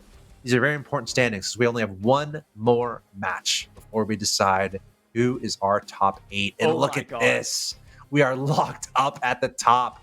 Fellas and Norg taking advantage. If you guys remember, McDonald's Wi-Fi, they were taken out early in that game. Skies was taken out early. Singularity couldn't put together the game that they needed. And that leaves Fellas and Norg deadlocked in that first place position. McDonald's Wi-Fi certainly within reach. Shelbinos, we haven't seen much of them, but that's kind of what we said. Any team can kind of make a move here. And there's a few teams who could still get in that top 3 mix. Lots of them. And I mean, that's the joy of having 4 games, right? When you get to 6 games, there's not a whole lot of chance in the last one for a team to jump from 10th place to first, but Right. I'd say it's still tough here, but it's Yeah. possible, and that's the scary thing for even fellas right now. Yeah, 100%. And you know, at the end of the day, it's a math game. So we'll be keeping a close eye on those two teams, Fellas and Norg. Like, you got to play to your goals. Fellas and Norg might have to kind of realize, all right, we just need to get top 3 and we win. That's almost the mentality you have to have going into the last game. I'm not sure. Meanwhile, you have some other teams like McDonald's Wi-Fi, Shelvinios, No Name, going on down that top 8. A move could certainly be made, right? Like if you have a huge game, you're getting kills left and right, racking up the points, and you get first, there's still potential to get a lot of points and shoot way up this leaderboard. So I'm excited to see what happens. We're not too far off from getting into our final game. I kind of like that we have a couple teams that have separated themselves from the rest, but at the same time, we still have a remarkable amount of parity, right? Where Hmm. it's like any team can still take this. I'm on that purple slushy copium. I'm waiting for them to kick it into the next gear. And You went down that rabbit hole, didn't you? yeah, yeah. I know. I've During seen too that much break. at this point. But fellas also, I mean, really impressive. There are so many things that can go wrong from the position they find themselves in, dead center of Eternal Gardens. They've chased L&W all the way there. It doesn't look good. They don't get any kills. They find themselves underneath the Halo guys, and somehow manage to both win that fight and come out into Norg and win that fight. Like, it just has to be the aligning of the stars. And as you and I have talked about multiple times throughout the day, for every bit of luck that you have, there also is a barrier to execution. And fellas managed to meet that threshold of execution while also getting extraordinarily lucky. And that's Apex Legends, baby. Mm-hmm. That's why we have the tournaments. We have our own March Madness going on here, the Apex Legends monthly series presented by Community Gaming, and that's pretty much the definition of what we're seeing here. Norg and Fellas, we're really going to be looking out for them. I'm almost leaning towards Norg. It feels like they've just been ridiculously consistent today, except for the first game of the finals, right? Where we didn't really see them. So it's like that's always a scary factor, and that can happen at any moment. So we got to stay on top of this from the very start. We're looking out for any hot drops. Some of these teams are looking for hot drops. They need to make moves. They got to get kills. We are almost certainly going to see engagements early. What's going to be critical is if Norg and the Fellas are a part of those early skirmishes, and if they can get away and just stay alive in this game. Yeah, So I'd almost look out for them to kind of avoid other teams. We'll see. So many of our games until now, and likely even this one, have been defined less by who survives late, but who dies early, which is weird. We keep looking at, teams like Singularity and going, well, I mean, you've died pretty early. Same thing with Purple Slushies. And as we jump into the last game of the day, we've got some dropouts. This is going to really affect the pace of this game. Yeah, this is kind of crazy. What's interesting about this is there's a lot of real estate available to all these teams right now with it looks like 4 or 5, 6 teams dropping out. So maybe we won't see those early skirmishes. You still might see a team though really go into hunt mode if you're around number 8. If you're in the top 8, if you're in the top 8 and you're trying to go for first, you might really go into hunting mode here, and that might be the way to win. So we'll kind of see what happens here. This has the potential to be pretty slow in the early game, but I'm looking out for 1 or 2 teams to really start hunting and try to start accumulating the points that they need to make a surge to the podium. This is the final game. This is the 8th match out of 8 total matches here for our Apex Legends monthly series. Feel free to check out the VODs if you missed anything. If you're just joining us now, you picked a really good time to tune in. This is the final match of our Good on you. finals. Yeah, good luck. I mean, pretty lucky moment there for you, because this is the last match of our finals, and we will know who is getting all the money after this match unfolds. It's going to be a big moment. I'm seeing that Revenant in the distance, remembering the jump scare. Yeah, that was unexpected. Oh, and here, this is kind of what we were looking out for. Halo Boys missing a teammate, though. Get a nice knock and finish in the meanwhile. So evening that up and actually taking out two. Doesn't look like it's a squad just yet. Krem needed to hit that shield swap real quick to make sure that he doesn't bite the dust, because Halo Boys, for all that they've got momentum here, don't have a lot of effective health between them. Yeah, and it's only getting less as they utilize these health benefits here.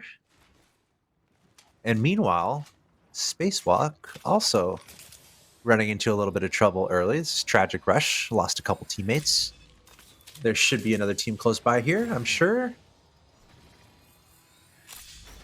It's a matter of time, really. Is whenever you take an extended engagement, there's a chance somebody else runs up. Push back in, see if we can get these banners. Just want to pick up as Destiny weak, but Tragic Rush doesn't have that much ammunition left. Both light weapons in their backpack and get them walked at. They're going to go down. Spacewalk. Give it up to Halo Boys as a duo. That is a dominant performance. Yeah, and see if they can keep it up. And okay, it looks like we might have a reset situation. Might do. It might be the case where Halo Boys, maybe their third did not show up, so we might have a reset there, which not be a bad thing for. I think a couple teams got eliminated. Won't mind it at all.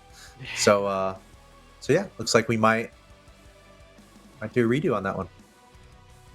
The nice thing is that, well, like you talked about, some teams are definitely going to benefit off this. Nobody's really getting hurt that much because it was so early into the game.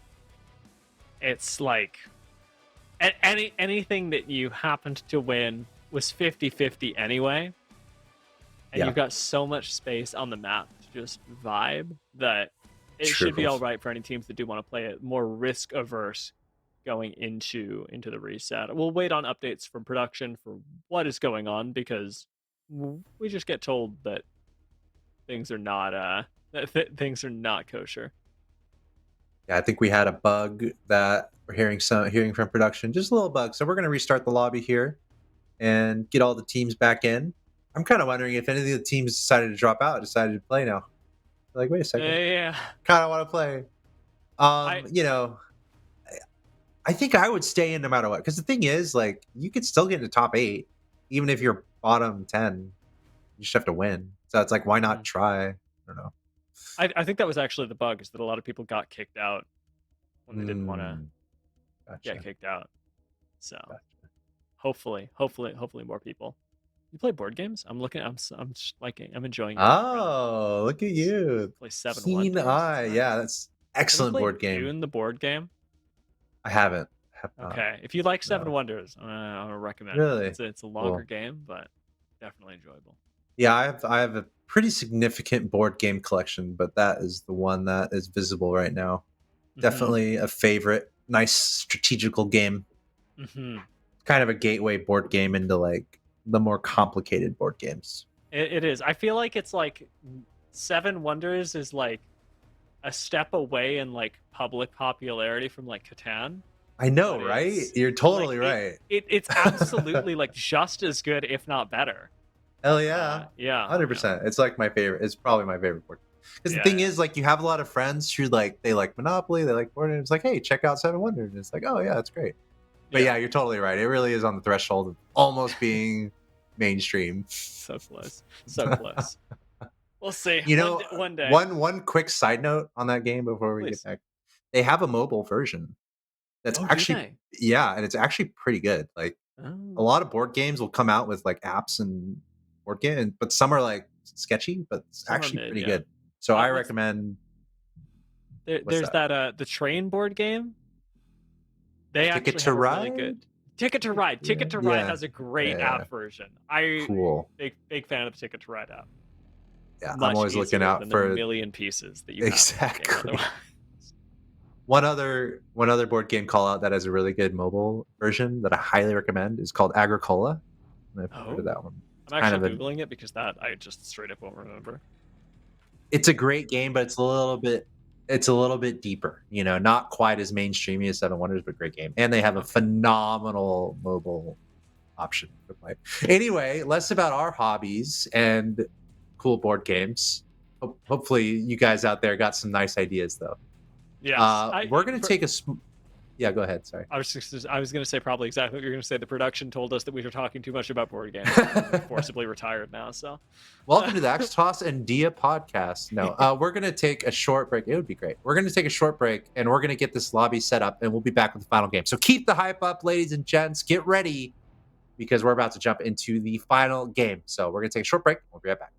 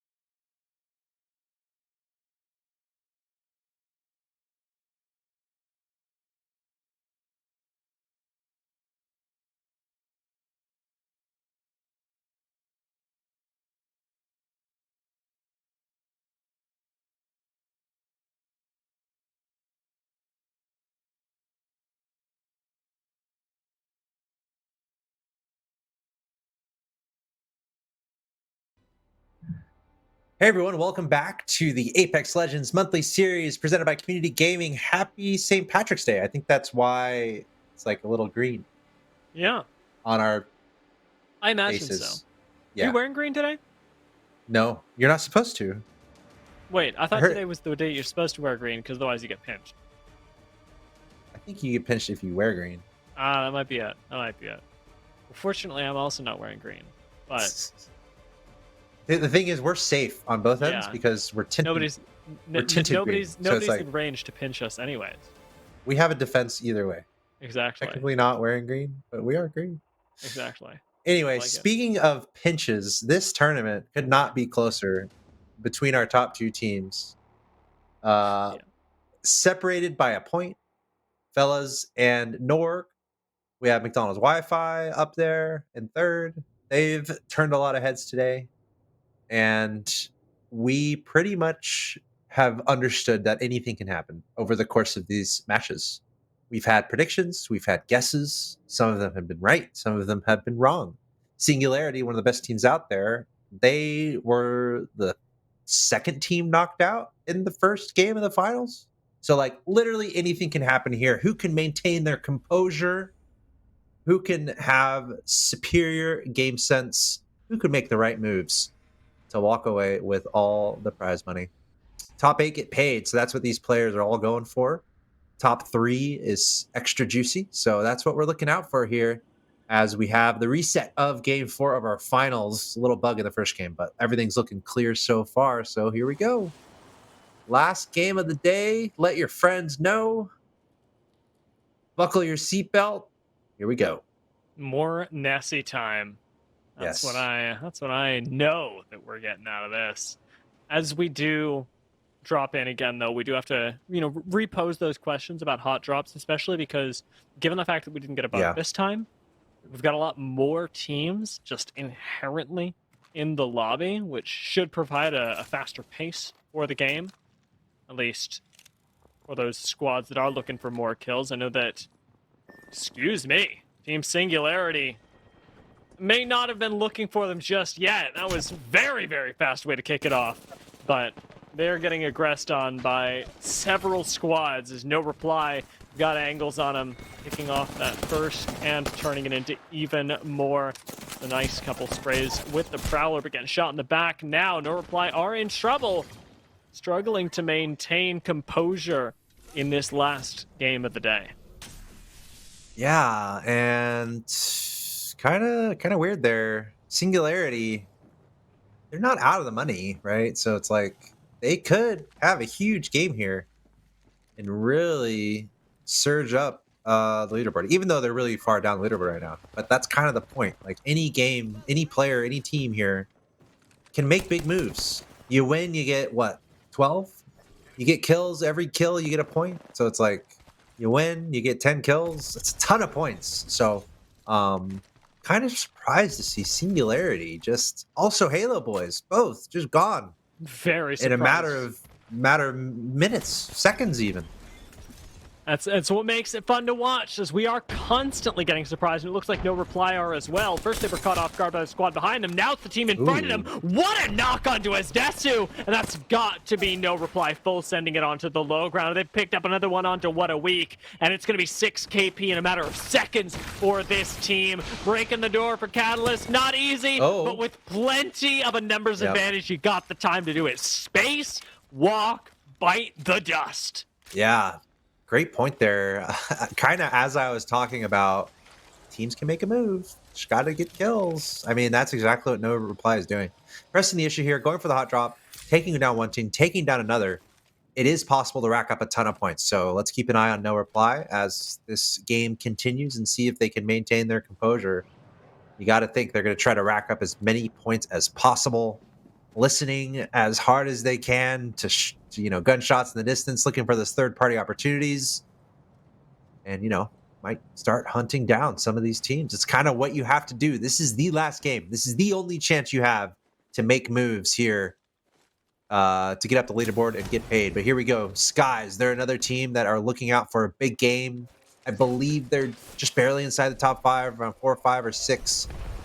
They definitely have a chance to get first place. Something else that's kind of interesting to think about too. Our top two teams, Norg and Fellas. If we don't see them in the top right as an eliminated team, they're feeling great. Like every time they see a squad taken down, they are one step closer to securing top 3, right? So kind of something to think about as well. You gotta be worried about that for sure, as Skies actually should be able to wipe this fight. There we go. 1-star reviewers do go down. Running a very unorthodox composition. I'm excited to see how far Skies can take it. We've already hit top 11, which, given the fewer squads that dropped in, isn't as crazy as it is in previous games, but Skies have the unique advantage of being able to cover a lot of territory at once with the Pathfinder, and he has some serious scouting done with the Vantage, letting him know whether they've got an advantage fight or not. Most of them are actually going to look really good because Skies already have full purples.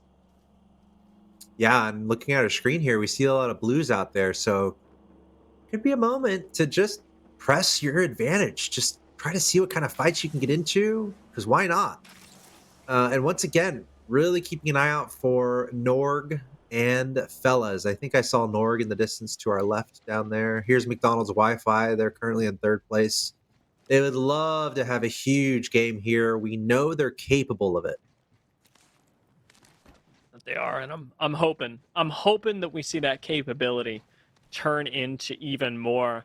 McDonald's Wi-Fi Ooh, I roll saw up someone. on the scene of the crime, looking for their kills. What did you do with them? They've still got that Valcult as well, so absolutely a possibility if they want to try and look for fights later on. Just take to the sky and scout things out from there, but instead, having run all the way up to the top of Terraformer, you're going to disengage, playing things safe for the final game of the day. They know they're in top 3. They're holding on to that instead of taking a fight into height. Yeah, kind of as I said, like McDonald's Wi-Fi, they're a team that might literally be trying to hunt down Norg and Fellas, because those are the two teams above them. So not too surprising to see them avoid a fight there, kind of just running away, biding their time. 11 squads left. Looks like LNW getting into a fight. That's Kings. Okay.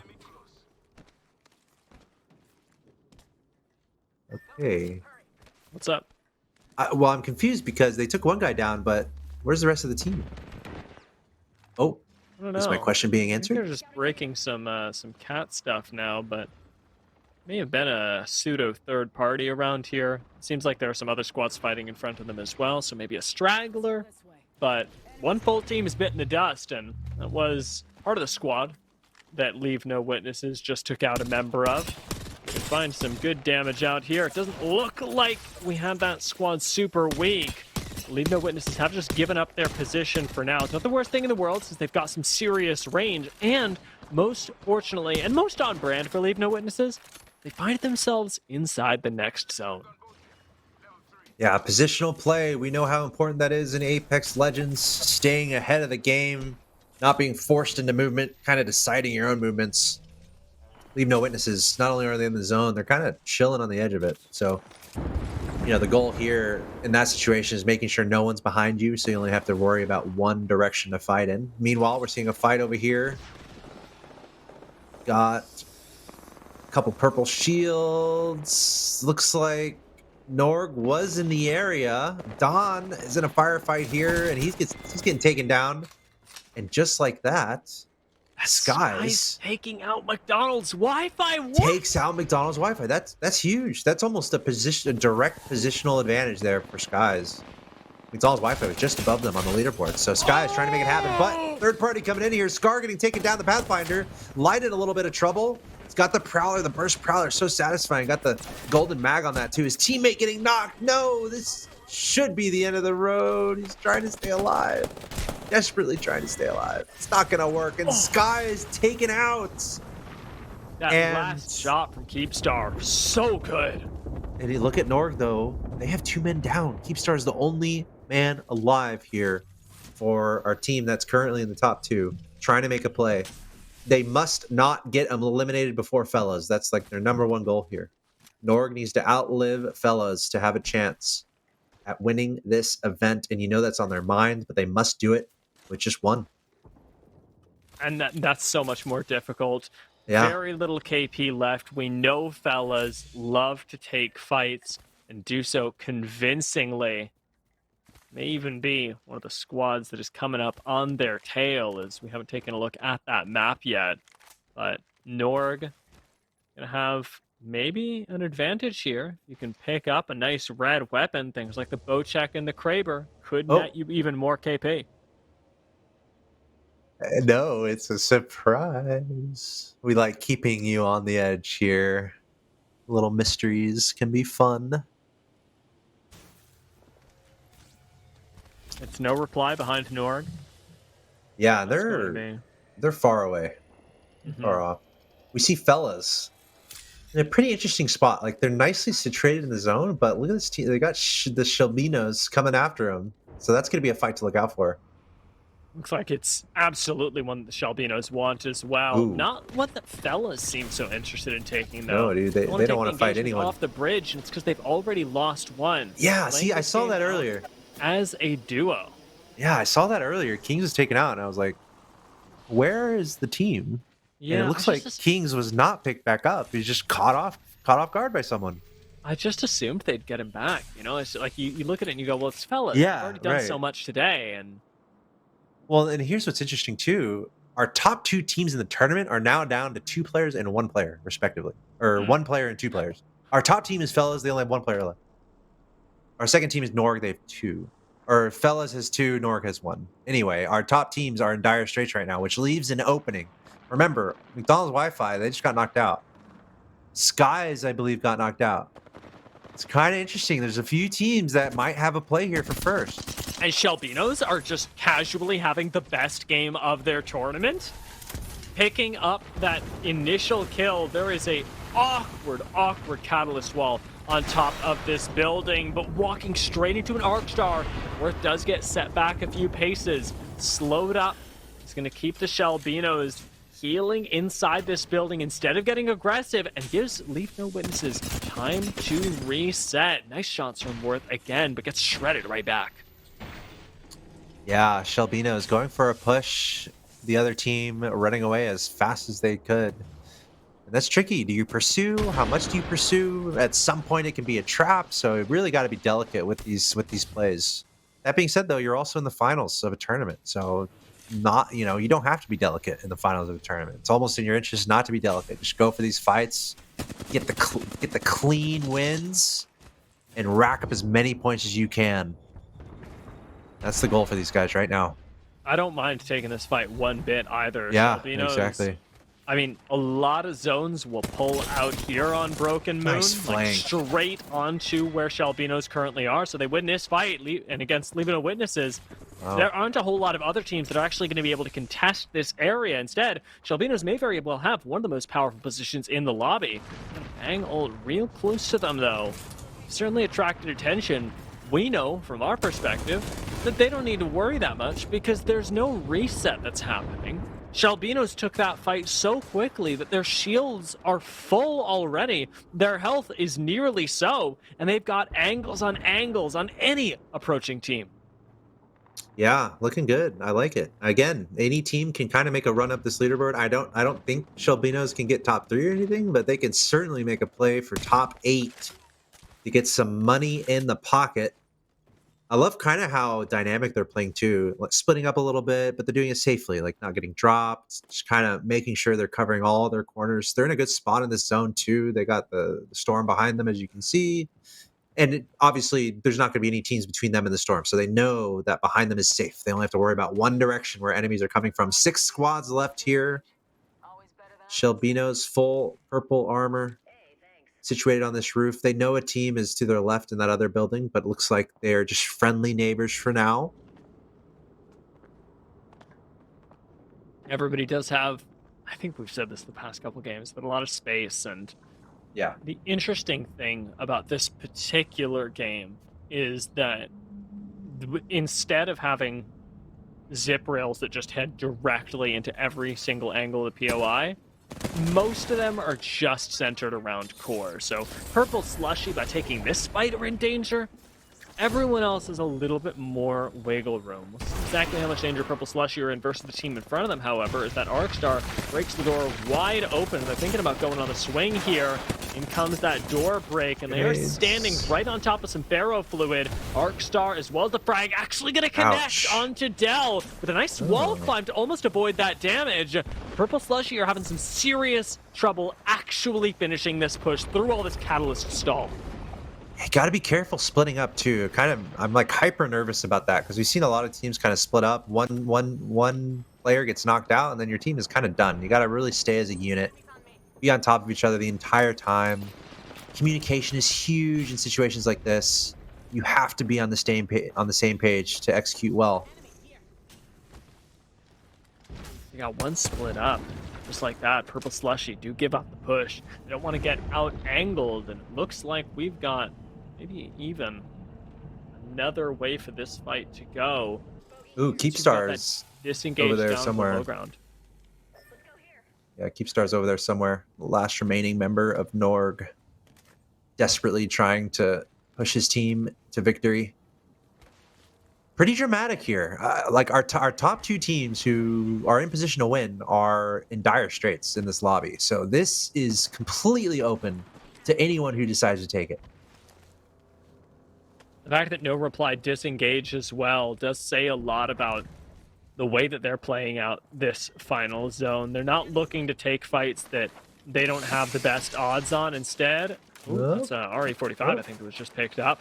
It's going to change the course of the game. And yeah, Prowler dropped for it. Makes it absolutely worth it. Share Sniffers taken out as No Reply get themselves a nice big buff heading into close range engagements. 30-30 RE45 will kill you at any range. A little bit of shots exchanged here. Drama from No Reply, dropping into cover, popping the battery. Looks like we have quite a few players all in the same vicinity. You see Keepstar kind of keeping to himself over there. Bella's still in this as well. Setting off to the north there. Ludo gonna get spotted out by this. Searold has to give up a little bit of high ground. Find these nades right back. That Sky Nade might actually connect for something. Doesn't find the frag on the other side. And having had the rest of his team chunked out for the moment, it'll be a quick retreat. And a nice one as well, because Purple Slushy are getting an interesting zone pull. What I had predicted to move a little bit further into the north of Core is instead going to the dead center. Very interesting. A lot of levels here, obviously. A lot of spaces to kind of hide, stay in the low ground, hold the high ground. I feel like the more centrally located right now, the better position you're going to be in. So Pluto, Brainsy, Dulcea, looking pretty good positionally. And obviously, it's Purple Slushy. Obviously, Norg and Fellas are going to be a bit passive. So that kind of leaves two other squads that we're looking to get into a fight here. Because I think, yeah, there's Keepstar from Norg. He's just trying to stay alive. Ooh, and that's Fellas killing him. Ready to track him down. This is actually like a battle for first, literally, in the tournament between these three players. It really is. And Keepstar doesn't seem like he's on the winning end of it right now. Takes the chunk off of the zone, and Norg go down. Fellas take him out. Down. You lose Jinx, but you can die now. You can die happy. Okay, but yeah, Fellas, did they just? It's not necessarily secured, but they're darn close. I'm not sure if any of these teams can even catch them. Obviously, coming into this, Fellas was number one. Yeah, Fellas was number one here.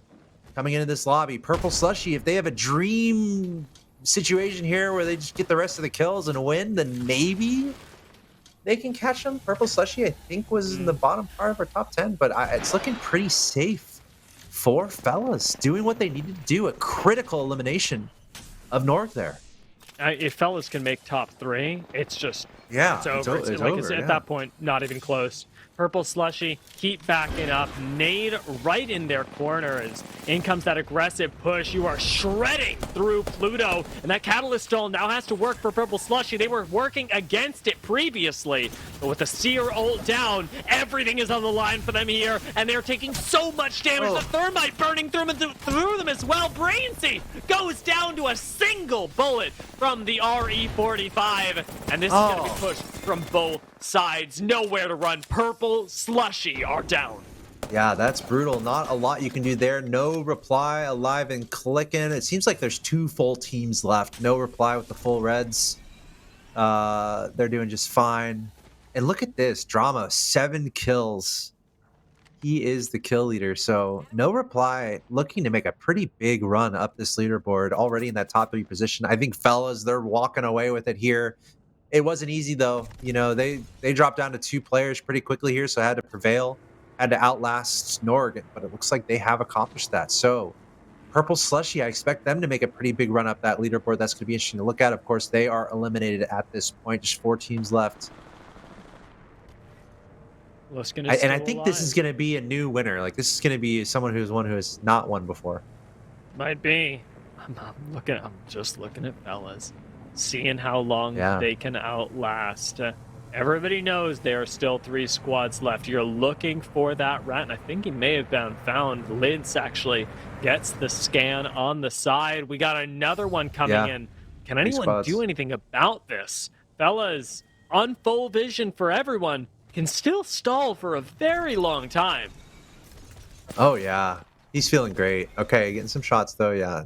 Lusquin is feeling great right now. He had a great game earlier where he had like 9 kills, just completely cruising in the qualification stages.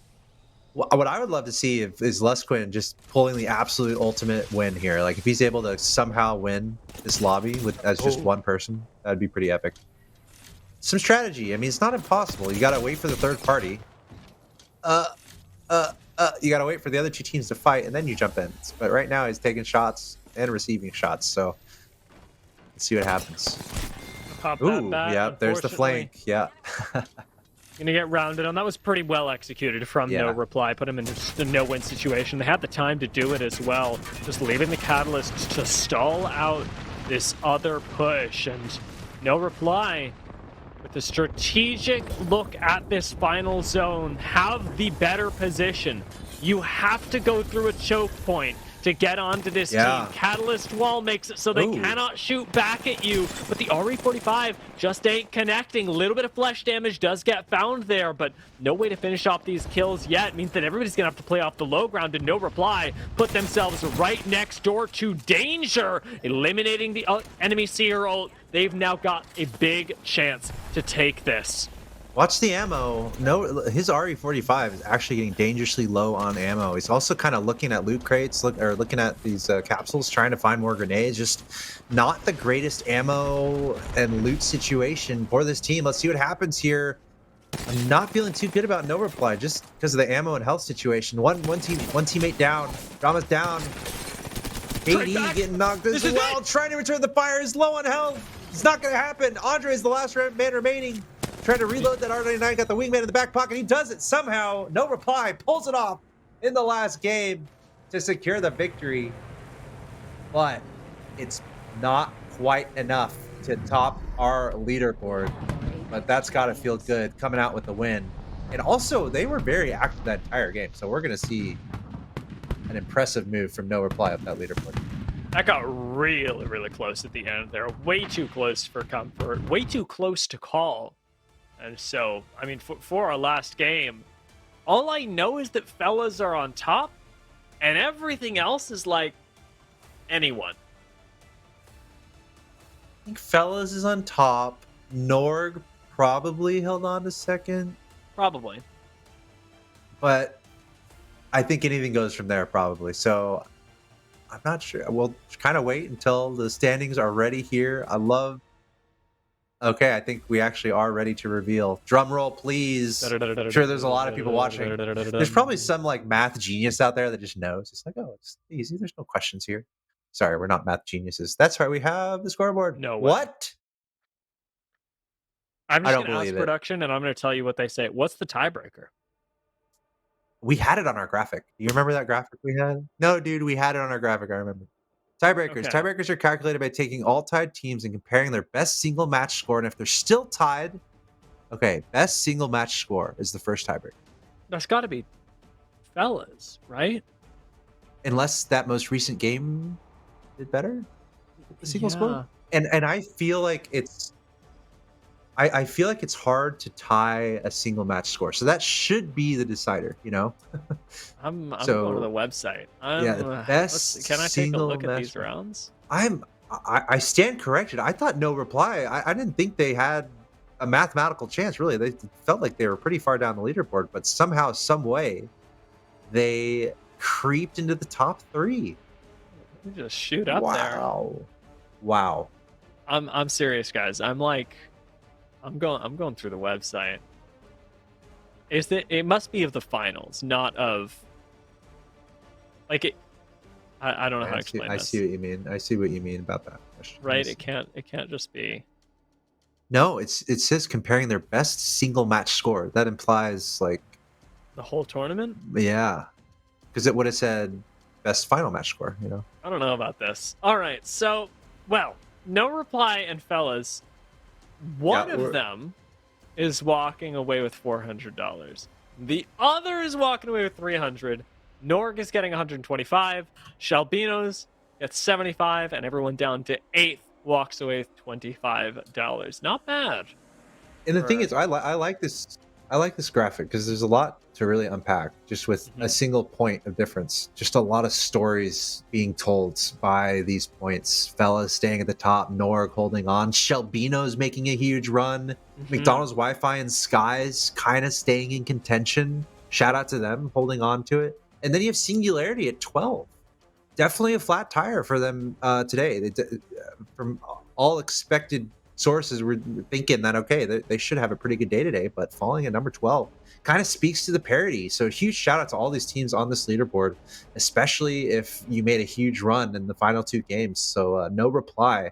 Amazing run from them. Shelbinos in particular. No Name on top of that, also making a pretty good run. Purple Slushy, just really good Apex Legends play across the board. Love to see it. Yeah, I was really happy with what we got today. I think we very action-packed games, a lot of fun, and a chance for everybody to really strut their stuff, right? But wherever they're from, whatever they're doing. I wonder if the Everybody tiebreaker should be like a death match. Sorry? Oh yes, you know what? You remember arenas? We still have arenas. Wouldn't that be interesting? Yeah, arenas match. No reply response. I watch it. What an epic day. Epic day, epic performance by all these teams. Really fun to see them play. And I think we have some gameplay, so why not? I'm down. I'm down to play some gameplay and take another look at some of the stuff we've seen today. McDonald's Wi-Fi is on my list of like, okay, it kind of came out of nowhere a little bit, kind of a strange name, but performing consistently well against all these teams. They've got to be feeling great about how they did today. They did really well. I don't want to cast or curse them at any point during these replays, but McDonald's Wi-Fi have grown a lot during the community gaming tournaments, and this was absolutely a day where they really got to shine, taking down a lot of big names and putting themselves ultimately in a prized position. But they weren't the only ones. We had people getting to strut their stuff in different ways as well. Frags are really important in Apex Legends, as you can tell. We not only have a lot of high fragging teams topping the leaderboards, but a lot of the time, I mean, just given the points balance alone, you can tell it means a lot. You wipe out a squad, you've already placed, I think it's like 7th or something like that. So ridiculously valuable, of course, but we had squads succeeding in other ways as well. In this zone, for example, Skies were able to survive with relatively few kills, making it all the way into that final ring. Still picked up a lot of points and still had a great performance on the day. Yeah, 100%. And you see different teams step up. Honestly, we're seeing some clips of Valkyrie movement. I love seeing all the Valkyrie movement that came into play. Just little movements having so much weight on the outcome of battle, and that's kind of the name of the game in Apex Legends. Keep that movement up. It's not like Counter-Strike where it's okay, one shot, one kill. Next, it's you got to move. You got to stay dynamic. And the players that can really do that well can shine in a format like this. So really cool across the board. Seeing just the crazy movement from all these teams, from rotations to moving around in these battles. And we're looking at Singularity here. Not the best day for them. We were kind of looking for them to do a little better, but finished outside of the top 10. They might have to go back to the playbook. But once again, a little bit of everything here today, I think, across all these matches. Yeah, NorCal had a solid day, but no reply, like we said. Very much surprising us on the come up, and not just, although it is impressive, in their last game, but the fact that they were able to do this, as a reminder, after having placed 20th in the most recent week of Pro League in South America. They come back and take first in a tournament like this, and, well, it is high kill. Well, we've got Broken Moon. Well, it doesn't necessarily reflect their ALGS standings. This is a big shift in momentum for a squad that just suffered a very early in the season setbacks in their professional careers, and now get that chance to jump back forward and say, well, you know that we can win these, because we just wiped the floor with most squads in the community gaming tournament. Love it. And I think we're just getting final confirmation here on who wins the tiebreaker. But I just want to say congrats to all the teams that participated. I mean, the top 8 are clear, so congrats to all the teams that made it into the top 8. I think this is obviously a really cool opportunity, as I said earlier, for players to kind of get their feet wet, play some really competitive matches against some really good teams, that are in contention for being in the highest tier of the game of the competitive pro players that we see. So really cool to see those dynamics. A lot of opportunity for some of these lesser known teams to kind of make their names more well known, maybe pick up a sponsorship or whatever, and also put some money in the pocket just by getting top 8. So shout out to Community Gaming for enabling this to happen. I love seeing little amateur tournaments like this that encourages involvement from more than just the top of the top, So it's got to feel great being any of those top 8 teams or just participating today and, being in that competitive environment. So I don't think anyone should really walk away from here feeling bad. This is one of those tournaments you participate. Either you crush it and you get some money, or you get some invaluable experience and you'll be back to crush it next time. We've gotten some info from production as well. No Reply at their best game, game 4, with 30 points. Fellas have their best game. Okay, so this is just of the finals, not of the tournament, of game 3, with 21 points. However, we're not able to announce it officially. What I can tell you is that Community Gaming social media crushes it. So there's no better time to plug our Twitter. Follow Community Gaming on Twitter, and they will confirm officially who's actually won. Because, until admins get back, that's Dia, tell us. It's on you. Tell us now. It's probably No Reply, but I don't know.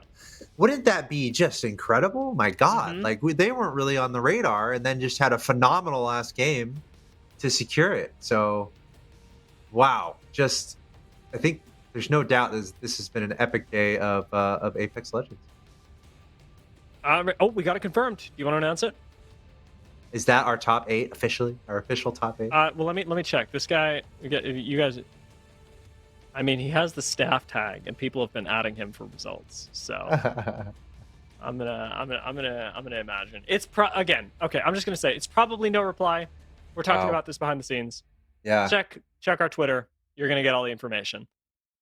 It has been 8 games of Apex Legends. They have both earned it, but No Reply look like they're on top. That's amazing. Incredible. Especially considering the position of Fellas and Norg entering that final game. They lost players. They found early fights, unfortunately, and they lost players, and they just didn't have full squads going to the late game. It kind of makes you wonder. It's like, if you just play your game, does it a little better, or you try to play a little bit more passively because you're in the top 3? At the end of it, it's like, just play your game, Mm-hmm. So I think that's something to kind of soak in and learn about for teams that are at the top going into the final game. You don't necessarily want to change your game plan that much, possibly, right? Because it can open the door for teams like No Reply to come on in. But what a phenomenal series of events there. No Reply, first place, Fellas, second, Norg, third, and a lot of big moves across this leaderboard. That there certainly were. I enjoyed today's games. Same. I did too. Hopefully everyone watching enjoyed them as well, and hopefully the teams had a lot of fun participating. Of course, likely to see more tournaments in the future, so definitely check out everything going on, not only at Community Gaming, but also with Apex Legends. Throw a visit to the Community Gaming website. Really cool resource to engage with others in the community that is online video games, and also the ability to compete. I love participating on the ranked ladder. Like, if a game has a ladder, I'm probably ranked in some capacity or trying to get better. But it's such a different feeling playing in that tournament environment. So I really encourage everyone, even if you think you might not win, don't let that hold you back. Go play in the tournament and have fun. And I hope everyone had fun today here. So that being said, I think we're closing it down. It's been a really fun day, pretty long day. 8 amazing matches of Apex Legends. So Dia, any final words from you before we sign out? No, thank you, and I hope that you enjoy your next board game, King. Can we see the kitty cat? Oh, Is there any chance? It's okay if not. It's Yeah, I'm just completely gonna- okay if not. Little just- pan of the camera, kitty cat cam. there we go. There we go. Board games. Oh, Sorry. aw, just taking a She's little asleep. nap. You know. No, she doesn't care. She hates Doesn't care. me. Yeah. Not one for the spotlight. No. That cat will be famous for us Yes. and will not realize its own fame. Maybe you That's should fine. make an Instagram for the cat. I will send you the Instagram. Perfect. It exists. It may or may not already exist. Okay, guys, thanks for tuning in. Thanks for watching the Apex Legends monthly series. I'm Axel Toss, joined by Dia, and on behalf of us both and everyone behind the scenes, thanks for watching, and we'll see you next time.